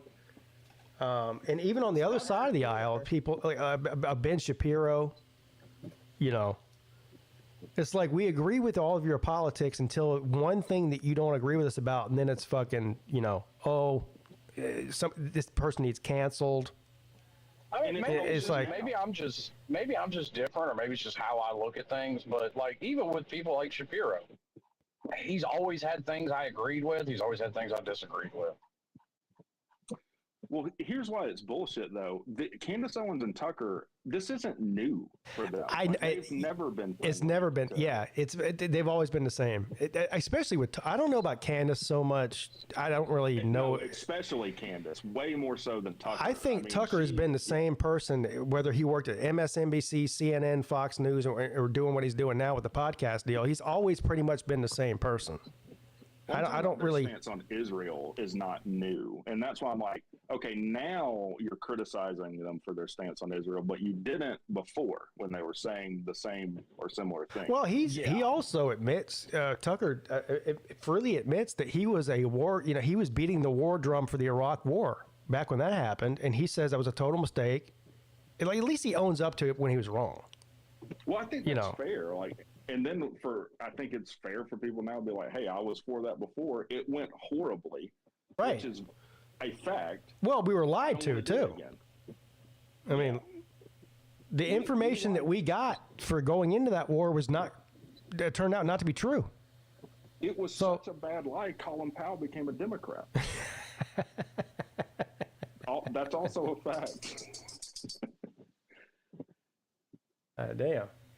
Because he looked like an idiot. He was the Joint Chiefs of Staff or whatever, and he was coming out like, yeah, they definitely have this, and they didn't. Or we couldn't verify that they did. And so, we could. Well, and I still have mixed feelings on that, because when you say they've got it, but you wait almost 18 months to go in there, it's like, yeah, okay. I can get rid of a lot of shit in a year and a half. Well, sure. I mean, then why wouldn't you criticize Trump for saying, hey, evacuate Tehran? And now they're like, well, we didn't get everything because that leaked, and we got to, we're probably going to have to. I think that does deserve criticism. Okay, cool. Like, I think me and you have argued back and forth enough to know I try and call balls and strikes on what I think are balls and strikes. Yeah, and when I say you, I mean I'm just looking at what the average Trump supporter is saying about this. This is what the average Trump supporter is saying right here. They don't know what the fuck they're doing. That was great, by the way. That's an amazing stinger. And then he just walked off. They don't know what the fuck they're doing. Actually, I wish I would have got the rest of it in there. He goes, "They don't know what the fuck they're doing. Do you understand me?" You couldn't get the rest of it? I pulled this. I forget where I pulled up a specific clip where they like edited out like all the background noise from the helicopter and shit, so it was like clearer. See if I can find one on Twitter to send to you. That's the whole thing. They don't know what the fuck they're doing.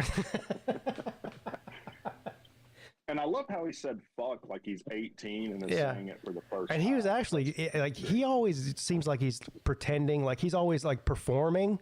It seemed like he was just genuinely like angry when he said that. Yeah.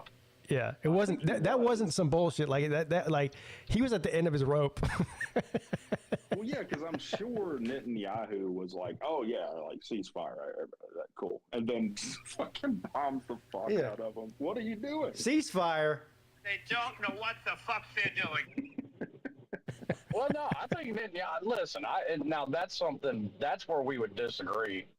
I really don't give a shit if Israel actually finally got aggressive in their action to dealing with it. Because they've been playing defense since they've been playing defense since the end of World War II, and people won't quit fucking with them. I mean, I was look. A lot of the things that Trump says is just total craziness. I mean, that's who he is. I actually agree with him when he says they don't know what the fuck. They've been at war with each other for so long, they don't know what the fuck they're doing anymore. It's like they can't see the forest for the trees. Like they're wrapped up in this perpetual war that like neither one of these countries knows what's good for them anymore. Like they're just trying to one up each other. And I think that's what he's trying to say. They've been doing it for 5,000 years. So I know. Why stop now?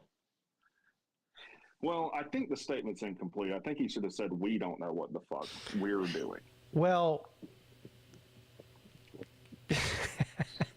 because he looks. Why would he say that? That would make us look bad. You think Trump's going to say we don't know what we're doing? No. I'm saying the true statement would be, "We don't know what we're doing." Well, yeah, of course. He's not going to say that though. No, everyone else is dumb. Me smart. But he is in a bad spot now. It's his fault for greenlighting this. But I mean, they're not bombing each other anymore, so it seems to have worked. I mean, I'm just saying. For now, I mean, I don't know. Like, because here's what. Can we think positively that they may not do it? Here's what I do know.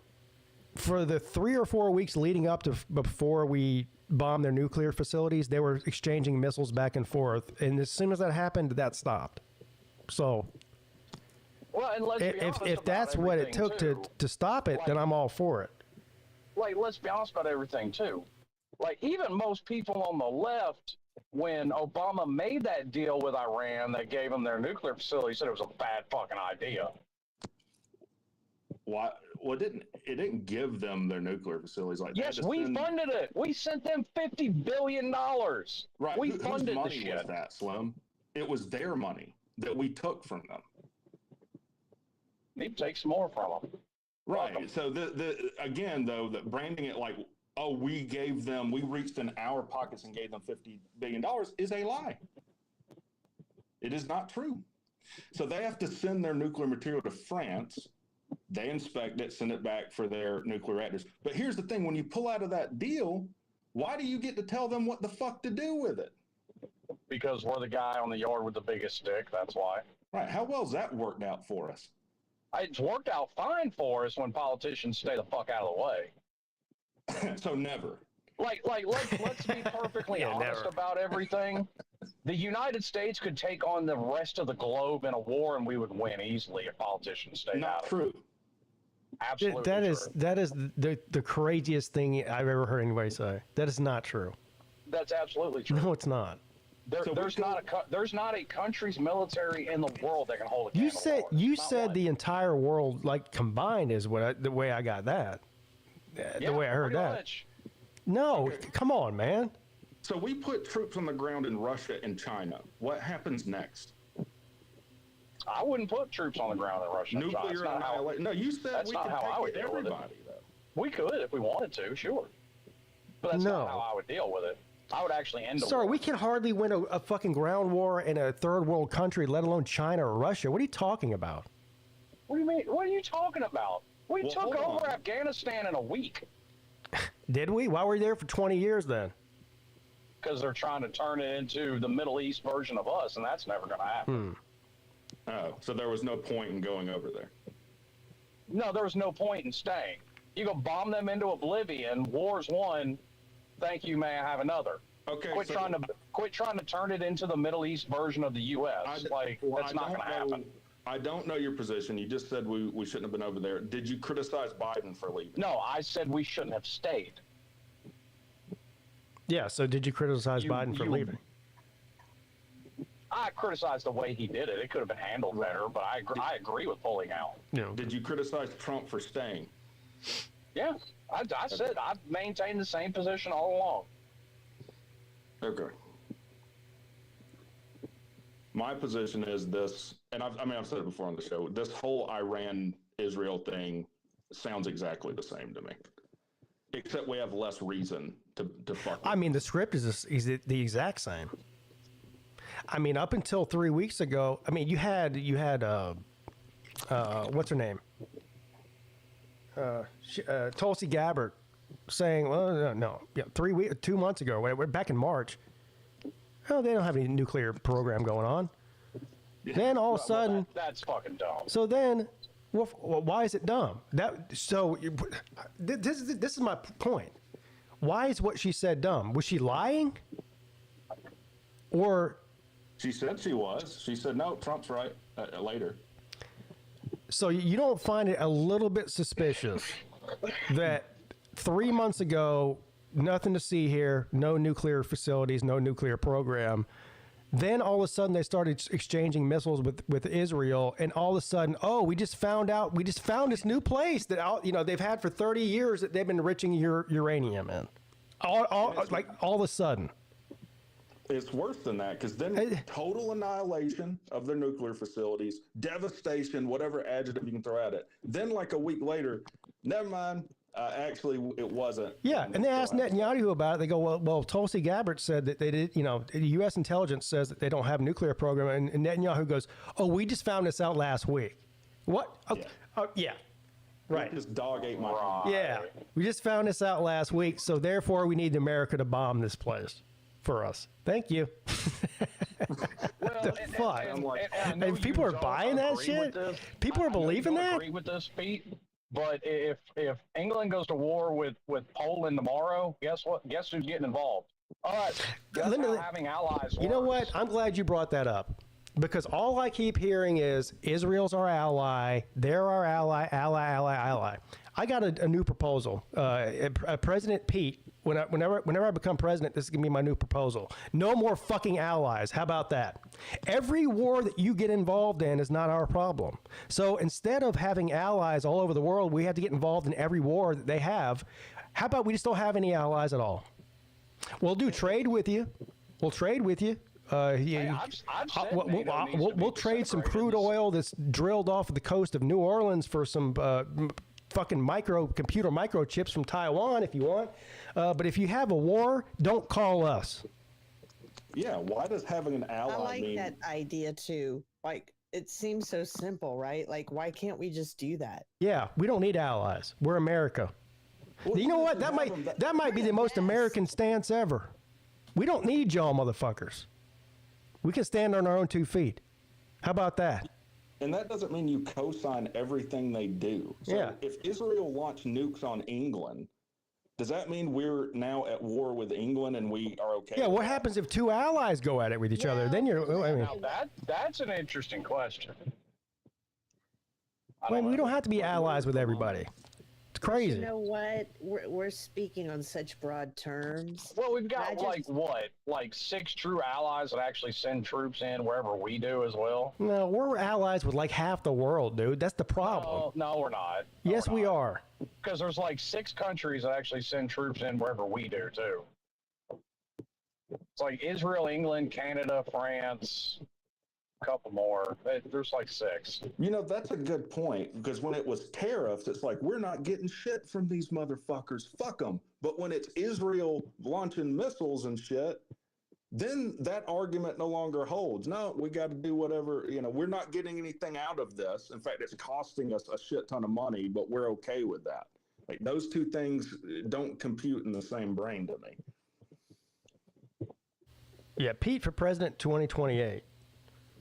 I think I'll make Rec Talk my national security advisor. That's dumb. No, because if I make you that, you'll just blow. I mean, the world will be ended in like 48 hours. No, you also think just because one person throws a nuke at somebody else, that the rest of the world automatically will. Yes, that's the way that's the way it works. No, it's not the way it works, because it's never happened. That's literally never happened. Right. It only because we're still here, but it only has to happen one time before we're all dead.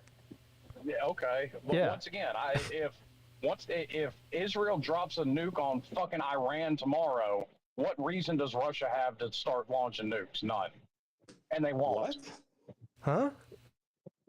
I said if Israel nukes Iran tomorrow, by your theory, Russia's going to start firing off nukes. Yeah. And that doesn't compute. They could. They certainly could. Iran one. I could. It might not have to be Russia either. It could be Pakistan. It could be. One of those is more likely. I mean, that's also not likely to happen, because Russia has no ties whatsoever to Iran or Israel, and they're probably going to pull up a launcher. Oh, but hold on. I thought they were allies. Aren't you supposed to protect your allies? That's what you want. I don't think Russia's an ally with Iran. They sure are. Yeah, China, Russia, North Korea. No, I don't think. Once again, Iran? doing business and being an ally are 2 different things. Yeah. You do business with some. We do business with plenty of countries. We're not allies with Saudi Arabia, but we do a lot of business with them. We're definitely allies with them. Of course, we're allies with Saudi Arabia. Yeah, big time. No, we just do a shitload of business with them. They might be our biggest ally in the Middle East. So, well, it's Israel, but so. Well, yeah. A Muslim country is what I meant to say. Yeah, one of the most radicalized Muslim countries in the world. Yeah, I think we need to quit doing business with fucks. I agree with that. Yeah, we can agree on that. I mean, that is where all the 9/11 hijackers came from, so I don't quite understand the friendliness with them. Well, I think where they come from is less important as far as, because the fucking Taliban's in Iran, Iraq, Saudi Arabia, Jordan, Yemen. Right. They're all over the fucking place. Well, they ran back to Saudi Arabia, though. Fucking Saddam Hussein was in Pakistan. Or not Saddam Hussein, but Osama bin Laden. Yeah. I would make Slim, just to keep you out of foreign affairs, I would make you like the head of Homeland Security. So you can just worry about. You know what? The best defense is a good offense. Yeah. The way we protect our home is to nuke everybody. Yeah. I wouldn't nuke everybody. I would not. Who would be the first country you nuke, Slim? The first country that fucked around to find out. He would nuke. We would run out of. Yeah, remember how Obama ran out of cruise missiles? Like Slim would run out of nuclear bombs. That's not true. Once again, after 9/11, he was like, "Oh, China? What tariff? Drop a bomb." Okay. They don't know what the fuck they're doing. They don't know what the fuck they're doing. No, hang on. Here's my solution to it. We got all this satellite imagery. We found fucking Taliban camps in all these places. Fine, I'm dropping a nuke on each one. War over. See? Yeah, simple. Yeah. It is simple. Oh, yeah. Guess what? It's terrorist training camp? Nuke you. Else fucks around to find out. Right, but you look at this like everything is static. So if Russia launched nukes on us, are we just going to sit there and be like, oh, damn, you got me with that one? Better not do that again, motherfuckers. Russia hasn't attacked us. I don't think, and I've had this conversation with Slim several times now. It still doesn't get through his thick skull, though, that we're not talking about the same bombs that we dropped on Nagasaki and Hiroshima. Yes, These are 1,000 times exactly. more powerful. So just dropping one just to get rid of a problem causes all kinds of other problems, like the environment, Okay, where does throughout that, the where world. does that assumption come from? Yeah, that is an assumption based off of zero evidence. It's, Zero. Actually, less all than right. zero. So, yeah, there is no evidence of it because it hasn't happened. Do you want to find out the repercussions of dropping a modern nuclear weapon on anybody at this point? Are you willing to figure that out on the fly? Yeah, I mean, cancer rates around the world go up 5,000% overnight. But hey, it might have been because we just dropped a fucking nuclear bomb on somebody. Guess what? There's less radioactive fallout with modern nukes compared to the atomic bombs. Oh, stop! Are you? Where'd you read that? Vitamin C. And actually, if you want to get downright, you want no fallout whatsoever, use hydrogen bombs. There's no fallout from that at all. Right, but let's make it specific.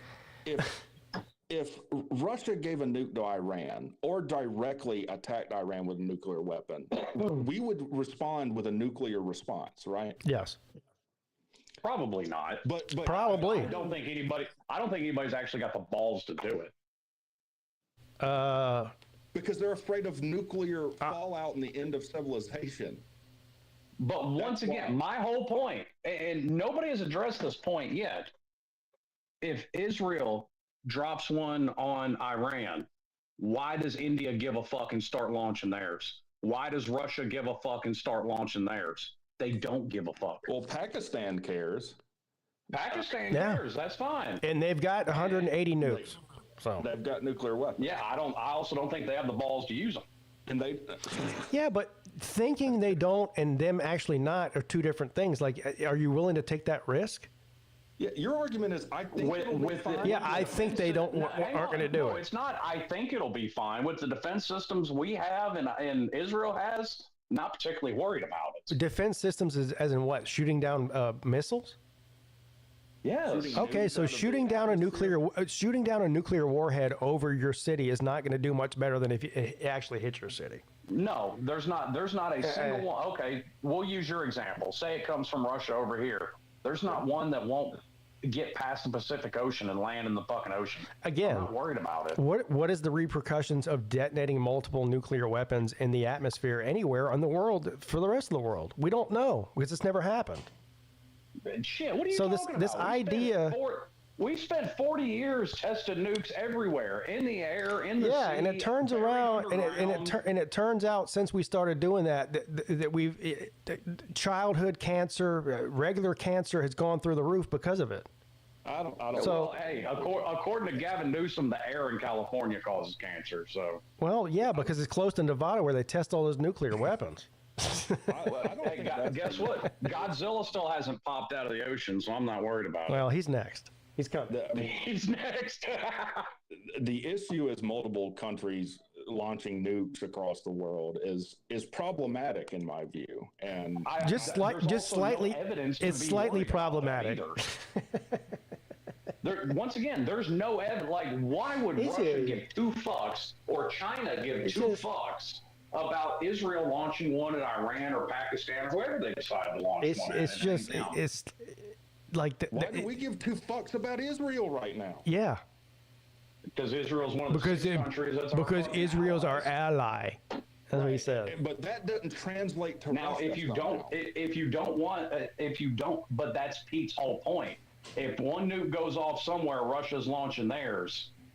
I don't know that for sure that would happen, but there's definitely a chance of it happening, and even just a slight chance of an exchange of two different parties shooting warheads at each other is devastation to the entire planet. So, like, even just the idea of it. I mean, this is the fear. See, like, you have the same irrational fear about nuclear weapons that you have about Coca-Cola. Yeah, and it doesn't make I any don't sense. think. First of all, I don't sit around all day worrying about nuclear weapons. I do worry about diabetes, but I mean, do you not think it's rational to think that there's at least 7 or 8 countries around the world that have a combination of thousands of nuclear warheads? Like, that could be a problem? That could destroy the entire planet. Yeah. I have no doubt that there's enough nuclear weapons on this planet to destroy the planet, but that's not the question. The question is, if Iran and Israel get into a fucking war and one of them clacks one off, why does one of these other nuclear powers, say Russia, China, India, take your pick? Why do they give a fuck? Because they care about because I know this might come as a shock to you, Slim. This might come as a shock to you, but there's countries and leaders of countries around the world that are completely insane that think that they have some sort of destiny to fill for jihad or God or whatever, and they will not even hesitate to push the button to annihilate another country. And when you get more than one of these psychos out there, they start exchanging nukes, and that's the end of civilization as we know it. That is not a crazy idea. To think that they're like nuclear weapons are like dropped, like we like throw a grenade in a trench warfare situation. Yeah, it's completely possible. And we should do everything humanly possible to not drop a nuclear weapon on anybody at any time for any reason. I still don't get the correlation of why India gives a fuck. And actually, India would probably celebrate Pakistan it. They've got their own problems with the Middle East. Well, India and Pakistan don't like each other, right? Yeah. India and the Middle East in general don't like each other. That would be like if we were at war with Mexico and Mexico also had nuclear weapons. Like that's India and Pakistan. No, that you're comparing apples to oranges. Why does somebody not in that conflict give a fuck and go start clacking theirs off? They're not. You have no answer for it. You keep dancing around it because you have no answer for it. You're saying that. You're provided answers and you just go, give me a reason. You have not provided an answer. You said, well, there's a chance I could break my neck getting out of bed in the morning. Yeah, but you don't apply the same logic to your own country that you do other countries, right? No, he doesn't. Has a vested interest in the Middle East. You say that Israel is an ally of the United States. We have an interest in the Middle East, but they don't act on this interest somehow. Russia doesn't, but we would. That's where I don't understand what you're saying. Yeah. Give me a reason.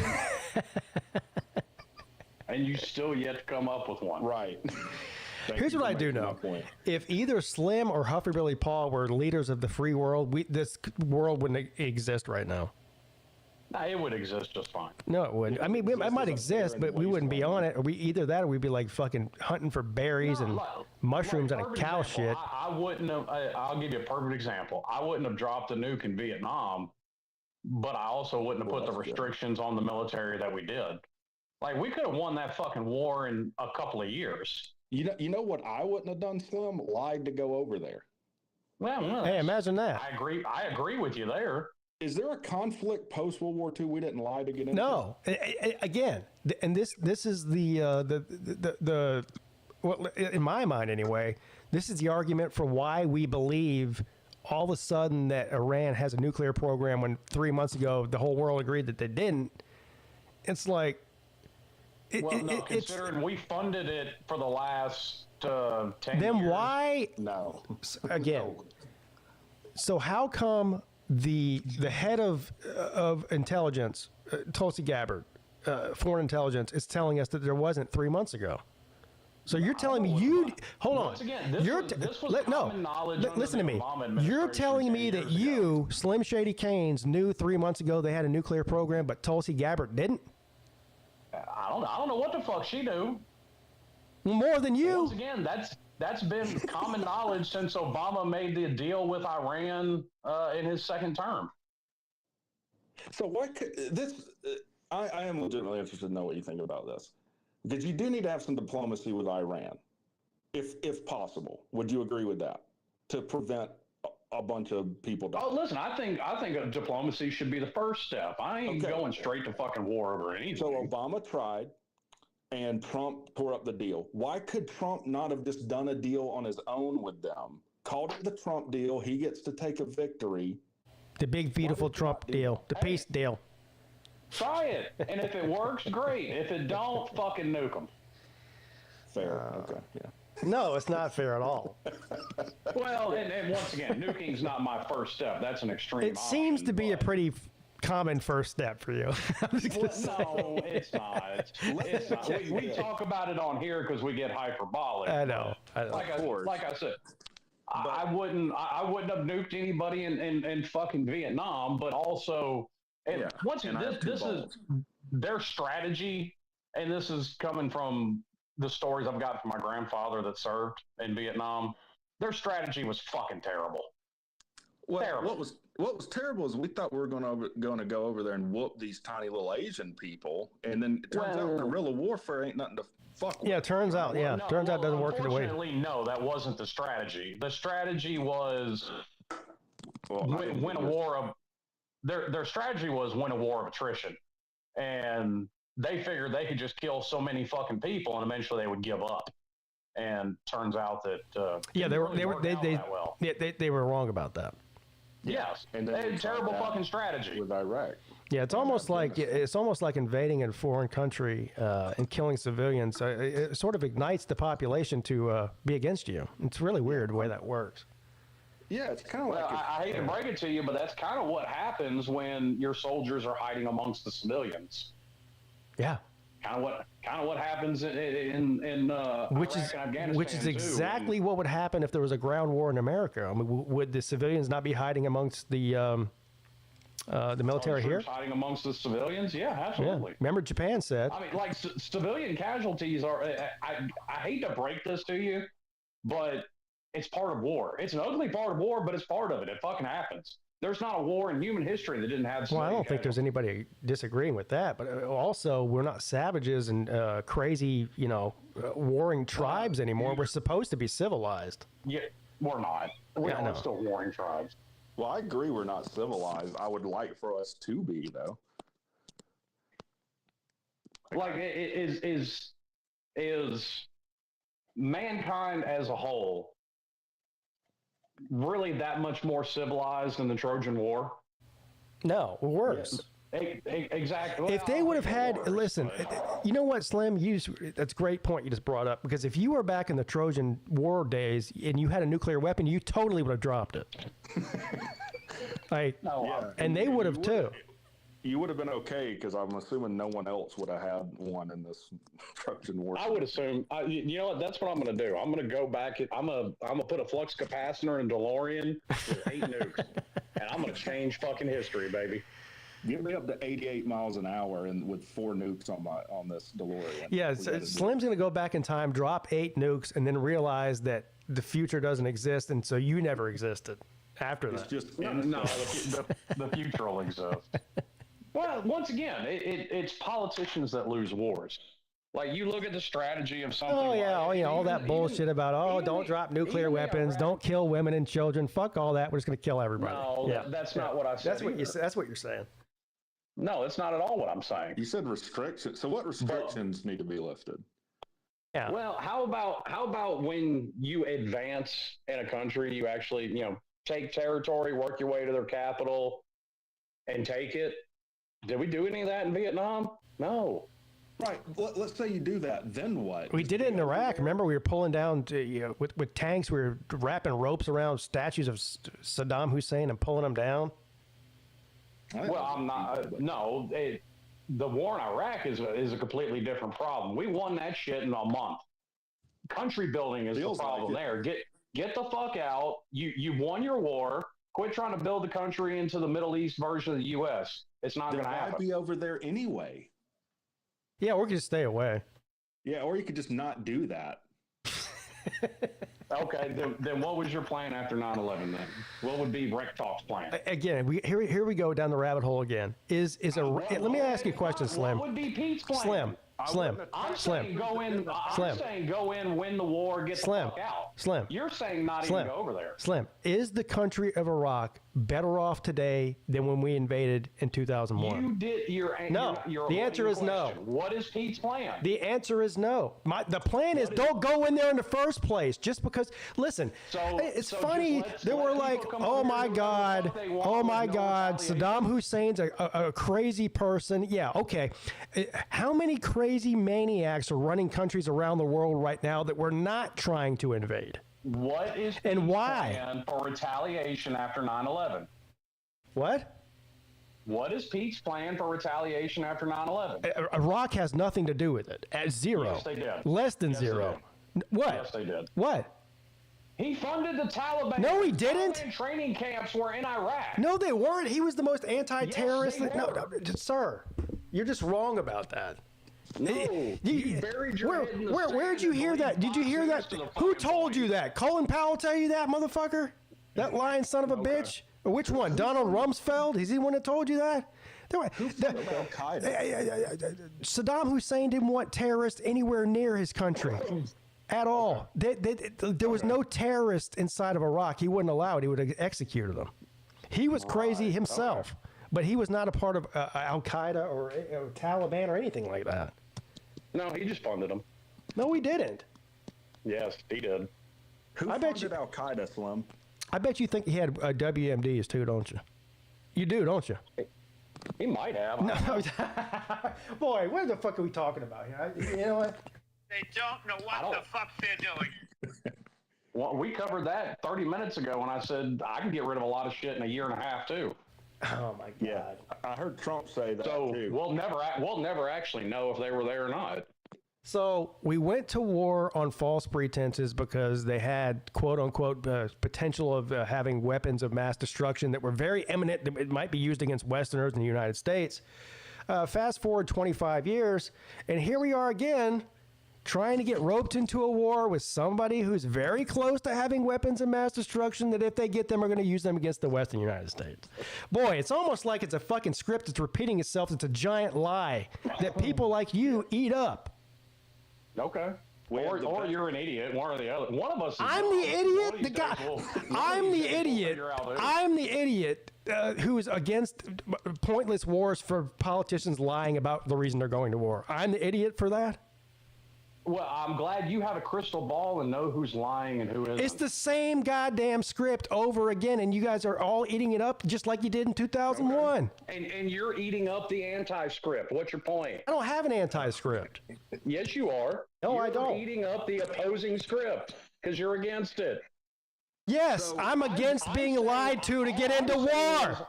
Yeah, I'm against that. I don't know which one is telling the truth. That's all I've said.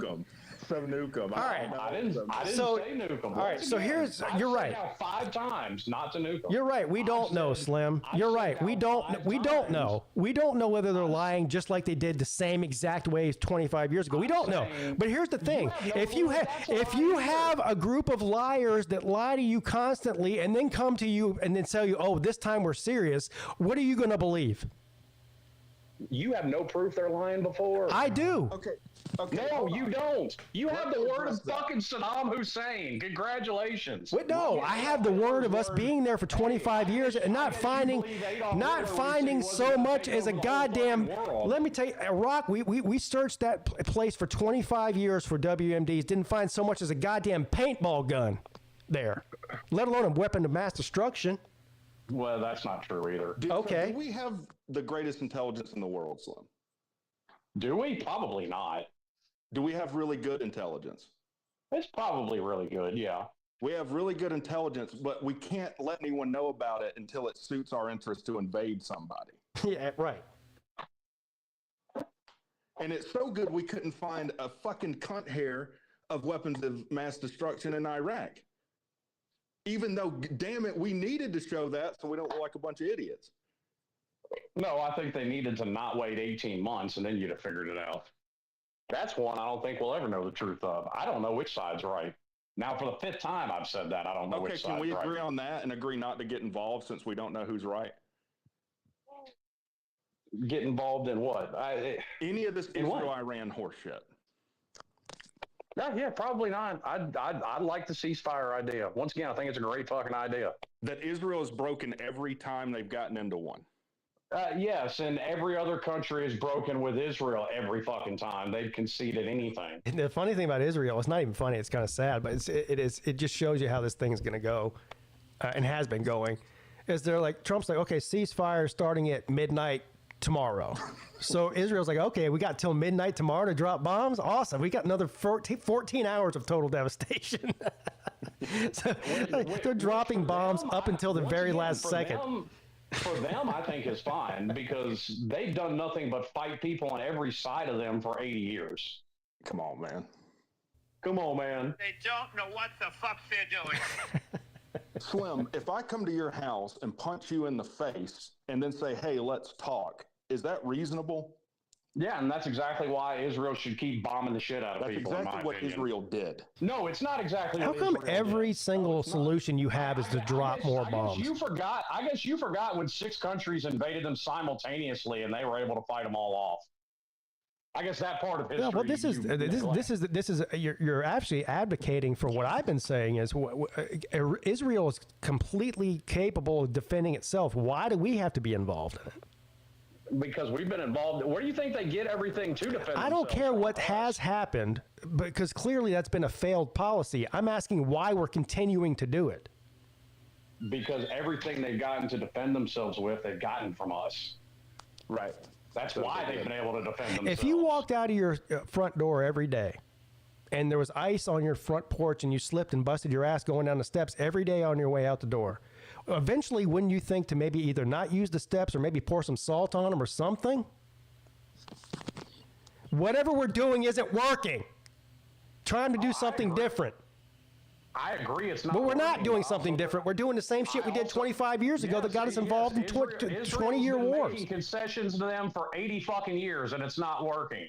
Sounds like a good time to start dropping some real fucking bombs. Yeah. So you keep going back and forth, man, between don't get involved but drop bombs. Yeah, don't get involved, just drop bombs. I didn't say us drop bombs. They can drop all the fucking bombs they want. I don't give a fuck. Fine, yeah. Can we? Do you want to cut the budget some too? Because we can just stop giving them $3 billion a year too. Yeah.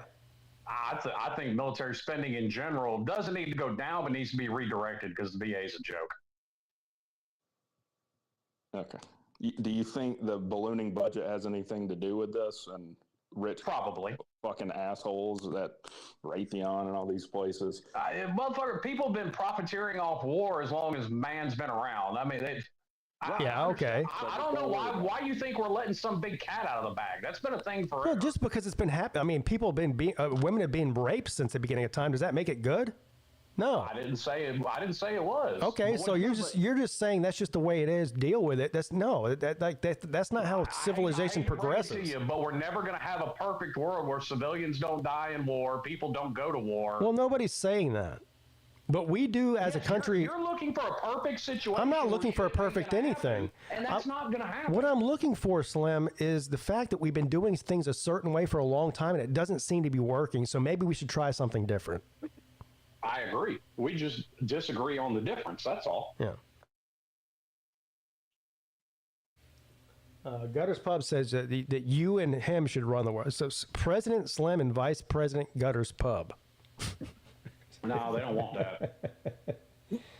That'll be the. You should make one of TK's spiders the Secretary of State. Yeah. Yeah. Because they're peaceful and love people. They're so peaceful. They love people. They love everyone. They're jumping spiders. They're the friendly Now, once again, I don't think nuclear weapons is the solution to everything. But like we were talking about earlier, different situations call for different reactions.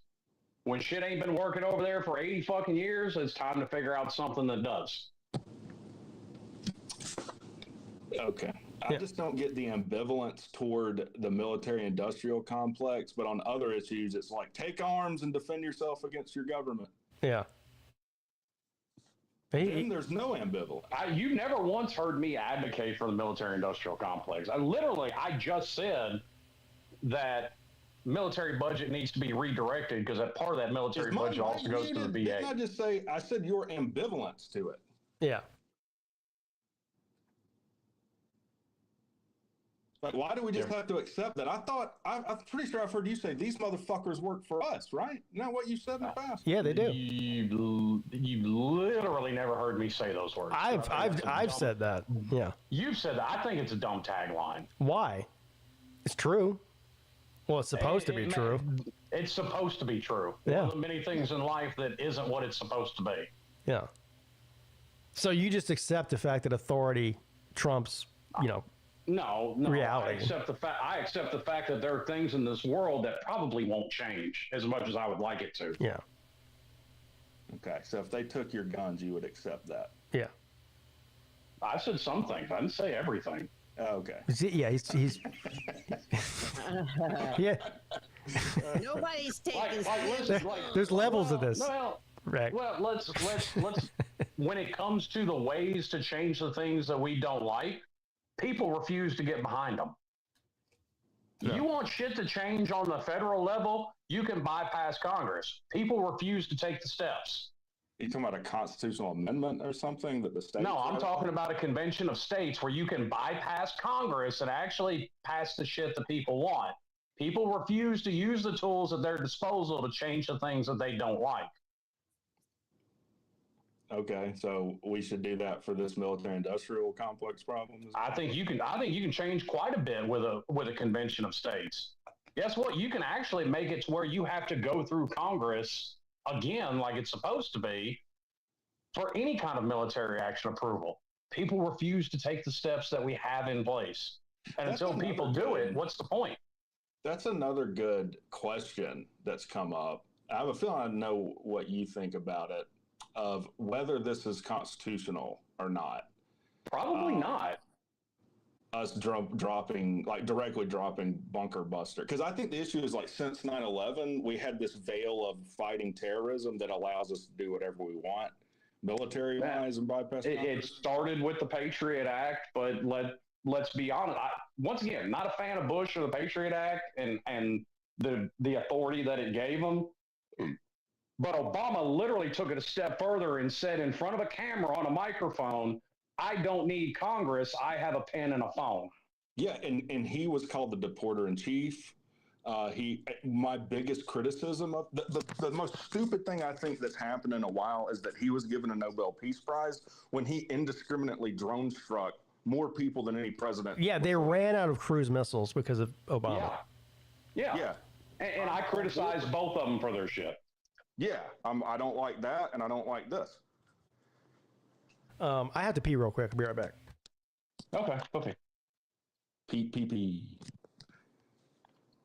It's like I said, though. There are mechanisms in place to change the shit that we don't like. Until people in general will wake up and go, okay, fuck it. They're not going to do it. We have to do it, and use the mechanisms in place. We're pissing in the wind. I don't know what that process looks like, though, because I imagine your representatives at a state level go and vote on this stuff at some convention, right? Yes, but once again, it kind of goes to my point on local and state elections can have much more power and have much more influence over your daily life than federal elections. Right, and I'm assuming that you need a supermajority, so you need 2/3 of states to ratify whatever you're trying to do. You do need 2/3, yes. Okay. But I do think that there are simple things that, because we've talked about it before, instead of fucking omnibus bills that have one thing you like and 10 things you don't, they can pass shit like Congress can't vote on anything longer than 5 pages. Yeah, that's a complicated issue, too, because Clinton tried to pass a line item veto, which I think most people would agree with, but it was, I think, struck down by the Supreme Court because that would give him power of the purse, which is given to Congress. And I think you're right around that. But it can also do shit that I think most people agree on, like set term limits for senators and congressmen as well. Yeah, I would be for that. Yeah, I think having Mitch McConnell literally freezing up on stage or Nancy Pelosi being 80, whatever, like, fuck all that. I'm with you. Yeah. And I'm with you on both of them, whether it's Cocaine Mitch or Nancy. Did he step down? I don't even know. I think he did. I just got back. All I heard was cocaine bitch. Is that what you said? No, Cocaine Mitch. Talking about Cocaine Mitch. Okay. I was like, what? It's kind of like when I came on and heard Rick's first thing saying, so can we have a slob event where, what was it? Slim has to guess who has something up their rectum or what people have up their rectum. What was it? A nuclear warhead. Yeah. Yeah. So I knew it, Slim. You didn't find that in his ass. You've been hiding that. Yep. But I mean, guess what else? Guess what else a convention of states can do? It can give the power of war back to Congress. You have to get congressional approval to go to war with anybody. I ain't got a problem with that. No, you don't. Before that.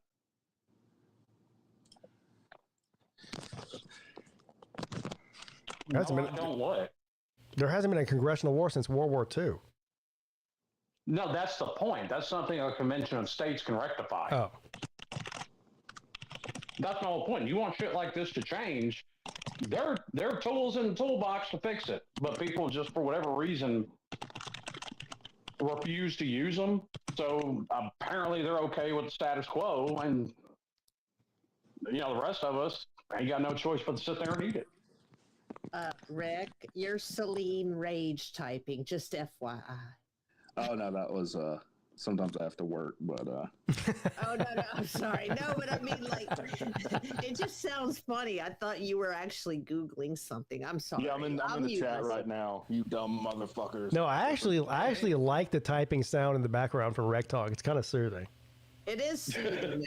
Celine's is annoying because he's like... Well, Celine's, his sounds almost like a Morse code machine. Yeah, like a 1980s TRS. Yeah, Celine's is just annoying. Like, I'll give you... Here's one you may agree with, Rec, and I'll tell you who came up with it after you tell me whether or not you agree. To be eligible for re-election, any federally elected official... for them to be eligible for re-election, the national debt has to be less than 5% of GDP. Well, let me think about that. Is there any exceptions to that? Like, fuck it, no exceptions. No exceptions. So, let's say if you want to be eligible for re-election, you have to balance the fucking budget at least within 5%. So what? Well, and this is an obvious question, but what if we're at war, which we always are?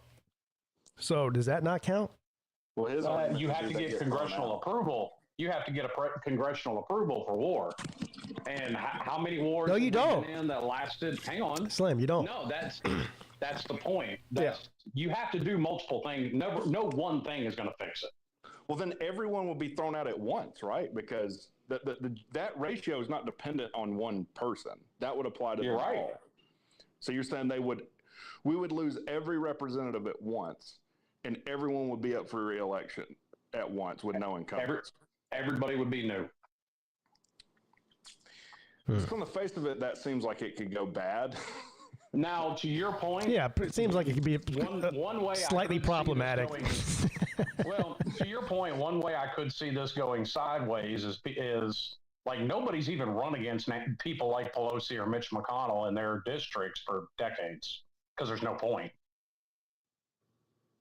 So that's the problem you would run into is there's no fucking money to run against them. We would just move up there and run. Yeah. We get elected. There you go. Congressman. But that was actually Warren Buffett's idea. Can you imagine if I ran for some sort of office? Like my YouTube channel would be used against me in every political hit piece ad. Yeah, imagine some of the crazy shit I've said on here. The speaker for the state legislature in New Jersey is like a fucking truck driver. Just some random dude random one. They'd be like, this episode from the Midday show from Pigskin Pete back in 2019 said he think they should blow up the moon because it causes women's periods. Is this the guy you want running your state? In between a lot of asshole talk, he talked about blowing up the moon. Yeah, I talked about all kinds. Just this episode alone would disqualify us. Yeah. Yes. That would bring up our porn history. Oh, God. Why are you looking at Brazilian fart fetish porn all the time? What? Hey, listen. All you have to do is point at how much worse Nathan Ballard's porn history is. That's politics these days. That's true. Let me leak this info to you guys real quick. Is it this bad? Yeah, right? Yeah. I mean, I'm just saying, and this, you can take this as a PSA if you want. Like, I agree some of this shit needs to change. Use the tools at your disposal to change it. But Slim, what do you think people won't? What do you think is in Ballard's porn history? Ooh. I bet it's like lesbian nuns. It's religious oriented? Yeah, like religious oriented. I bet there's some of that, but listen, he's in Alabama too. He's in Alabama too. There's some bestiality in there. There's gotta be. Oh shit, with elephants. Or like some chick with an octopus or something. Oh God! I mean, sea creatures. That's not that bad. That's a whole nother level. Like, sea walrus. I mean, bestiality's bad enough. Now you're banging sea creatures. They're fresh, dude. Well, wait a minute. Are you discriminating against sea creatures versus land creatures now? I don't know. I don't know. They're both creepy, but one just seems even weirder than the other. I mean, I can't imagine fucking a fish. No, I think you're right. Like, you have to be a vertebrate. Yeah. For that not to be the you have to have a spine. Otherwise, it's weird. That sea cucumber definitely doesn't have a spine. Yeah, dude. Vertebrates only, man. Sorry. You know, the rules.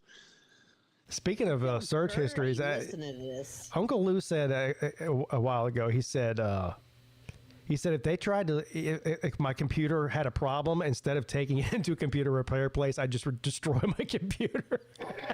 That's probably smart. That's what we'd all have to do. It's just like, hey, over, man. It was a good run.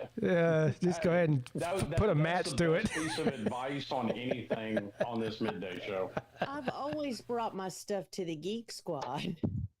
No, that's a mistake. Yeah, you got to put your hard drive in the microwave. I mean, it probably takes a lot of time to clear out all that spider porn off of your computer. I don't got spider porn. When I took my stuff to Geek Squad, it was before I had spiders. So before I had spiders. If we took our stuff to the Geek Squad, they'd be like, we fixed it, but fuck you, dude. All right. I wouldn't want to look at other people's things. I don't think so.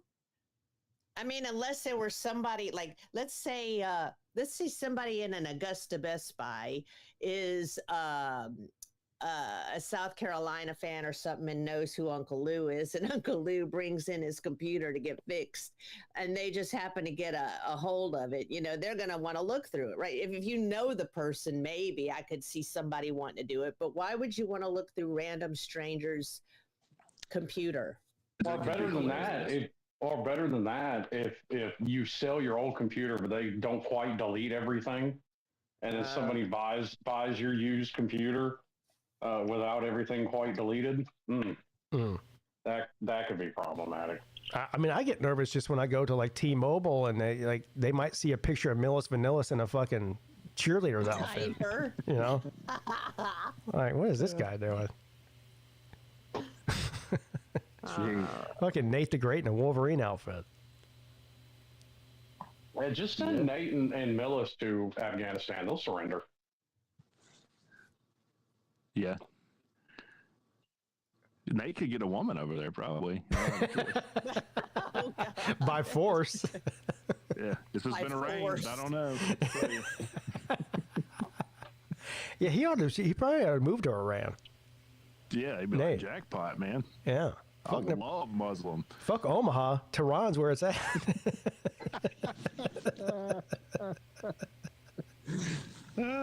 These bitches got to do whatever I say. This is great. Yeah, they can't even drive nowhere away from it. No, Nate's real sweet. Nate is sweet, y'all. He wouldn't be like that. You know what I mean? Yeah, Nate. Was Nate in the chat? How are you about chicks dressed up as beekeepers, Nate? No, they only got to be dressed up that way in public, not behind closed doors. Basically, they're dressed up That's kind of the nuns with the full. That's kind of the best part. With everything on. Mm-hmm. Yeah, no one gets to look at her. You can't even see her fucking. I mean, yeah, they cover the face. Even at least nuns can show their face. It's all. I'm guessing nail salons aren't a big thing over there. Probably not. Or swimming pools, or swimming pools. No, we're not going to the swimming pool. Can't get that burqa wet. Fuck you, day. I mean, you could probably go to the swimming pool, but you might drown. Or die of heat stroke. Why's that? They'll drown because there's probably some women would be there dressed scantily to go into the pool, and they would just drown her while she's there. No. You jump in the pool wearing that beekeeper outfit, you're going to be lucky to be able to drag your ass out of there. Oh, well, the guys would probably be like, "Oh my God, look what she's doing! Let's just drown the fucking bitch." They're not British. yeah, I'm about to say. Yeah, what the fuck? British accent. Hang on, let me think. Hang on, let me think. Put down the fishing ship. Let's get this don't know rod. what the fuck they're doing. We'll stone her to death and have a pint. Okay, wait, hang on. This bitch. She's so stupid. Do I sound stoned to you right now? Shut up. That was perfect. Yeah, I was scared for Do a I second. sound stoned to you right now? Yeah, they don't have a British accent. They have a customer service accent. This bitch. That's the same. She went into the pool. We must drown her now. That's like a mix between British, Indian, Pakistani, and weirdly American, too. Yeah. This is the most diversified individual I've ever heard. You just created a new dialect, I think. Long. I haven't laughed Pretty this impressive. hard so long. I love this show. I mean, I guess if they're from India, they could have a British accent. You know, British people. You see people from like Pakistan and Britain and stuff. Like this may sound fucked up, but like the first time I heard a black dude with a British accent, I had to double take. It threw me off. I'm not even gonna lie. Yeah, Lennox Lewis fucked you up. Yeah, you know what it's kind of like? It's kind of like, have you seen these Deep South, have you heard these like Deep South white rappers now? There's this guy, let me see if I can find this. Have you heard of 501 Bryzy? I think is his name, or Bryze? No. This is a total mind fuck. Here. Let me see if I can find him. 501 Bryce. I think it's Bryce.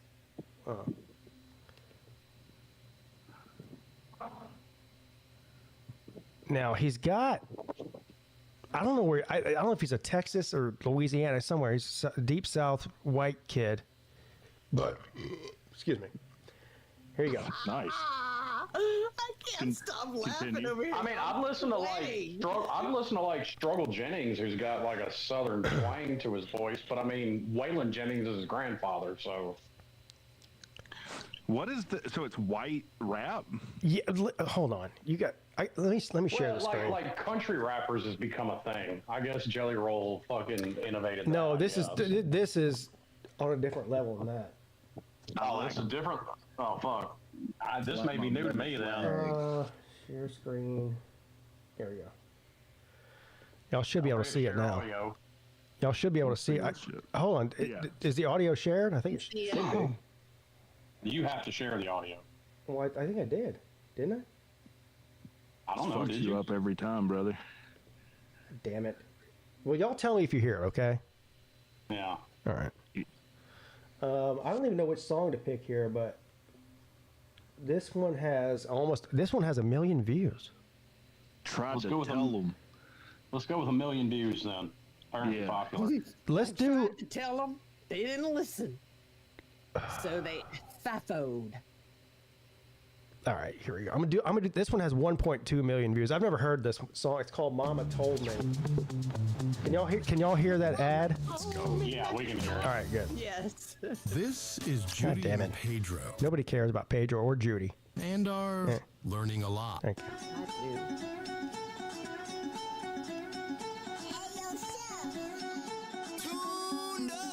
See, man, my mama told me this and boy, mama told me that. And if you ever get some money, just be sure to make it last. Boy, mama told me slow up, I been living too fast. I was sitting lifting black ski masks. Boy, believe me, mama tried, I was just too wide. I was chiefing on the reef for 15, blowing loud. I'm still turned up and I won't ever turn down. Mama said I need to turn my life around. I made a bad little bitty. Mama told me I need to quit it, but I couldn't never leave her. I was too deep in it. Mama man, she would live it. I was high, couldn't feel it. I was fried like some chicken. I was sitting in the skillet. Jumped off the post, chasing dollars, chasing digits. But the way that I was living, if I had it, I was spinning. I was trying to make a dime. I was sick of pitching pennies. I was tired of fucking working for a living.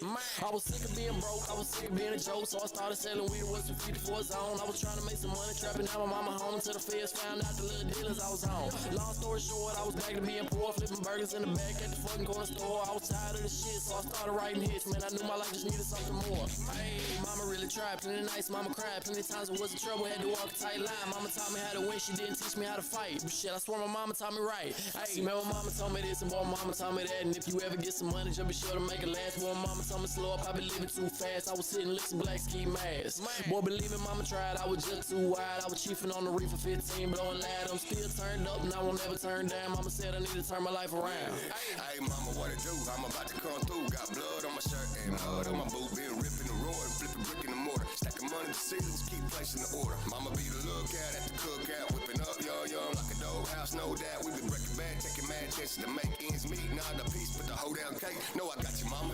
All the drama that we been through, it be getting calmer. I know you wonder about me, but don't worry, mama. I know you praying for me. You got that big buck, Chief Bull, Gary Palmer. He a man of honor. Don't fuck with mama unless you want this young guns here pulling on you. Merle Haggard jumping out, Jumbo wailing on you. Beat your ass bloody blue, mama tried to warn you. Nothing you can do now, fam pulling up, ready for it. Muddy bleeding on the bloody truck, pop the teeth out, gone dump the body over the fences. We get down on the farm, them hoes hungry as shit. See, man, mama told me this and boy, mama told me that. And if you ever get some money, just be sure to make it last. Boy, mama told me slow up, I been living too fast. I was sitting lifting black ski masks. Boy, believe me, mama tried, I was just too wide. I was chiefing on the reef for 15, blowing loud. I'm still turned up and I won't ever turn down. Mama said I need to turn my life around. Hey.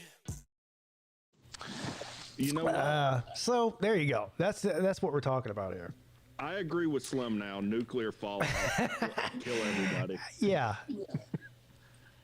Yeah, it's pretty bad, but you know, I could see myself shuffling around around the roller rink to this. No.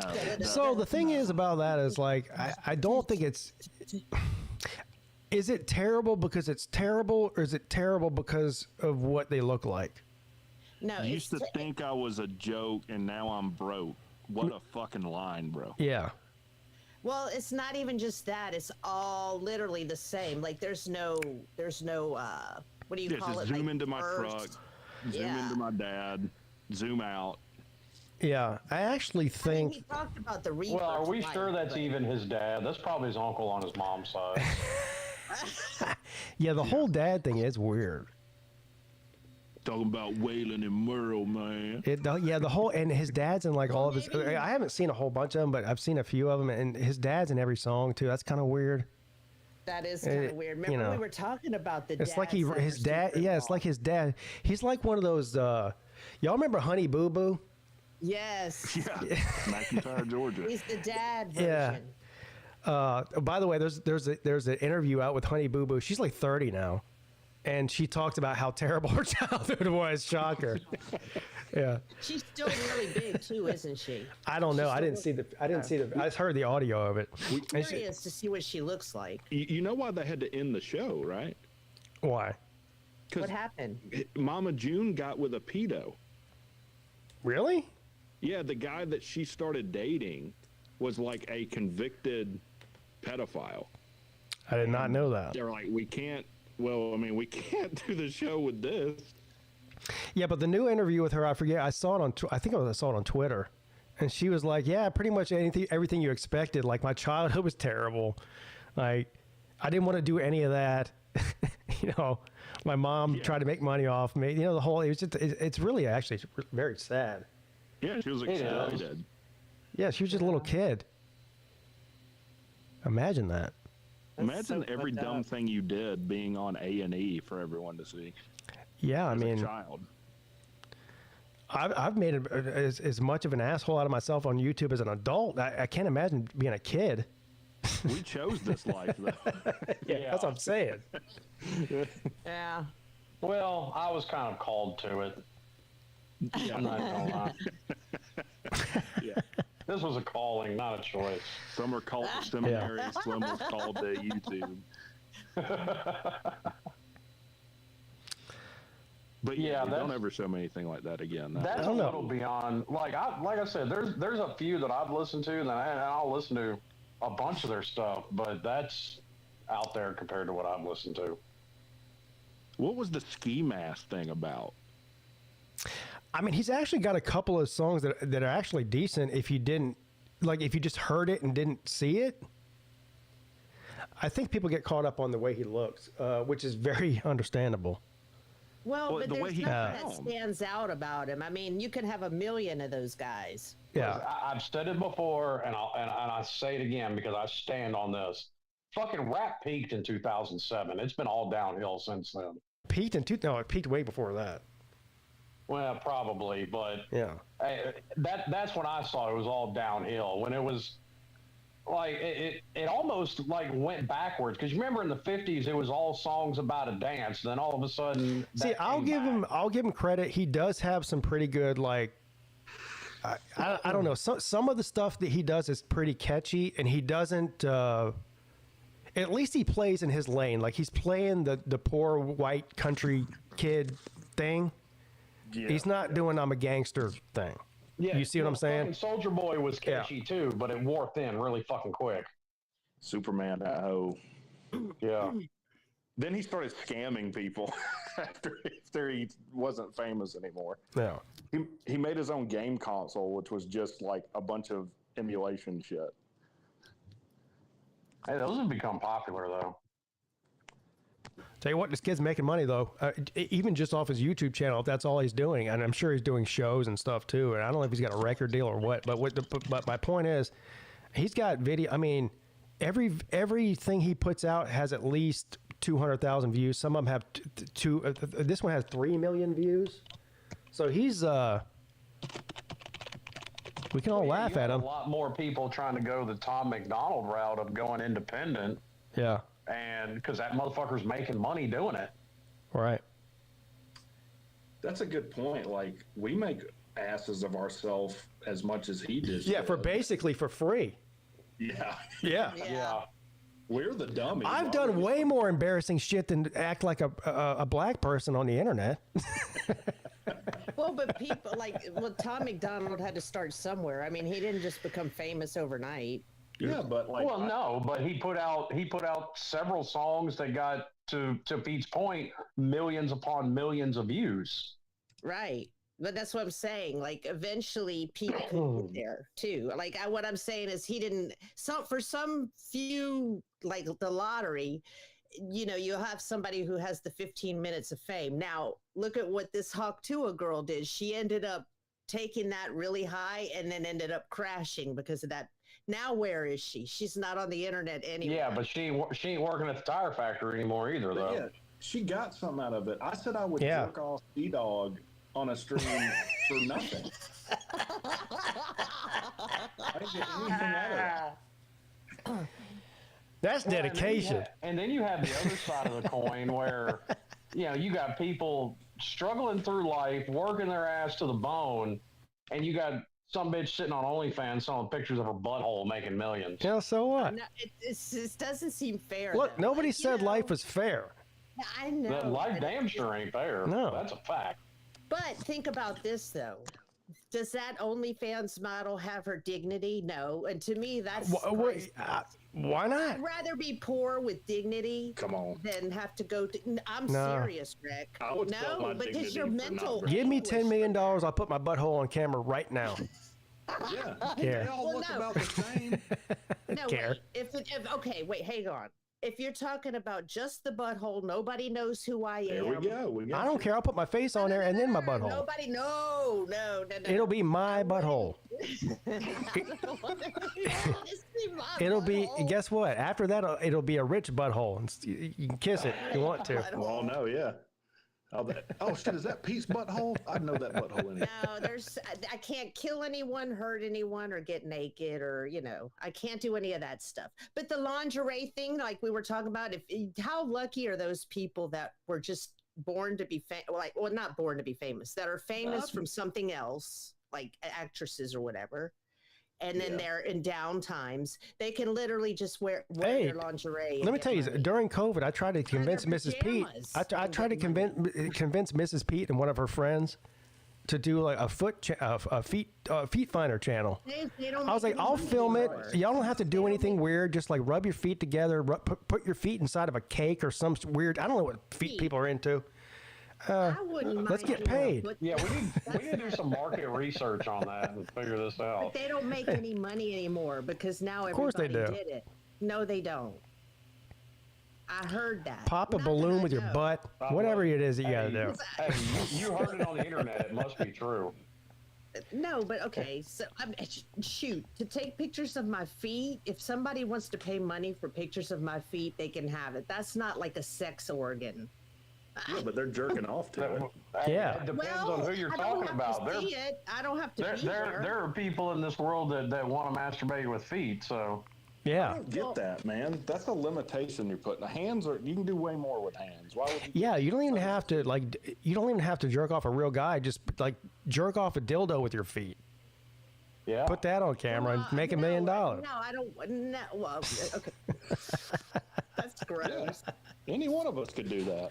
No, yeah. I'm talking listen, pictures. for what some of these broads made for $35 million, I'll jerk off a dildo with my feet on the internet. Okay. You would jerk off a dude for $35 million, dude. And so probably with feet, yes. With my feet, yeah, definitely. With your hand, with your mouth. Get the fuck out. My mouth? I don't know. Mouth. I do have a line. Wait, Pete. Do you have a line? $1 billion for your mouth? Yeah. $1 billion? I don't know if I'm taking a shot in the mouth for $30 million.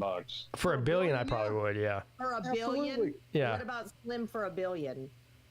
For $1 billion, man, make it 2 and you got a deal. No, come on, man. You ain't haggling over a blowjob for $1 billion. For $1 billion, and I'll do it. He's like, I'll give you $1 billion.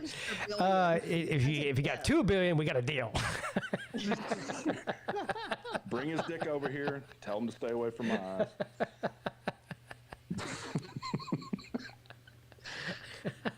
Would you have limitations on the dick you sucked for $1 billion? Would do what? Like, would he have to be shaven? Would he have any request? Yeah, I think I would do. Yeah, I think I would do. Yeah, definitely a shower. Now, hey, it's got to be like a. You can't beggars can't be suck no sweaty dick for $1 million. Little bitty one, but it's got to be like a 13-inch hog. Yeah. Oh my God. Wouldn't you want a little one so you didn't gag? Oh. Someone wants to gag on this thing for somehow both a big one and a little one both sound terrible to me. Has to be normal. What's normal? Be normal. Like ours. No, I didn't say for me. I'm saying for Pete. Pete, they're going to get their money's worth out of Pete. What? Yeah, I'm putting that on you, not me. Why would you say that? Because I'm better you than me. So would you turn people away then? Be like, nah, it's too big, too small, just right. All right, you're good. I don't think he wants to do. I don't know. I don't think it's much different than like eating like raw or like spoiled milk or something. Yeah, some sort of like some sort of uncomfortable thing that makes you want to throw up, basically. Yeah. But the reason I said that up to like so, if you ask somebody, would you drink spoiled milk for $2 billion? Yes, absolutely. I would be willing to throw up for that. I would do it for 500. Yeah. I wouldn't do it for 500. It'd have to be like. I could. Well, I mean, to Rex's point, I've thrown up for free plenty of times. I'll throw up for $500. Yeah, you know Not spoiled milk. Sea-Dog drank my dip spit for free too. What? What? Did you not know that? You're lying. We were at the NC State game, and it was by accident, though, right? It was an accident. Oh, okay. So we both got hot chocolate because it was cold. It was like late October. It was the last game before we played Georgia. Oh, sounds like a nice little date. Yeah. The cups got swapped somewhere, and so he had to go to the troughs, bro. He went and threw up. That's my worst nightmare. Yeah, dude. Accidentally drinking somebody's dip spit cup. Oh God. I've done it. That sounds so gross. Orange juice with pulp. I can't do it. Oh God! How long did he throw up for? I don't know. He was gone for a while, and the thing He's is, gone for a while. He missed the whole third quarter. Someone who was a fan of ours had come up and taught, and then later when I saw this guy, he was like, "Yeah, man, like you were cool, but like Sea-Dog was kind of an asshole." And I was like, "Well, he wasn't having a great time." So don't Did he just just chug it? Was he chugging?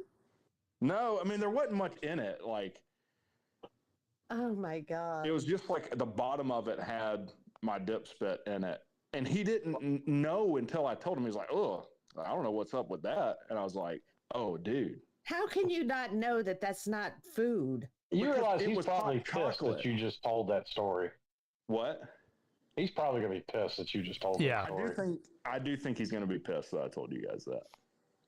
Legitimately. Well, he's not going to know because nobody's going to tell him. He doesn't listen to the show. So. I'm That's gonna how we call can- him the dip drinker. Oh, you think this isn't going to get dropped in the comments section of the ACC show next time it's on? I mean, unless you're the one doing it. Do that. I won't. I didn't say I was going to do it, but Chat, it's out now. It's too many. oh yeah, that shit's out, man. Oh, like damn. motherfuckers not even on this He already show probably knows already about know about it. Yeah, he's getting the text right now. I'm sorry, buddy, but it was for the show, you know. I'm Yeah. telling- That's a good story, though. I just can't believe. Well, it's a he true said- story, too, so which matters. Yeah, Yeah. it does matter. Yeah. I mean, if he's just talking shit, but he's just telling a story. Yeah, why would it's a someone great make that story. up? Yeah. Well, yeah. It wasn't. I tricked you, idiots. So dumb, dude. You believe that? Sea-Dog, I'm warning you now because I know you're probably listening. You're one smart-ass comment away from about Miami, buddy. Uh-oh. That's smart, Slim. Address That it. sounds like that sounded almost like a threat. Like a nuclear response. Yeah, almost like you were willing to drop a nuclear bomb on Sea-Dog I don't make threats. I just make to eliminate the threat. Sea-Dog's not in the chat, right? No, he's not. All right, I gotta call him after I get off the show. I'm like, dude, you need to hear this from me, okay? Before you hear it from someone. No, it won't get back to him. Just let it die. Don't incriminate yourself.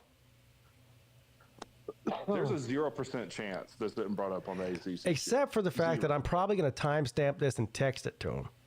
Yeah. So there might be I mean, that too. Yeah, yeah. And then listen, you're probably right. It's guaranteed to get brought up because he's guaranteed to take some shot at Miami on the ACC show. And I'm just gonna have to hit him with it. I'm gonna do what every politician does when they get caught with like tranny porn or something. Be like, that's AI, not true. That's not really my voice. While we're shitting, now you just outed yourself. While we're shitting on Sea-Dog, we may as well just go all out. So let's just go all the way. Jay says that Sea-Dog asking his wife to shove things up his ass was more embarrassing. That did happen. What? Yeah. When was this? Well, let me guess. He was pissed off about something, and he was losing his mind on camera. And he said, "Just shove this in my ass. Life doesn't matter anymore." Yeah, something like that. That's what people do when they get mad. You know, I could see that in one of his Exactly, Rick. It's totally normal. I could see that in one of his breakdown videos post to Georgia Tech loss because he goes into some dark places in those videos. And I don't even think it was that. I think it was. seen them. I think it was on the ACC show where he indiscriminately and inadvertently admitted that he asked his wife to stick something up his ass. I can't remember exactly what she did stick up there though. Oh, so like he was being serious about an intimate time in their lives? I don't know. He is probably far from the only person to tell their wife to stick something up their butt. Well, probably not, but he's the first person to say it on YouTube. That may be true, because that's way worse than what he said live about himself. Something worse than my story. Yeah, I can't make him look any worse than that. No, you can't. Unless he asked like a dude to do that. I mean, that would be weird. And then he also that would be way worse. He also said that his wife refused to have sex with him for like 3 months. And then the very next show that we did together, he announced that she was pregnant. And I go, well, how's that work? I don't know, but that's a good way to make sure a woman doesn't have sex with you is to get her pregnant. That's not true. It is for a little while. Not in my experience. Pregnant women are horny. Ooh, Mrs. P. Oh, I'm not saying that, but there are also there were also times I was a motherfucker and everything else not nice for actually getting her pregnant because she was pissed about being pregnant. Yeah. You know what the best thing about having sex with a pregnant woman is? Huh? The best thing about having sex with a pregnant woman. What? You can't get her pregnant. Okay. Well, but that's the best part. Yeah, you can't be more pregnant than you are now. Yeah. But I think actually that's not true.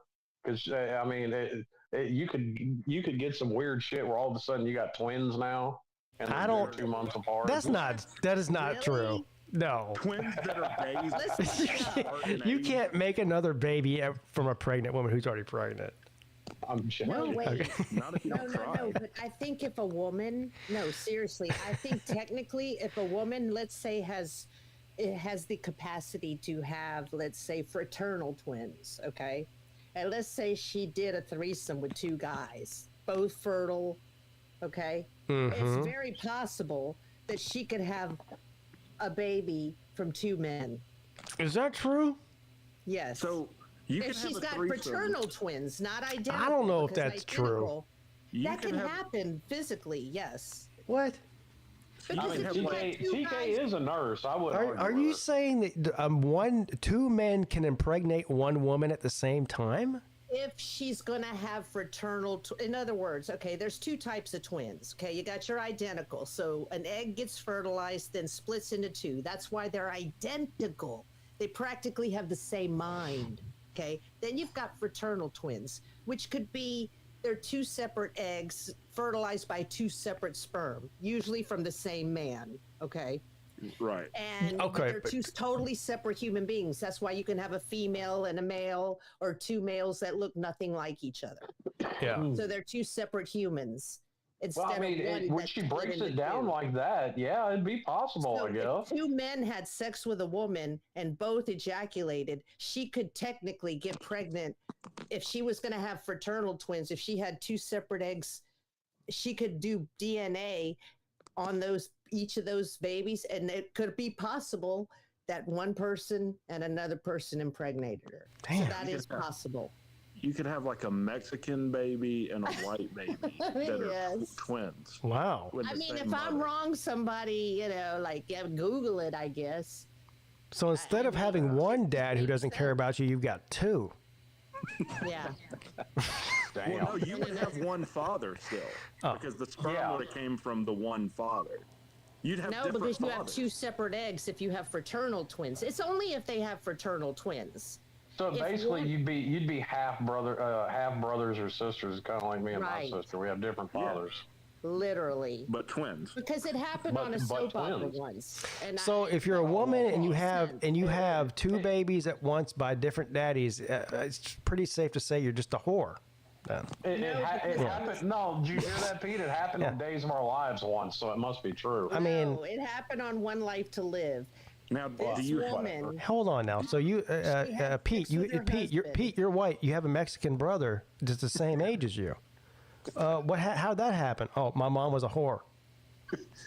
Yeah. Or she was raped by somebody the same night. Well, I wouldn't say that. It was a soap opera. Or she was raped by 2 somebodies at the same time. It wasn't. Why would you assume, since I had a Mexican brother, that I was raped? So her other personality got raped.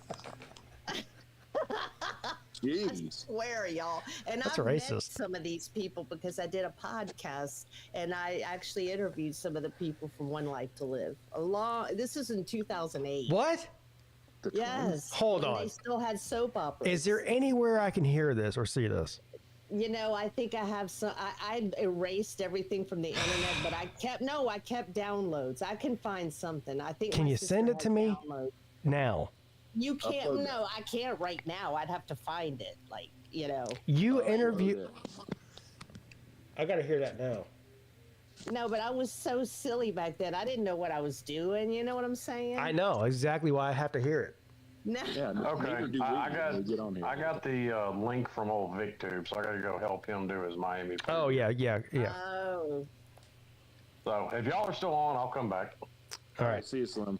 I have more questions though. Do you have to be fucking the woman at the same time for this? No, because in the soap opera, she made love with her husband. On Days of Our Lives, it's very scientific. One life to live. One life to live. Even worse.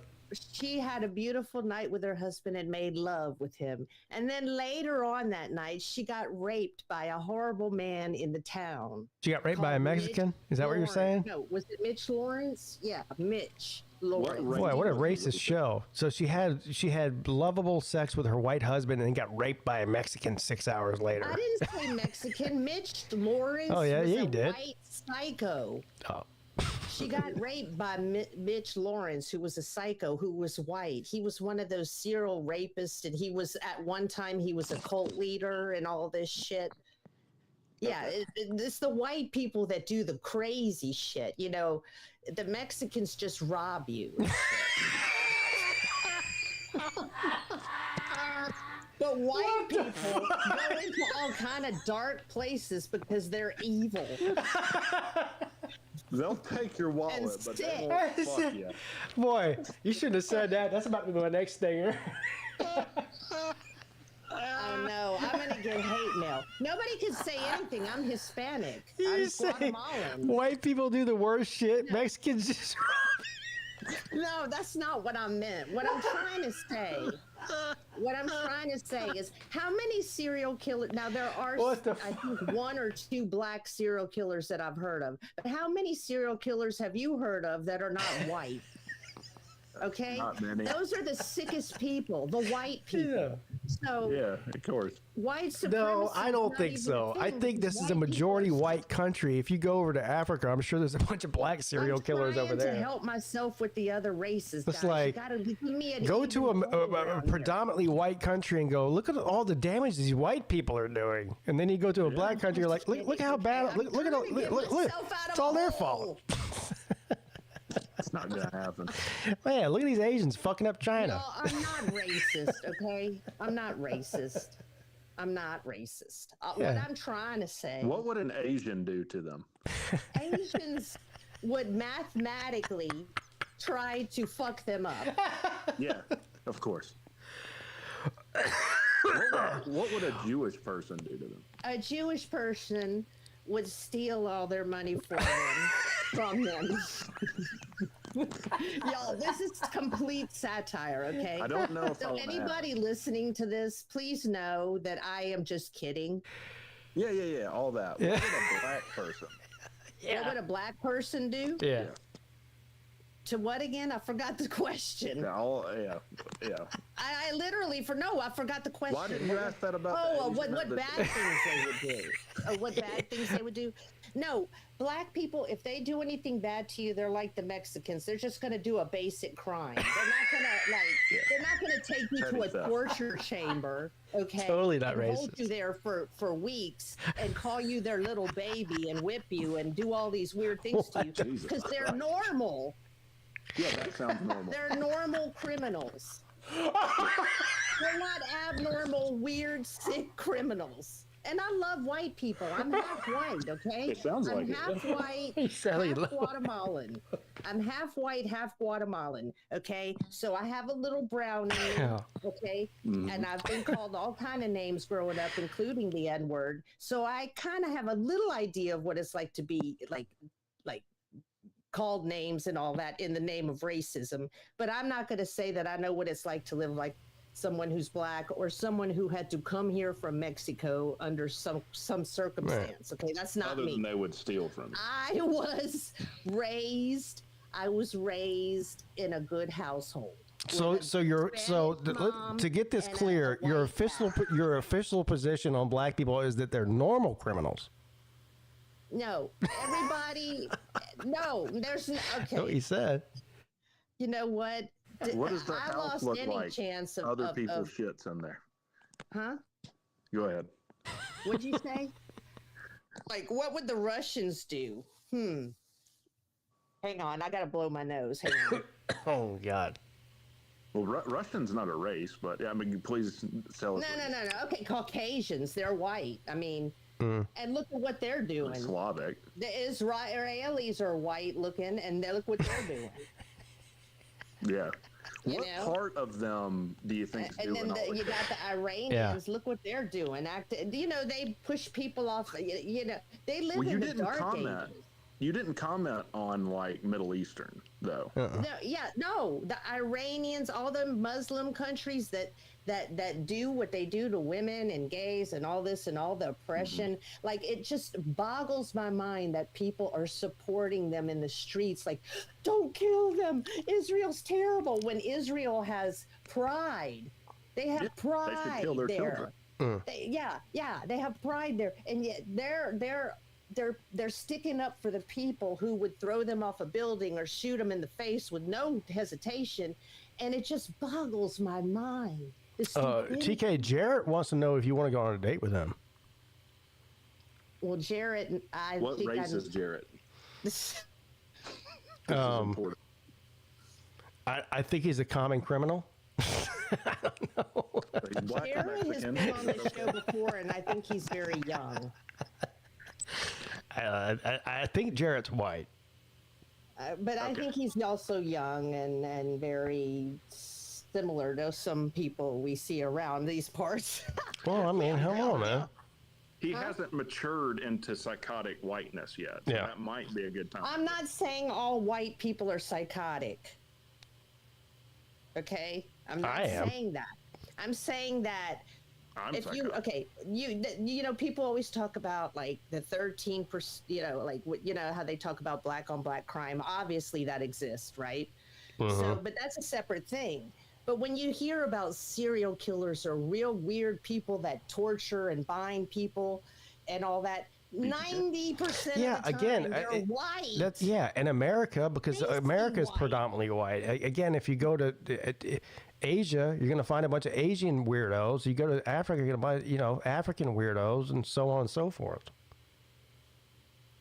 Well, I mean, this country. What are we, like 70%, 75% white? What is the white population in the United States? It's like 75%.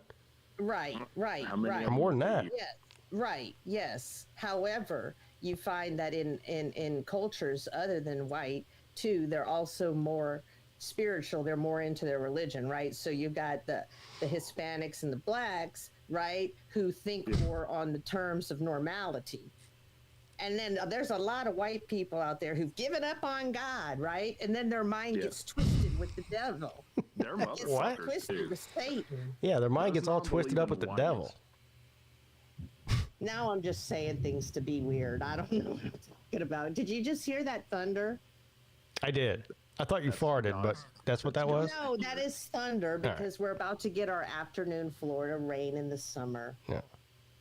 That's God's disdain for this show. That is God's disdain for everything I said. He's punishing us. I'm not racist to anyone who's watching. Of course. I really am not. Of course. No one is. Yeah, nobody thinks that. I'm not racist. Rec, do you think I'm racist? No. Okay. Pete, I'm being honest. He said no. You know me. No, okay. No. I was trying to make a joke, really. Yeah. I was kind of trying to make a joke. You're just talking about the cultural differences. Yeah, like white people tend to do more of the weird, gross, perverted and according to you, this is not me saying this, is you saying this, Mexicans just rob people. I don't mean they just rob people. That's what you said. They might, I don't know what they're going to do. They might just say an ugly word to you. But what I'm saying is... You don't know. if they're gonna grape you, okay? If They know what the fuck they're doing. They're gonna normally fucking grape you. They're not going to keep you locked up in some sort of hole somewhere like the man on the what is that man on that movie Wreck that y'all said was at the campground? No, I know what you're saying. Jimmy? You're talking about like a rape Jimmy? and release. Yeah. They don't keep you. No, it's like that guy. What was that guy on Silence of the Lambs? Oh, Hannibal Lecter. Yeah. No, but the guy that y'all said at my campground. Buffalo Bill. Buffalo Bill. Yeah, the dick there. He tucked his dick between his I'm legs. just saying Yeah. that the Buffalo Bills of the world tend to look like Buffalo Bill. That's all I'm saying. They're white as fuck. Yeah. They're white as fuck. And he likes white skin to wear too, which checks out. This might be the comment of the day, and that's saying a lot in this stream. Jay Shipe said, I've heard less awkward conversations at interracial gangbangs. Now, what are those? There's a lot to unpack there. When did you attend one? I can fit more of you. I believe that he's been to gangbangs. That does check out, but interracial gangbangs, is that like is Monday night white gangbang and Wednesday night is interracial gangbang? Like what? Hey, buddy, it's Monday night. Your night's Wednesday. Okay. You're too dark for Monday. Get out of here. It's White Wednesday. I just want the Hispanics and the Blacks to know that I love them. As you know, I'm half Guatemalan, guys. Okay, I'm half Guatemalan. It qualifies you to speak on the different races. No, it doesn't qualify me. I'm just saying that I'm not racist. Like you probably didn't know this about me. I'm part Indian. I believe that. TK's like, I'm not racist. I just think that Mexicans burglarize everybody. Sorry. If the No, Mexicans and blacks teamed up. No, not all Mexican. What I actually said was most robbers are of those two ethnicities. No. That's not what I said. That's not what I said. I said, okay, if you're going to be criminalized by a white man versus a Mexican man, okay, yeah, maybe the white guy is going to rob you and then do something weird with you. So he's going to rob you and then rape you. The Mexican's nice. He just robs you. He's just going to rob you and run away. Yeah, he's going to take your money and go buy a taco.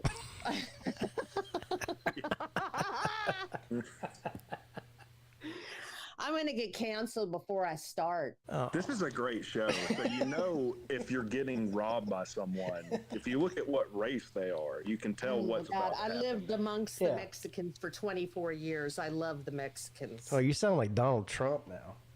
I do. I've lived with Mexicans my whole life. I love the Mexicans. The great people. Dude. The great people. After they rob you, they don't rape you. If I didn't like Mexicans, why would I live on the border of Mexico for so long? Well, you got the hell out of there, didn't you? I agree with that. They're wonderful people, and the food is amazing. Look. This is a safe space. The reason you left the border to go to Florida is to get away from them. To keep your shit. No. Because you were tired of getting robbed. No, I was going to retire there. No, because I loved my job there. No, I loved my nursing job there.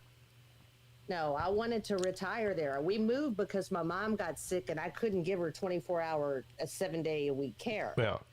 So we had family down here and we had to move literally everything, our whole lives. And I wanted to, and I could have stayed there and retired, right? But I felt like I would be the only one out there in Texas on the border. You know, not that I think it's dangerous. It just, I didn't want to be alone, I guess. All right, we get it. You love the Mexicans. We got you. Let me ask this. I do. I didn't think of this before. Depending on their race, does it change if they're gay or not? Yes. Why? Because after the gay Mexican robs you, he's going to sprinkle glitter all over you and say, have a nice day. Yeah, they're nice about it. She is getting. Oh my God, I'm so sorry. I just need your shit real quick. Yeah. I love the gay Mexicans. You're sounding more and more like Donald Trump. I love the gays. I really do like the I love the Mexicans. I especially love the gay Mexicans. They're great people. Look at this. Jarrett writes, TK, I won't bite. I just want to get to know you. Jarrett, you're like 18. All right. Well, He's definitely white. As fate would have it, this might not last long. But here is Jarrett to profess his love to you. I mean, you want to go out? Huh? Okay. He's asking you out. I appreciate. How old are you, Jarrett? 29. Well, you're still too young for No, me. You no, know he's how old not. I am, right? Hey, I like 29? mature women. Yeah, it's not too young for you. Jarrett, let me help you out. If you were to take TK out on a date, where would you take her? What would y'all be doing? Yeah, that's a good question. Questions. The movies and watch something she likes. The movies. Is that what you said? Try again. No, I like that. Sweet. Would you? Okay. And then what else besides the movies? Hold on. During the movie, would you like hold her hand, or would you put your hand on her thigh or something? No. No? Why not? That's if she wants me to, but I doubt. Well, how do you know she wants you to until you do it and she slaps your hand away or tells you you're a creep? Or would you just ask her, like, hey, is it cool if I palm you? Yeah, don't ask. That's even weirder. Then she has to say yes. Yeah. What? I mean, you don't. What did he say? What did he say? He said he would ask you first. No, I mean, no. What I'm saying is, Jarrett, you're just too young for me, hon. I mean, you have to be at least. 40. No, he's 29. 29. That's before he knew what age you were looking for. 29 could be my son. Wait, hold on. Jarrett, you're 40, right? Yeah, I'm 40. No, I'm just kidding. No, Jarrett, I'm way too old for you, Jarrett. I could be your mama, I think. I think I could. I probably What? could, yeah. What are you, 70? No. Jarrett, isn't age I'm just 54. a number, though? Yeah. I can be his mama. Wait, hold on. No, you can't unless you're. I mean. Hang on. I need a calculator. Does anybody have a calculator? I mean, I guess physically you could have, but you'd be a teen mom. Yeah, I'm not a teen mom, so. He's not. You're not too old for him. Stop doing that to yourself. All right. You might be missing out on something wonderful. Yeah. Because, well, that's fine. I'm sure he's a wonderful young man, but there's still 2 generations almost that divide us. He has a different perspective that he can share with you. Yeah, you can just be his. The new world's perspective where everything is not what it is. It's a fucking fantasy. Aren't you a feminist? You can just use him for sex. Right. Well, that too. I could use it for sex, but I don't need it that far. I'm sorry. You just lay You know there. what I want? Do y'all want to know Don't talk what I about want? anything. Yeah, I don't care about your worldview. Just keep your dick hard for 30 minutes. That's no problem. Oh God. I will not talk about Bernie. Is there a chance that Jarrett doesn't know what the fuck he's doing? They don't know what the fuck they're doing. Jared, you've had girlfriends before, right? Yes. How many? Are you married? No. Oh, all right. I hope he's not That's what I coming would on say. here and hitting on me like that. Just FYI to you guys out there, if you're married, don't even bother. Okay, so go ahead. Don't tell her. Don't tell her that too. If you're married, don't even bother. What does that mean? What? I'm not gonna have sex or be with a married man. Period. Ever. I'm better than that. I mean, at least it won't ever cheat on you. Jeez. I'm nobody's seconds. I'm nobody's. Oh. I'd rather be by myself. Oh. Yeah, but just because you strike out doesn't mean you don't get up to the plate. Yeah. What? Yeah, Jared's making a lot of Strike out? sense. This is the first time that Jared ever has made sense, actually, to my interactions with him.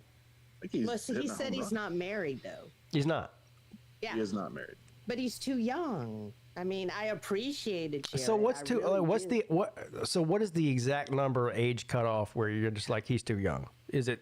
Well, he's 29, so Anything under like. When's your birthday, Jared? When do you turn 30? Next year. All right, so next year. Next year. All right, so we just postpone the date. We'll treat it like a check. We'll just post date it. Both of y'all need to keep your trap shut for 5 seconds and let me talk. Okay.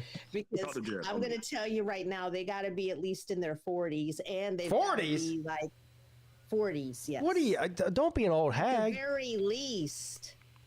At the very least. All right, so this is the difference between men and women. What's your cutoff? Like, how young will you date, Rack? Or I say date, but you know what I really mean. I'm probably not a great one to ask on that. Like, Yeah. I wouldn't want to date under 25, probably. Well, see, there you go. That's younger than Jarrett. I mean, if you're talking about date, like actually be a boy, like date someone, that's one thing. But like have sex with, I would probably do it with a 30-something-year-old. But I don't necessarily want to do it with Jarrett because I think but the reason I mean you don't mix business with pleasure. He's part of the community. Is part of the community. I mean, he's got 29 years of average size meat he can give you all night. Well, let's not write a story. Maybe he's got a fucking huge dick. Yeah, who knows? He might have a 12-incher. Big enough. What about Rick? Do you have width or girth? Jared, do you have width or girth? Yeah, how wide is your dick? Wide, it's wide enough. Yeah, wide enough. It checks out. I mean, come on. It can't be too wide. No, not chode. It can't be too wide. What's a chode? What about too? Can it be too long? It can't be too wide because I'm so, I don't do it much because I'm such a lady that it's. Oh, stop. Stop that. Well, that could change with Jared. I mean, who knows? Yeah. No, I don't think so. Yeah, he might be loosen you up a little bit. Jared, I think you're so sweet and I really appreciate it, but I just, you're so young. See, this is Jared. You should have just been an asshole, buddy. This is the only way to go. Yeah. I could have had him when I was 26. Is that right, Yoda T? He says 29 plus 26 is 54. So that means I would have had to, if he's 29, I would have had to been 26. How old are you, TK? 54? 54. Oh. Can you believe how old I am? And I'm gonna fight time with roller skating. Na na na na na na na na na na na na na na na. I don't know. I feel like 54 is like the perfect age to screw a 29-year-old guy. No, it's not. Yeah, it seems to me like the perfect number. Not when you've been through menopause, honey. You don't understand. I mean, they make lube. Womanly things. You get there. lube for that. Yeah, but don't ask. Go to the Jiffy Lube. Yeah. Jiffy Lube. Go home. Use some motor oil, some 10W30. You see how they talk, Jared? Jared's not talking like that because he's a gentleman. Yeah, and not fucking nobody. Why is he the gentleman? He's the 29-year-old trying to fuck a 56-year-old woman. But were they assholes? He asked me to go on a date to the movies. Y'all are the ones bringing up the. But he was gonna stick his dick in the popcorn. We know it. How do you know? You think I just let any rando stick their popcorn in my whatever you said? No, I said Jared is not any rando though. But I haven't even seen his face. Cam up. Yeah. Can we see your face, Jared? Let's see if you're not on. They won't see you. Just us. Well, I can't promise that. But. Well, what do you? Well, don't. I mean, I think she just wants to make sure that you're not like a total. Yeah. What if he's a 12-year-old? She's got to. He's definitely not 12. She's got to verify your race real quick. So. Yeah, she wants to make sure you're not a Mexican that's going to steal from her. Yeah. That's not true. That's what you said. That's not true.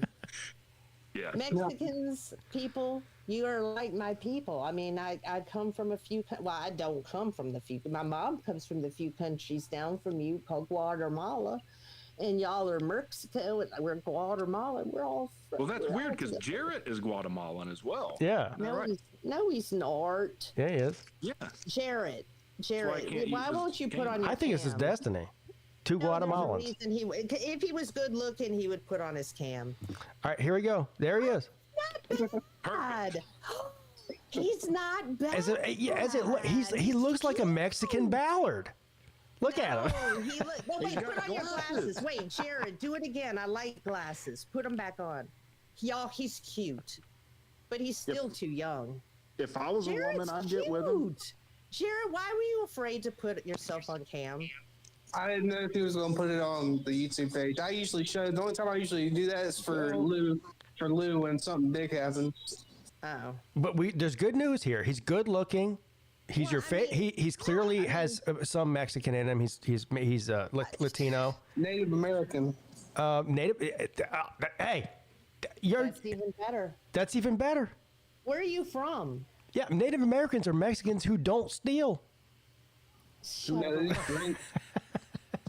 you from? I'm from North Carolina. Where? I'm sorry, I didn't hear that. What? Where are you from? I'm from North Carolina. Where in North Carolina? So are you a North Carolina fan then? No, I'm a Georgia fan. Oh, yeah, he's a traitor. What part of North Carolina are you from? Started about an hour away from east from Raleigh. Okay. It's in the Research Triangle, kind of. Yeah. Well, you know, as soon as I can, I plan on y'all. I told you I'm doing a little road trip, and I'm going through Georgia. I'm meeting all my friends. Maybe I'll come down there and meet you. We could go to the movies. But I mean, he is too young. I mean, I'm being honest with you because you say that now. No, I've learned my lesson, Rick. You say that now. No, I learned my lesson. Let him take you to the movies and maybe you. No. It's not. No, I'm not saying I wouldn't if I was his age. Yeah. You know, he's not a bad-looking guy. Like I thought the reason I'm going to be honest, y'all. I thought the reason he wouldn't turn on his cam is because he was probably hideous. He was a reptilian or something. Yeah, I mean, what do you think he had like a? You think he had like? He looks so normal. He turns on his cam. Oh my God, he doesn't have two noses. How surprising! No, you know what I mean. He's not the right race. No. He doesn't have a middle finger growing out of his cheek. No, I would date someone Mexican or black.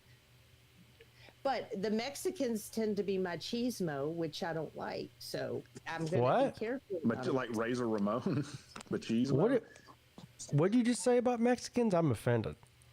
No, they can be machismo, where in other words, Mexican men, like I've said this, I think I said this on Bad Bitch Fuel. I don't know if BA's in the comments, but I was talking about this on somebody's show. I think it was hers.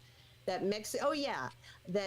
I would, it's not that I wouldn't marry a Mexican man, because I would if he was the love of my life and I trusted him. But in general, I tend to not date Mexican men because they tend to. It's part of the culture. It's. They tend to what? It's accepted. It's accepted. Cheating is accepted. Oh, so now they're not just thieves that rob you. Now they're cheaters too. God dang. Oh my God, I can't say shit. You really hate Mexicans, don't you? I really can't say shit. Yeah. First of all, about them is thief. Yeah, they're thief. They steal and they cheat. I hate all of y'all except Jared. Steal your money, steal your heart. God damn. You're my only friend here. Yeah, you're like the female Donald Trump. Y'all. I can't believe y'all. God damn. Remember when Donald Trump was like, they're sending over the worst of the worst. They're sending over rapists and thieves. TK eating that shit, right? TK's just sitting there nodding. Yeah. No, I want to say something about that. No, when Trump came out his first term, right? No, I ended up voting for him. But when he came out his first term, that was one thing I would hate that he said. Because well, you just said it. No. You just said the same thing he said. Listen, you're totally misconstruing. I'm not. You said the same thing you said. You are purposely misconstruing what I said. Oh, he says too, by the way, that you're taking him out of context. What?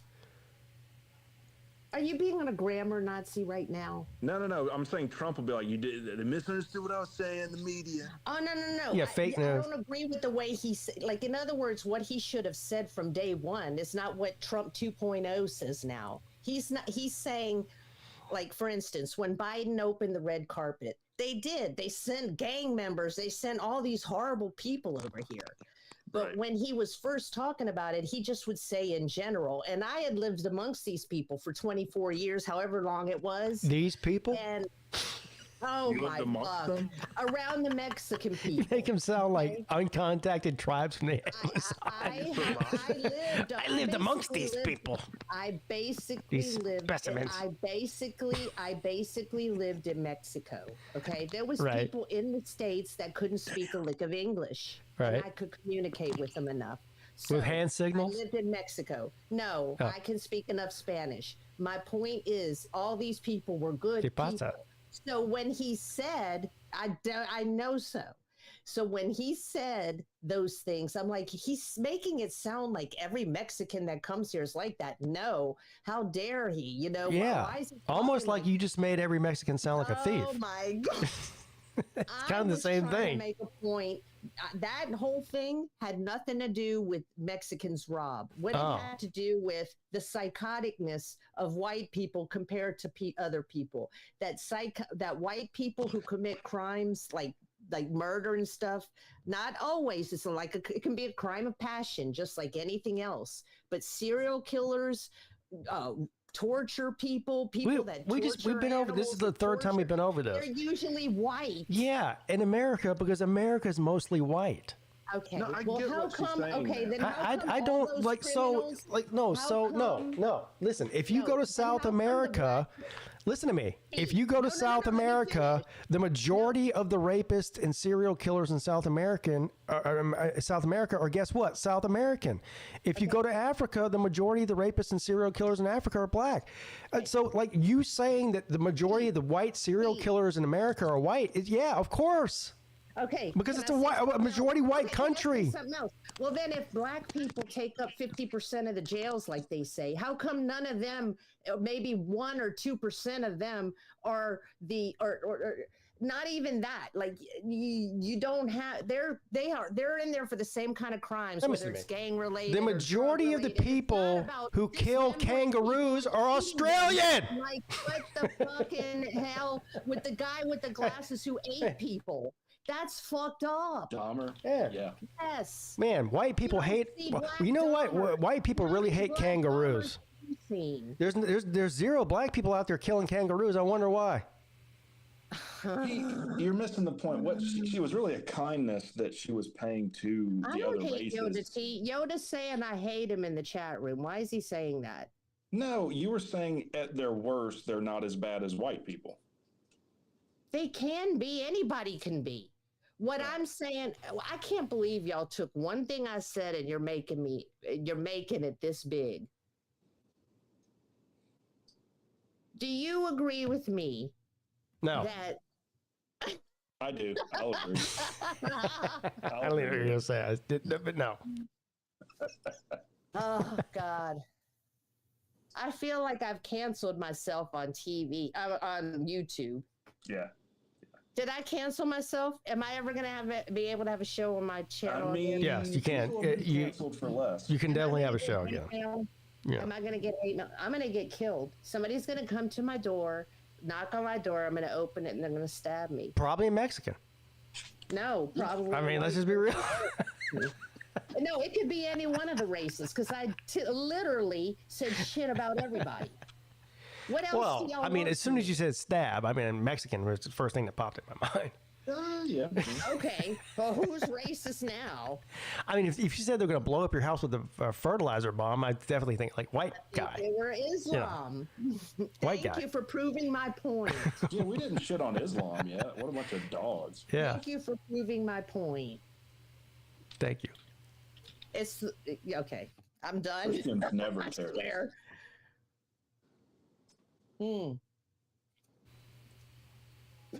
What a great show. Yeah, I don't even know. It's awesome. I really don't even know what to say at this point. It's pretty much all been said. Yeah, I think TK already said it. Yeah. What did I say back? I mean, I learned a lot today about TK. Oh, Yoda still loves me. Oh, man, I'm sweating. Did I say mean things? I don't know. I think that it's ironic I can't call you racist because first of all, I don't think you are racist. I think you hate white people, black people, Mexicans. No, I don't hate anyone. Yoda just said he hates me. I think the only people you don't hate is Muslims, which is ironic also. No, she does. She does? No, Yoda T just said he hates me. Yoda doesn't All hate this you. stuff was like being like kind of facetious, kind of like he doesn't hate you. Oh, he doesn't hate me. Okay, thank God. Yeah, Okay. here. I'll let him tell you. Here he is. I'm just trying to be provocative. Yoda, you don't hate TK. Of course not. Yeah, she just hates you. No, I don't hate anybody. She hates you and Mexicans and white people. Yoda, I basically said that I think somebody who is of African persuasion is actually more normal than white people. Is what does African persuasion mean? That's like the video. That was that music video we watched. Yeah, I think. But when you say African persuasion, I think you mean black. Is that what you're just trying to say, or? Yeah, okay. So if he's black, I'm basically saying he's more normal than most. Like I let it go, forget it. TK. I'm not going to talk anymore. They don't walk in too many traps. Yeah, I did, Yoda, and Yoda loves me. So that I do. That's why. Yes. Yeah, she's walked into a lot of traps, hadn't she? I mean, if she was a bear, she would have no legs right now. And y'all might have single-handedly canceled my shit. I'm gonna go see how many subscribers I have. Nobody. Oh, stop it. Nobody. Listen. No one gives a fuck. Yeah, nobody cares. Nobody's even watching. What are you talking about? We're talking to no one right now, TK. Really? There's nobody in the chat room anymore? They don't care. Look. They already know you're crazy. They don't care about that. I'm a good crazy. Yeah. And you might have fun on a date with Jared with the popcorn. He'll get you some popcorn. Yeah. It sounds like he's not a bad-looking guy. Yeah. But seriously, somebody that age, I'd probably go out with him. I mean, but I'm too old. I mean, you're not too old. You keep saying that, but you're not. No, it's not. I can't explain it to you, Pete. It's nothing against him. Like I literally. You could definitely find some 25-year-old, 29-year-old. How old did he say he was? 29. 29. Yeah, I mean, nobody's telling you to marry him. Talk about old times like the Doobie Brothers and MASH and Three's Company. We can't talk about shit like that. This is the difference between men and women. If I was a 54-year-old woman and some 29-year-old guy wanted to bang me, my legs would be spread so fast that your head would spin. Well, damn. That's the difference between men and women. Well, menopause kind of put a kibosh on Again, they got lube for that. That doesn't matter. It put a kibosh on everything. It put a kibosh on even wanting to be around people. Yeah, well. I got to fix that. Well, that's nothing. I mean, I'm fine. I'm not going to talk about that here. Too late. No, there's nothing wrong with me and my sexual drive. Yeah. That's where you draw the line. Yeah. Talked about Jews stealing money, Mexicans stealing from you, black people stealing from you, white people being a bunch of sicko. No black person has ever stole anything from me. But you know what? Mexicans have stole from me and my mom when we hired them to do work, and they have stole from us. But you know what? A lot of times my mom will give people chances, a second chance, because she loves people. And she becomes friends with the workers. Like she just treats them like family. Like my mom, when she grew up in Guatemala, she grew up rich. They had servants. They had all this stuff, right? Damn. But my grandmother was like, don't talk to the maids like they're like she was very uppity. But my mom would talk to everyone like they're the same.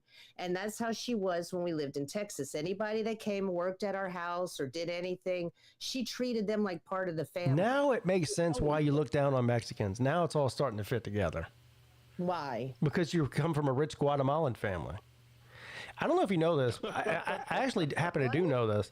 There is I've worked with a lot of like Mexican nationals before, and they hated Guatemalans. Like we had this one guy that came and applied and started working with us. He was probably like 18 years old, just came over from Guatemala, and they bullied and treated this guy so bad. I felt bad for the guy because he was Guatemalan. Mm-hmm. So you being Guatemalan, it makes sense that you hate Mexicans now, and it's all starting to make sense. Yeah. No. Well, no Mexican ever looked at. No Mexican ever made fun of me for being Guatemalan. The people who made fun of me for being Guatemalan were white, Baton Rouge, Louisiana people that, idiots. Yeah. Back in the 70s and 80s. No, back in the 70s and 80s when she goes, things were still very racial. That was her first reaction. She goes, yeah. I mean, ignorant people. Like I was at summer camp, and like there's different instances, but this one sticks out only because it was so weird. Like these two girls were looking at me, and I'm about maybe 10 feet away from them, and I can hear them, and they're like, "Is she black?" And they were looking at me like I'm some kind of alien. And it was at that point, because I wasn't that young. I was probably about maybe 12. Hold on. You thought they mistake you for black? They did say it. They like, is that girl black? What? Because I get very dark in the summer. If they thought you were black, what made them think you were an alien? That's horrible. I mean, that was horrible. Let me finish my story, and y'all can understand. The way they looked at me, they were looking at me like I was some kind of, oh my gosh. And at that point, I had enough self-awareness that, you know, even though it hurt my feelings, they were looking at me like that at that moment. Now, I wasn't raised in a racist household. People didn't use the N-word or anything like that in my house. We were taught to just respect everyone. We had service. But I had a special right. love. We weren't racist at all.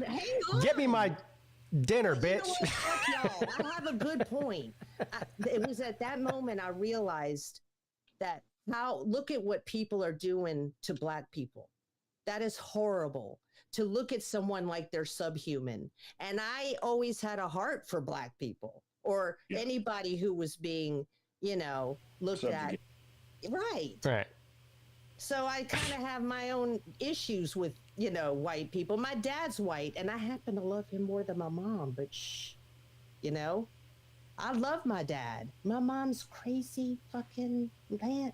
That explains why that explains your hate towards Latino people. So you love your white dad, but hate your Mexican mom or Guatemalan mom. No. I love my mom, okay, but she's not easy to live with. Right. So. Look, we all got our problems. It's okay. I know. It's all right. I mean.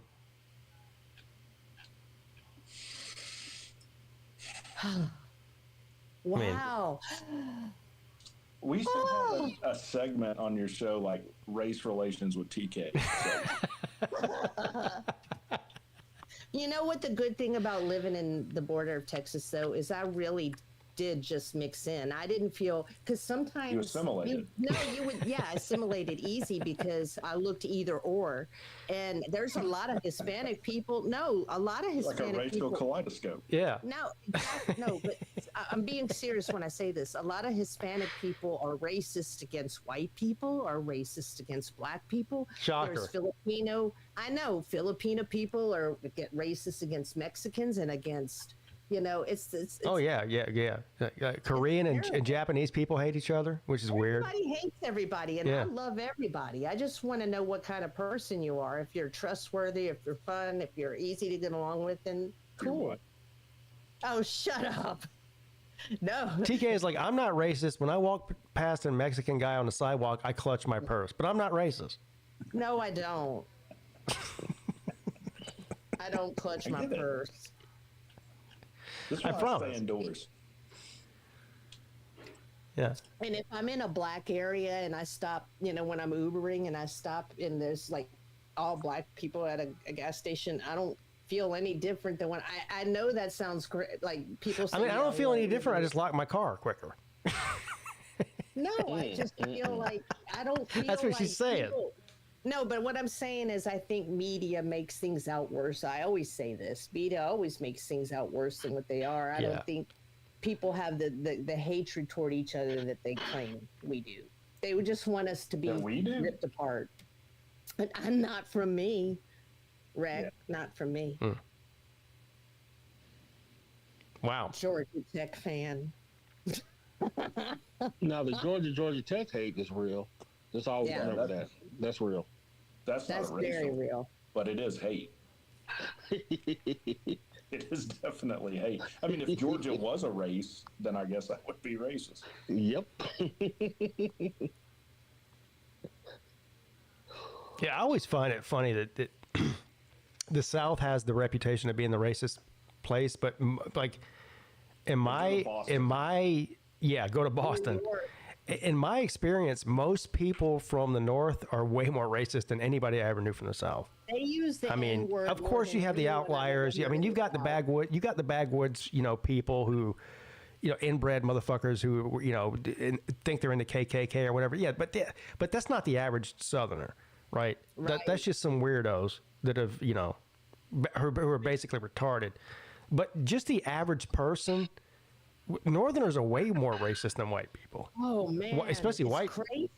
Than Southern white people. I mean, yeah, because being down here, you have a melting pot. A lot of Northerners here, and it's the Northerners that say it way more. I'm telling you, this isn't even North. This is in the Midwest. I have a friend that moved here from Ohio. He had never left Ohio his entire life. He moved down here when he's like 35 years old. He had never been outside of Ohio. And one of the first days that we're working together, he goes, I've never seen so many of these people in one place at one time. I go, and I didn't know what he's talking about. I go, what do you mean these people? He goes, black people. Jesus. That's what he said to me. I go, what? Like, and again, I'm like, and this is a guy from Ohio. Like, Ohio, they're real.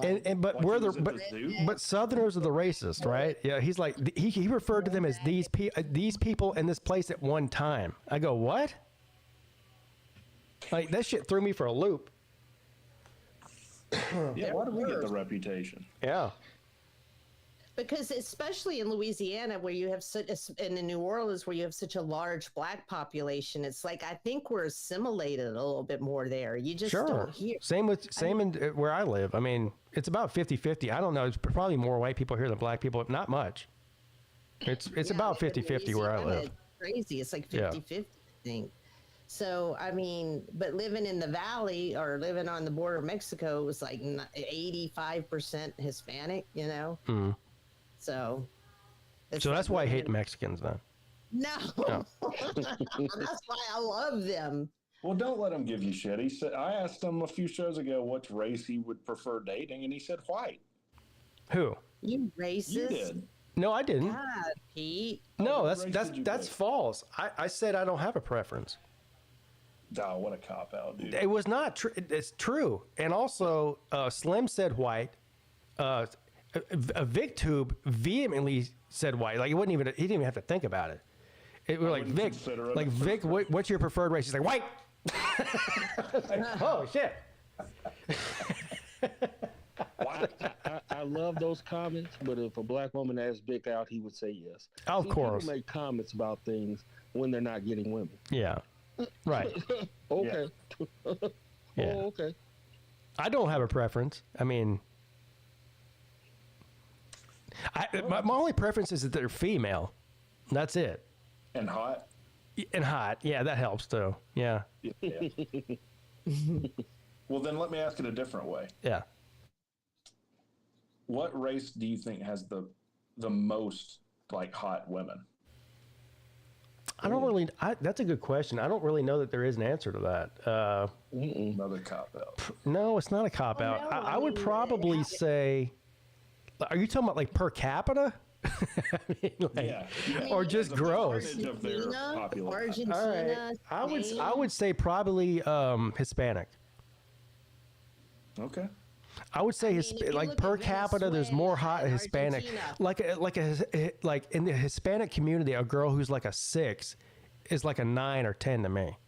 Are you lumping all Latin communities? Yes, I'm talking about Mexico, Central America, South America, and I guess Spain. Yes, no, Spain has beautiful women. Yeah, but you're talking and about Portugal. Brazil, Peru, Throw Portugal in there too. Portugal, all these, Portugal. I know, and it's wild because Portugal people look a little bit different. You could tell somebody's from Portugal. Yeah, they're not. It's just and kind of like Spain because they are lighter skinned. Now, which you have Brazilians, Argentina. Brazilians! Oh God, I've been there. I mean, their whole life is about being beautiful. This is why they win a lot of pageants. This is why. Yeah, that is true. They care more about the way they look than most other. Than anything else. Yeah. It's the top thing, and for men too, but women especially, it's important. Yeah. So. Eiffel Tower disappears. Yeah, I don't believe that. So you're saying all Asians look the same? No, I'm not saying that. No, I got. There's a lot of hot Asians too. No, it was a Weather Channel. I guess bad rain. Which is I thought I got scared. Look, white people might be the most racist, but we're also the most we're like white guys will fuck anybody. I mean, That's another thing. Yeah. Mexican and black men, they're picky. Yeah, that's what I'm saying. Well, they may. That's not they're true, really TK. bad off. TK, that's not true. That's not true. Well, not for everyone, We but have an in expert general. panel. In general. Like especially the Mexican men want a beautiful looking woman. The black they want somebody hot. Yeah. TK, you never heard comedian women say that fat white women think they're attractive because of black men? No, I've heard of like when white women date black men, like black women hate that.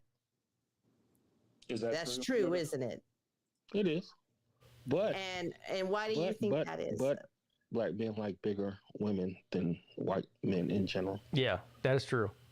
Black women like white men more in general too? No, that's not what he said at all. What did he say? He said black men like bigger women more than white men do. Bless your heart, too. Black men, what? Like bigger women than white men do. That's true. That's true. That's true. That's true. I mean, obviously not true for everybody, but I'm worried about your hearing a little bit, TK. No, it's not my hearing. I just, I think it's a mix between I haven't eaten and I've been on for a long time. I think what Yoda's trying to say is you're too skinny for him. Oh yeah, I'm way too skinny for a lot of men. Yeah. That's why I'm building up my booty, my hips, my thighs. You're building up your booty? How you doing that? For the black men? Roller skating, and then I'm gonna start doing kayaking for my upper body, and I'm gonna build my legs more. And I thought the best way to build up your booty was just eat McDonald's. What are you doing? I don't think skating does that's it. a good way to build up your stomach too, if you don't skate it off. You can do some sit-ups or whatever. Yeah, I've been building up my booty for a while. Well, you use your core. You use your core a lot in skating. Your abdomen. Yeah. And even your arms a little bit, but not enough. That's how I want to do. I would like to see Rec talk on some skates. Me too. Yeah. I think you say that. I think I'd surprise you. I think you might. Well, why don't you? I don't know. It wouldn't surprise me. I feel like you might be somewhat graceful. Yeah. Yeah. Well, look, I could probably buy a pair and have Sea-Dog film me after I tell him, the shit we talked about him, and then I'll upload. That would be amazing if you. Now you can't do rollerblades, like a retired white guy on the beach. You got to do the four. What do you call them? Quads? Is that what they're called? Quads. Yeah, you got to do like the skating rink style skates. Like that. Like nobody wants to see a fat wreck on rollerblades. Wait, what? What do I gotta do? Put a fucking corset on for you? No, you gotta wear the kind of skates that TK wears. The quads. Yeah, the 4-wheel. Yeah. I can't do razor blades. What you're saying? Rollerblade. You razor blades. Razor blades. Yeah, the one that have like. You sure you don't need any classes? Yeah, that's a rollerblade, not a razor blade. That's a razor blade, dude. What have I been chopping my cocaine up with? That's not what. You've been chopping your cocaine up with skates? You know what? Samsonite, I was way off. Since you listen, when I do my road trip around Georgia, can you and Sea-Dog be in a car? Okay, you can drive or Sea-Dog. This is oddly specific. Go ahead. No. Well, because they're good at productions. No, I want them to get both behind me and in front of me. Oh my God. No, wait. Hang on. Oh man. Hang on. You want us to film you? No. Another stinger. Be in the car. Does anybody have a sunroof? No. This has turned great. Listen. Yeah, hold on. You want Rec Talk behind you and Sea-Dog in front of you? Is that what you said? With the sunroof. With the sunroof. Damn. Can I find something to show y'all what I want? I need somebody to film me skating, but they need to either be driving or skating. But since they can't skate, they might as well drive. Damn. Somebody has to be filming me. Let me find something. Hang on. This is going on OnlyFans. Damn. No, I want to go like down, like I want to go on interstates and shit like she wants to go down. Yeah, with the sunroof. I want a hill bomb. I want a hill bomb. All right. She wants. Yeah, and they have a lot of hills. Rick Talk behind her, Sea Dog in front of her. She wants to go down. With the sunroof. Yeah, that's going down. Yeah. It's good OnlyFans. Damn. Sickos. They don't know what the fuck they're doing. I love him. I don't care what anybody says. Obviously, he talks shit about every race. Yeah. Oh my God. Let me find something here. Shit, how do you find your history again? Oh, here it is. Click history. Yeah, I can't find history. Oh, here it is. Wait. Jarrett wants to know, would you date Trump, TK? No. No, why not? Y'all, I mean, y'all share the same values and views on Mexicans. No, he's gross. Trump, tell me what you think about Mexicans again, baby. Hey, y'all want to see? Yeah, they be like dirty talk in the bedroom. Yeah, tell me about the Y'all Mexicans. want to see baby toads hatch out of a mom's skin? I mean, baby toads hatch out of their mom's back. What? You want to see something cool? What? Hang on. They made a movie about that in the 80s. It was called The Gremlins. No, watch. Yeah. Are you talking about Gremlins? That was a great I'm movie, gonna by the share way. a I screen. love some Gremlins. I'm going to share a screen if you want to watch it. A toad hatched babies? All right. Get ready for some real freaky fun. Oh, wait. If you have tryptophobia, do not watch. That's fear of Nobody holes. even knows what tryptophobia is. It's fear of holes. Fear of holes. Fear of holes? If you're afraid of holes, don't watch. Bizarre events. Are you shitting me? Unfold. No. Who the fuck is afraid of holes? Like science Never heard fiction that. films, This donut away from me. strange beings writhe and kick their way into the world. These are the young Peete toads. This is like the most fucked up thing I think I've ever seen. What is... Placed there during laying and fertilization, the eggs become embedded in their mother's flesh. What am I watching? Up to 100. I don't know if this is born worse in than this the way. watermelon stuff. The big head bomb. This is terrible. They have already passed through the tadpole stage. TK, what are you... Now as Do you tiny watch? Do you sit around all day and watch this? TK, what are we watching? I can't get enough of it. I want to take that toad. I can't get enough of it. No. That was all. I watched it. We watched that for 53 seconds. I've already had enough of it.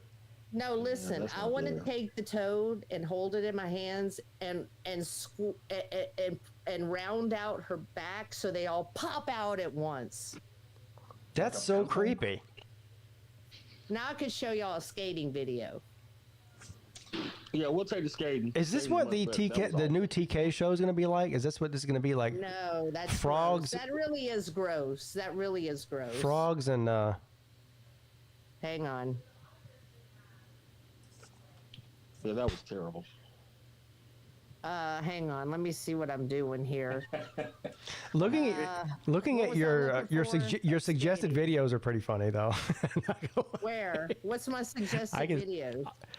Disgusting toads hatch out of mom's skin. Midday this is show with my Pete. history. The world's gone mad. Kamala Harris's daughter shows off the latest lefty style.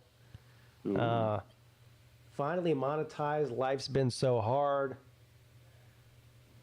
All right, y'all Kamala don't be Harris looking doesn't at have my any private daughters. stuff. How's that even a thing? Hang on. You're sharing your I'm strength. gonna You're put somebody- sharing. You're literally sharing your private stuff with everybody. What are you talking about? Well, wait, hang on. I'm trying to think of the. Okay, is it Rama Jamma Flower? Let me upload this to the internet. Rama Jamma Taylor. Rama Jamma Taylor. Let me share this with everybody. Not Don't Rama look though. Jamma Taylor. Hold on. I'm looking for a skater. Hang on. Shit. I'm looking at my All private right. public thing. Hey, I'm going to share a screen. Don't look, though. Don't do it. Private. Fucking peeping Toms. I would like to see some. Is there well, I shouldn't say that. Oh, I know who to look for. Coco Franklin. Is She's there my any idol. other skating enthusiasts that are of your... I'm trying not to be offensive here. This is very hard. Sorry. Is there any other old bitches like you skating that you have videos of, or? Did you just call me an old bitch? No, I didn't mean like. Lack of a better term. That's all it was. That was horrible. Yes, and here's I don't know. I don't know if she's in her how old she is. I think she's might be in her 40s. Or, I'm not positive, but I love this skater. Okay. Is that old enough for you, Pete? Yes. She's in her 40s.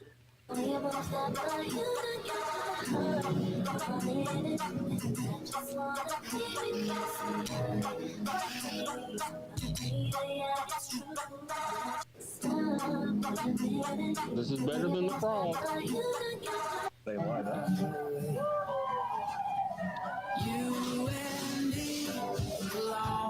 Here we go. Here's some old bitches. Yeah. What are they, skating around a shopping mall? That's what that is. You and me belong together all the time.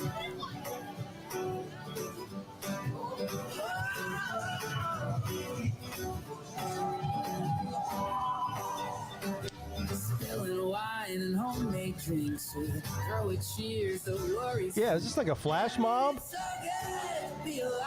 Hey, do you ever do that, TK? You get like 30 skaters together and you just like show up in public and start skating around without like announcing it to anybody, and everyone's like, "What's going on?" Is a flash skate? No, but that's what I want. Well, that's why I'm asking for. Like, I mean, she does this on the streets too. Like, you know, they do it, and I want somebody to film me, like in the streets, but they might have to use their car and just drive slow. You know. Or they can just. That was cool. That was actually cool. Why would they have to use a car? Can't they just skate next to you and film you? Well, does Rec and him skate? Like, I love her. Look at how I love her vibe.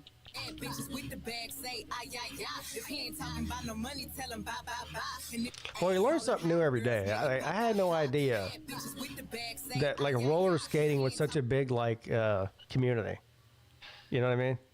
Well, it got a resurgence in 2020 when everyone was stuck in their house trying to find new hobbies. And a lot of these influencers came out in 2020 and was doing all these tutorials and things like that. So they're like, everyone's locked in their house. They have to wear a diaper on their face. I'm gonna start skating. Well, no, I mean, but what I'm saying is they would go out with a mask and there's nobody out there. But they also would teach you tutorials how to practice and do drills in place. Like if you have a room in your house. Drills like, you know, working on steps that you can do in a small space, spins and things like that. Like they teach you how to skate when you have a small space and when you can go out and do something. So Coco Franklin is my favorite. She's got a Patreon, which when I get the money, I want to join. It's $50 a month. I want to learn how to skate. $50 a month? But you learn how to skate like her. I want to learn how to skate like her. And for $50 a month, you better be able to spin on your head. She does yoga and she does other things too. It's way worth it. $50 a month. Damn. That is a lot. I can send her a video. She can help me on my stuff. She helps me learn. It's worth it. Jeez. Even if I just do a few months, you know. $50 a month. I'm about to start. Really good. I gotta go. I'm about to go learn how to skate. And for $50 a month. Oh, when you walk look at this. Every night, talking sweet and looking fine. I get kinda inside. It's fast. I'm so into you, darling. If you only knew all the things that flow through my mind, but it's just a squeeze. Yeah. Oh, yeah. It's so deep, it's so deep. So easy. Oh, when you walk by every night. All right, TK. I think we've seen enough skate videos. I know, but isn't that awesome? That's what I'm trying to. But I'm showing Rex so he knows what I'm looking for. Oh, I wasn't watching. Oh well, thanks, friend. Well, anybody out there who was watching, if you're willing to videotape me with a car, like it going in front of me, or if you can skate or skateboard, we can do that. You can. Well, can you? Well, you can ride a bike even. Why would you question that? Yeah. I'm not questioning. And why would you just automatically assume that the Georgia Tech man has to ride a bike? Wait, you know how to skate? I mean, I'm sure I could figure it out. I mean, oh Lord! At birthday parties when I was like 6. So yeah, I used to skate when I was 5. It was awesome. Okay, well, you don't know how hard it is to tape someone because you got to be able to be as fast as they are. You have to be able to catch up to them all the time and be a good. I'm a fucking athlete. Okay. Yeah. Have you seen him? He did almost win the Slurbs. I can't believe you still are on the air here, Pete. Yes. I can't either. God almighty, damn. God, you've missed a lot, buddy. Yeah. Have I really? Okay. We got off that subject of buttholes for a little while. Is that? Well, I mean, a few times. we fade in and out of butthole talk a little bit. Yeah. There's been spiders, all kind of things. I know you've been TK on a date. We did learn that TK hates Mexicans. So no, that is we did learn not that. true, Scott. She said. In fact, and she said that, and she said, and she said something very redeeming about black people too. She said they're just regular criminals. So there is that. Scott, tell me if you understand what I mean by this. Okay. TK, they're giving you crap, aren't they? Yes, they don't understand what I was trying to say.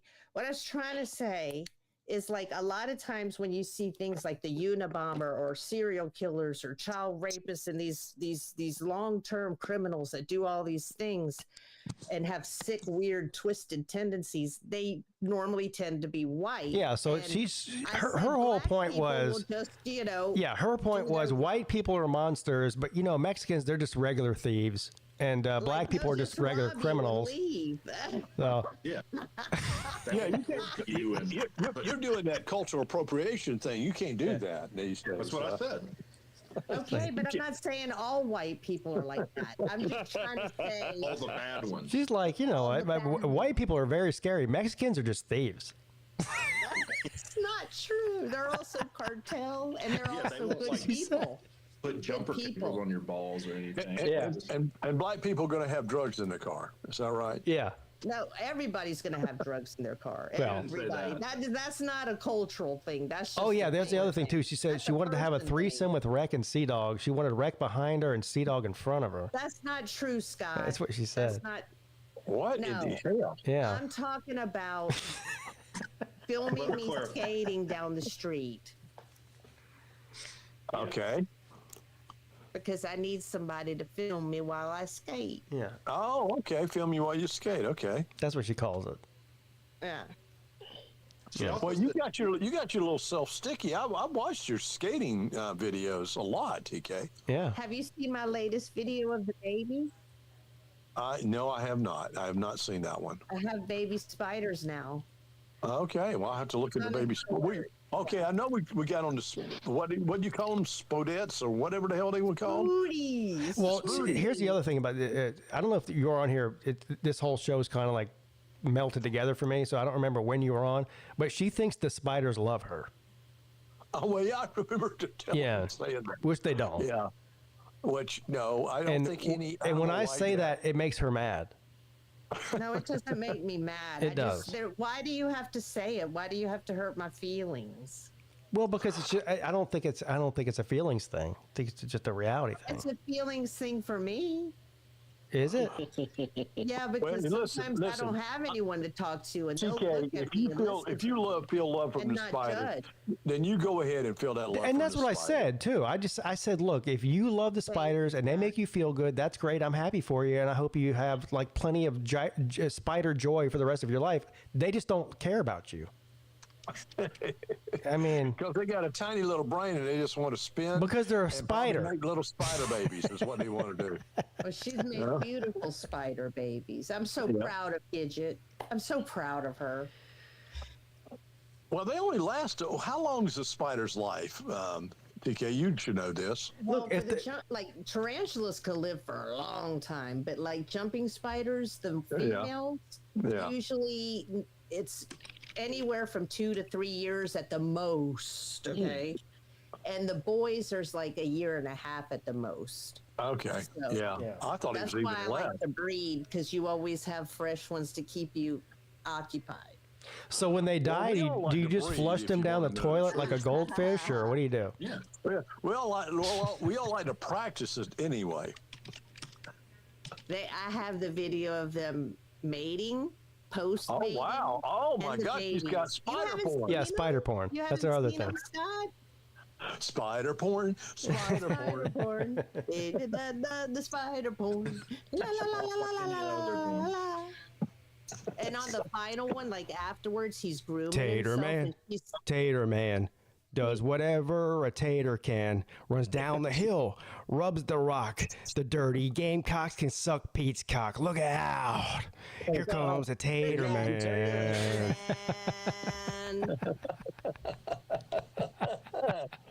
Wow. Well, I just give you kudos for being on this damn long, Pete. Yeah. I've already been to a happy hour and back. Damn. I mean, goodness gracious. Already had dinner, too. Damn. Yeah, well, I'm old, so I eat dinner early. Yeah. That's what we do. We start at dinner at about 2 o'clock. Yeah, ironically enough, I haven't been to happy hour or had dinner. Oh, wow. Well, look at you, man. You need to get into it. I do. What are the plans for Friday night for Pete and family? Well, I'm gonna as soon as I get off here, I'm gonna make dinner, like you said, for everybody. I'm thinking about probably shrimp and rice, some sort of shrimp dish. I've got some shrimp defrosted.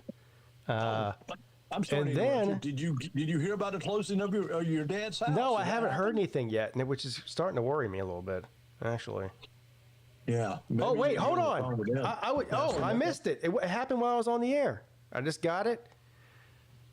Text from the realtor says all is closed. Congratulations on the sale. Bang! Oh my God! Let's go. Good for you. Hey, yeah.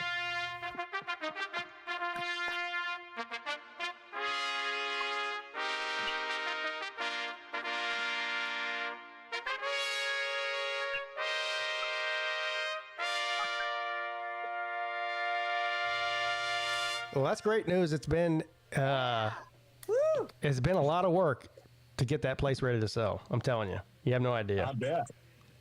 Oh, that's a pain in the ass. Your dad's house was in Mount Pleasant, correct? Yeah, in Dunes West. And Dunes, well, yeah. Well, then I'm sure it might have taken a while to prep it and everything else, but I'm sure you sold it at a good price. Well, it was only it sold in 3 days. Well, I mean, it was under contract in 3 days from the time we listed it. Shit, yeah, man, that is wow. Yep. Wow. I don't even think they were in the country. I think they bought it sight unseen. They never even came and saw it. They just saw a listing on the internet and put an offer in. And man. Yeah, it was a little weird back and forth with the negotiation with them. You know, that happens though. Like we had some sort of inspection on the place, and the inspectors thought that one of the light fixtures didn't work because they just didn't know how to fucking turn the light on. So they came back and said, well, you need $3,500 taken off of the contract price because of the light not working. And I was like, I can go fix that light for $10. We're not giving you $35. It was a money grab, basically. Wow. We called their bluff on it, and we're like, we've already given you $5,000 off of asking price. We're not giving you anything. There's nothing wrong with the light. You just have to, learn how to turn it on because unless you're retarded.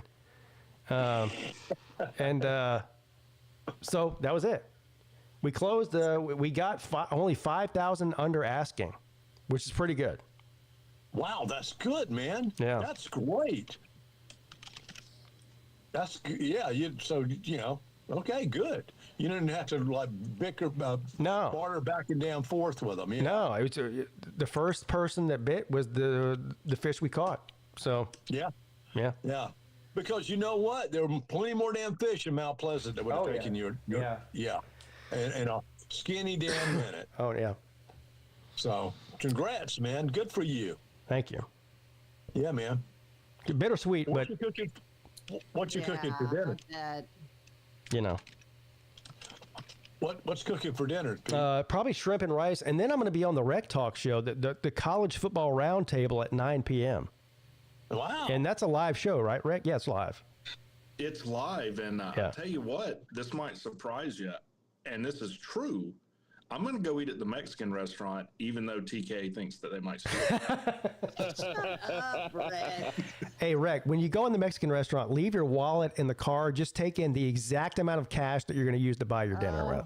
No, I'm going to test them. I'm going to leave my wallet there and be like, see, I knew it. Can I ask y'all a question? Let me ask y'all a question. What if one day some crazy person emails me and says, I'm going to kill you. I heard what you said and they keep harassing me more and more and more. Are y'all going to be there to protect me? Well, has anyone done that to you before? No, TK? that's not going to happen. I've never said the stuff I've said on here before.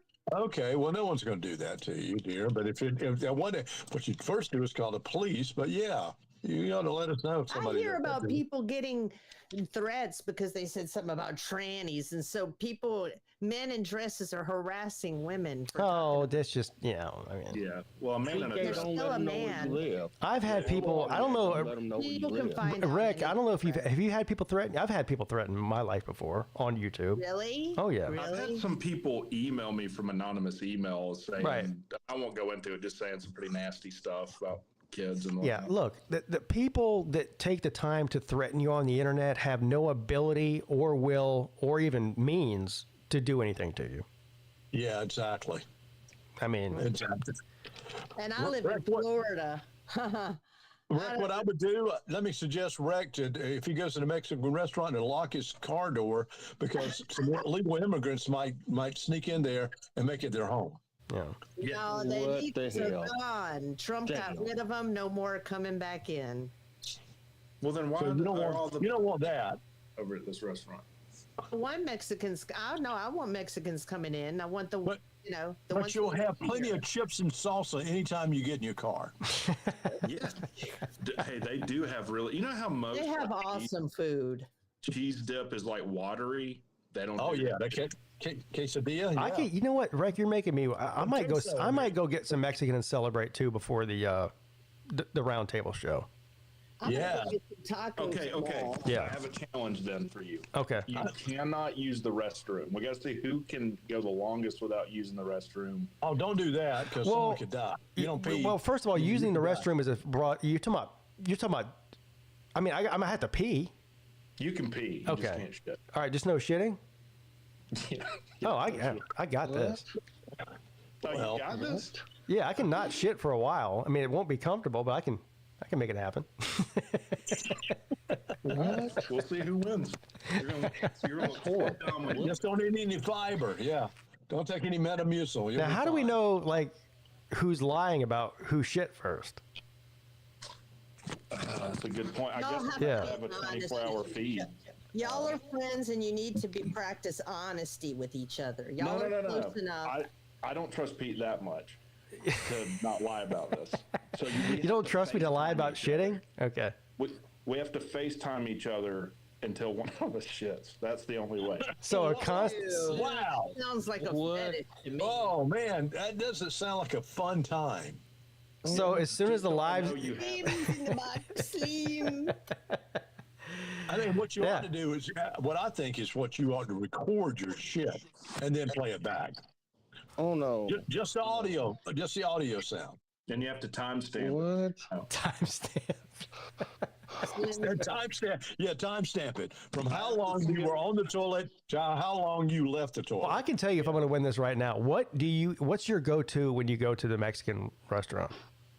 Ooh, so where I live that has restaurants in it, and this is one of them. So I don't even have to tell them; they just get it. But it is a quesadilla carnitas. Oh yeah. Yeah, so That pork sounds good. So a pork quesadilla is what you're saying. Yeah, pork quesadilla, and then I always get a cheese dip with fresh jalapenos. Don't get pickled jalapenos. That's horse shit. Get fresh jalapenos. Yeah, fresh jalapenos. I agree. Slim here. So can queso with fresh jalapenos? Is that right? Yes. Okay. I always get the fajitas, man. I love the fajitas at a Mexican restaurant. I get. Well, I gotta run. Y'all carry on with the talk. I'll talk to y'all later. All right. See you later. Later, dude. Well, Slim's back too. I'm going to leave off here since you've been on so damn long, Pete. Yeah. I just want to say congrats, man. Congrats on the house. Thank you. And, Appreciate it. Yeah, man. Y'all have a great weekend, everyone. All right. See you later, Scott. Scotty. What conversation did I walk into? Y'all talking about FaceTiming each other shitting? Bro, don't make it weird. This is gotten weirder as it's gone, though, Slim. Yeah, don't make it weird. I just want him to shit and show his watch in the same shot so I know what time. If there was a drinking game for any time somebody said shit or butthole, everybody in that comment Oh, section everyone would be shit faced. out. Everyone who's been around me would be shit faced. Yeah. Hey, we need. I ain't got to be at work for the next 2.5 days, so let's do it. Every time Rex says butthole, you have to drink. Everyone died that played the game. Yeah, I just got a 2-liter bottle of Evan Williams. Let's go for it. Go for what? Pete, Start doing shots. Oh, Pete, I don't have any alcohol. I just sent you something on Twitter. Where's your goblet? What did you say, Rick? I just sent you the thumbnail for the show on Twitter. I want you to see how wrong I did Law Tide. Oh, no.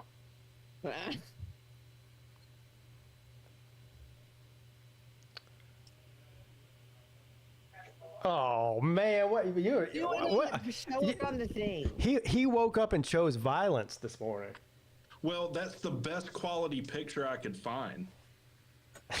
It's a picture of Law Tide. You remember the Slob Olympics in Charleston with the hot dog? Oh yeah. Yeah. Oh, that's dirty. It's really dirty. That's really bad. Well, the show is not going to start off great for him because just by coincidence, it's both topics are going to be tangentially related to Bama. Oh no. Not directly, but not everything in college football revolves around Alabama. Well, that's not anymore. That's for sure. I will say the college football roundtable thumbnails are all pretty good. You do a pretty good job with all of those. Yeah, where did I get yours from? Twitter. It's got to be. Fucking pickleball. Yeah, Yeah, I posted on Twitter. That's where you got it from. Yeah, I like to pull them off Twitter because, like, if you try to snip something off of a video, it's hard to pause it where you're not blurry looking. Yeah. Rock and Rant just never upload that. I couldn't find any quality things for him. I mean, there's all kinds of embarrassing pictures you could get of me off the internet. I mean, where would I look? Well, my videos. Now I'm about to say, just go look up Pete doing the 1-chip challenge. You'll get plenty of embarrassing material there. I didn't know he did that. This must be an old. Oh yeah. Yeah, Pete did that. Yeah, I did that. I remember that. That was one of those late night, midnight streams that I did where I ate one of those chips, and it wasn't even that bad. The next day was terrible though. Yeah, it was Pete's toilet that paid the real price. Yeah, well, my butthole. Here we go. Paid the price. Yeah, there you go. Take a shot. First shot. Down. There you go. How spicy was it? I mean, it was hot and it was uncomfortable for a couple of minutes, but after, I don't know, and I didn't drink milk or anything. I was drinking beer, I think, with it, and I was like, okay, after 3 or 4 minutes, everything's fine.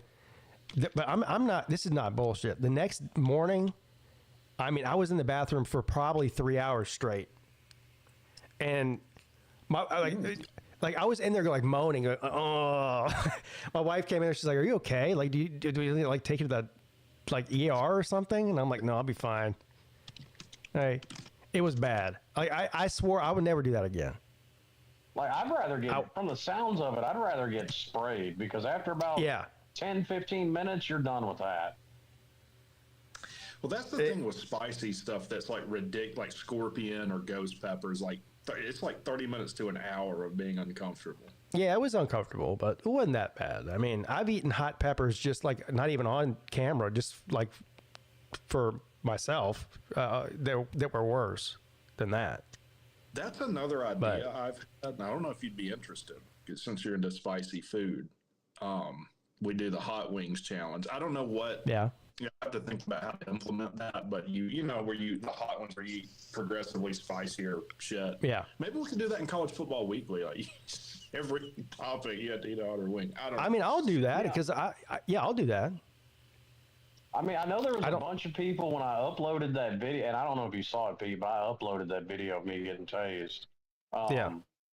There was a bunch of people really curious about that.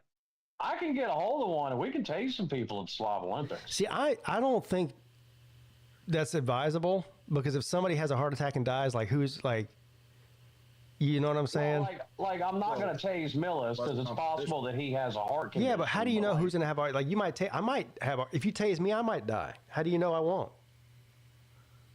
Well, I mean, there are people that have allergic reactions to getting sprayed. That can happen too. Yeah.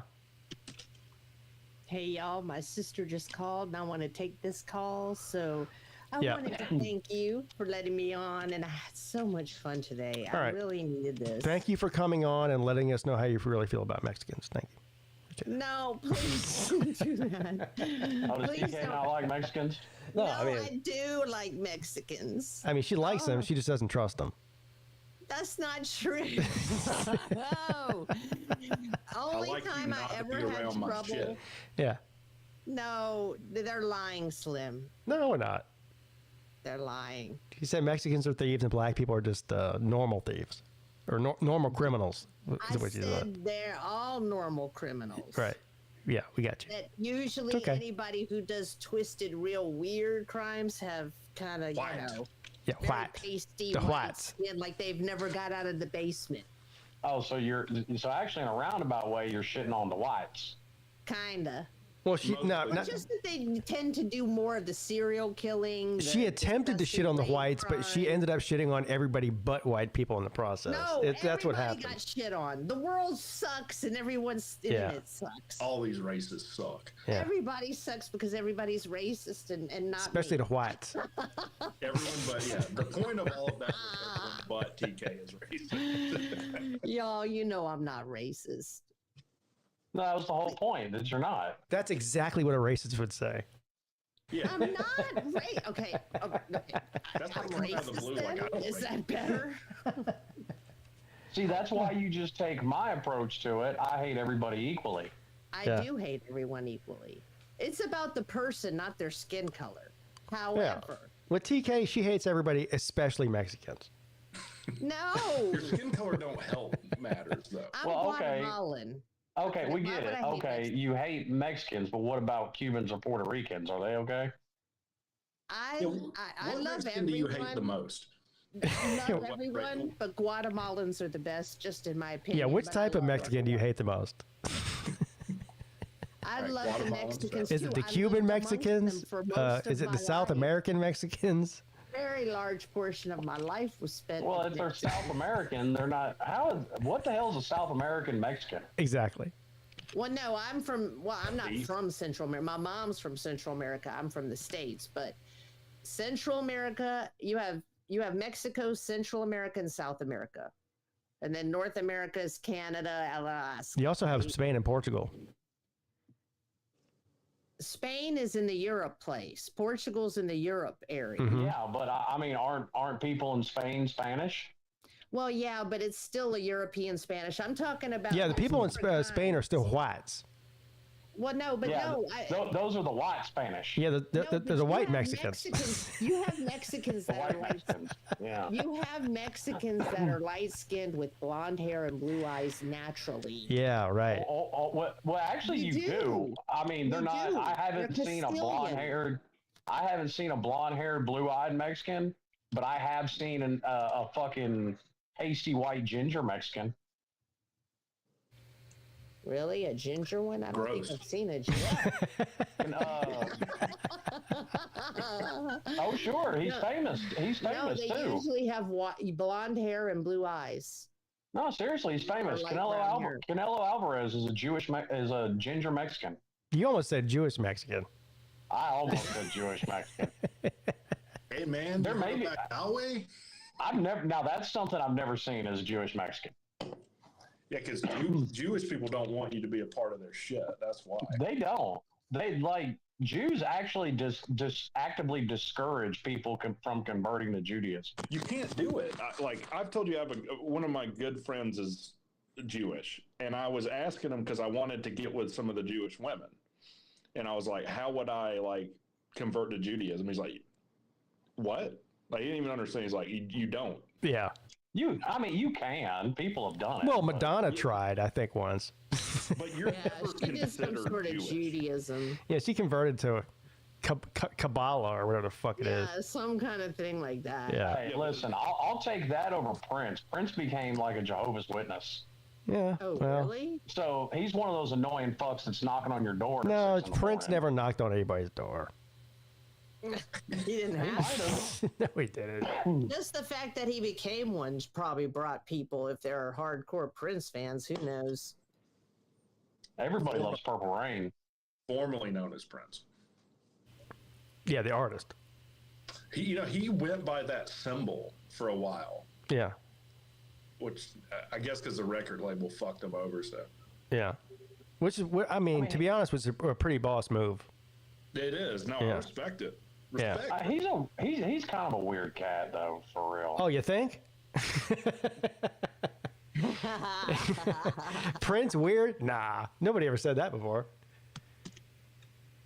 But he wasn't as weird Totally as normal. Michael Jackson. He wasn't. I don't think he was as weird as Michael Jackson was. I mean, he's just as weird. I mean, minus the kid's dicks in his mouth, I guess. I mean, No, he's not as weird as Michael Jackson. Michael Jackson had a real bad disorder of wanting to be still a child. He was messed up a lot. He had body dysmorphia. He changed his face so much. Yeah. Well, no, he got in a fight with a pencil sharpener and lost. Like, why did he keep messing with his nose, Well, okay. Yeah. That's what happens when you have too much plastic surgery. I mean, all these people dying from fentanyl, or you touch fentanyl, you look at fentanyl, one little bit kills you. Hell, he had fentanyl for breakfast, lunch, and dinner for 30 years. Nobody didn't bother him at all. Right? He had worse. He had propofol. Yeah, that too. That was his fentanyl for breakfast, fentanyl for dinner, or whatever, propofol or whatever the fuck it was. I mean, if you need something like an anesthesia to make you feel better, then you're sick. Yeah. I mean, fuck, the motherfuckers taking ketamine all the time too. Well, I mean, yeah, that's what I'm saying. They could have, I guess Elon? maybe because they could afford it. Other people would go the cheaper route, I guess. I'm kind of jealous. I've never done ketamine. I would do it. You've never done special ketamine? I don't think I would do it now because I'm too old and I'm scared to die. But when I was younger, I wish I would have tried it. But what does it do? Is it like? It's a psychedelic, but I've heard. Have you ever seen people on it though? No. Well, ketamine's also it's used by anesthesiologists too. Like when my wife had Riley, it was funny as shit. They had given her ketamine because she was having a C-section, and when they brought me in there, she's in there singing Afro Man to the anesthesiologist. It was funny On ketamine? Yeah, she was on ketamine. Huh. I don't know. She was high as fuck. I mean, I've had surgeries. I don't know if they ever gave me that, but I've only recently. I've seen people on ketamine. It doesn't look fun. That's number one. It looks the opposite of fun, actually. And then I've heard people describe what it feels like, and it sounds even worse than it looks. I've heard people maybe after they feel better. Like you hear people describe like taking LSD or mushrooms or something. It feels like you're connected to everybody. You're connected to the universe. It's like the ketamine is the opposite. Like apparently the way it makes you feel like you're the only person in the whole universe, which is to me sounds terrifying. Yeah. Oh, that's kind of sounds wild to me. Yeah, it sounds like the opposite of mushrooms.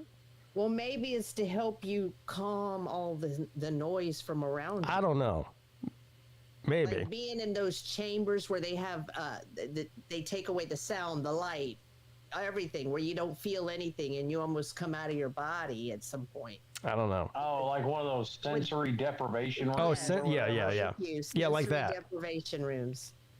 Like, I always thought I'd like to try that just to see how it felt. I would do that. Clemson has those deprivation tanks in their football facility. I mean, it's a pretty normal thing, like therapy. I mean, for people that are studying, do they let people? Could I go there and say, "Can you practice on me"? I'm sure you could. Yeah, I wouldn't have to pay. They'll give you one of those little pools for you and your spiders to float around in. It'll be Come on, little Miss Muppet. Spider. Little Miss Muppet.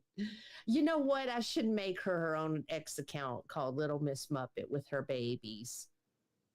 Little Miss Muppet. Wait a minute. We got fucking pregnant spiders with Twitter accounts. Oh, coming. No, but did I tell you? Yeah. Were you here, Slim? She had babies. I'm telling you, the first time I saw, that's how I learned about these Mexican jumping spiders that TK has. They're Mexican. Whatever, that's what I call them.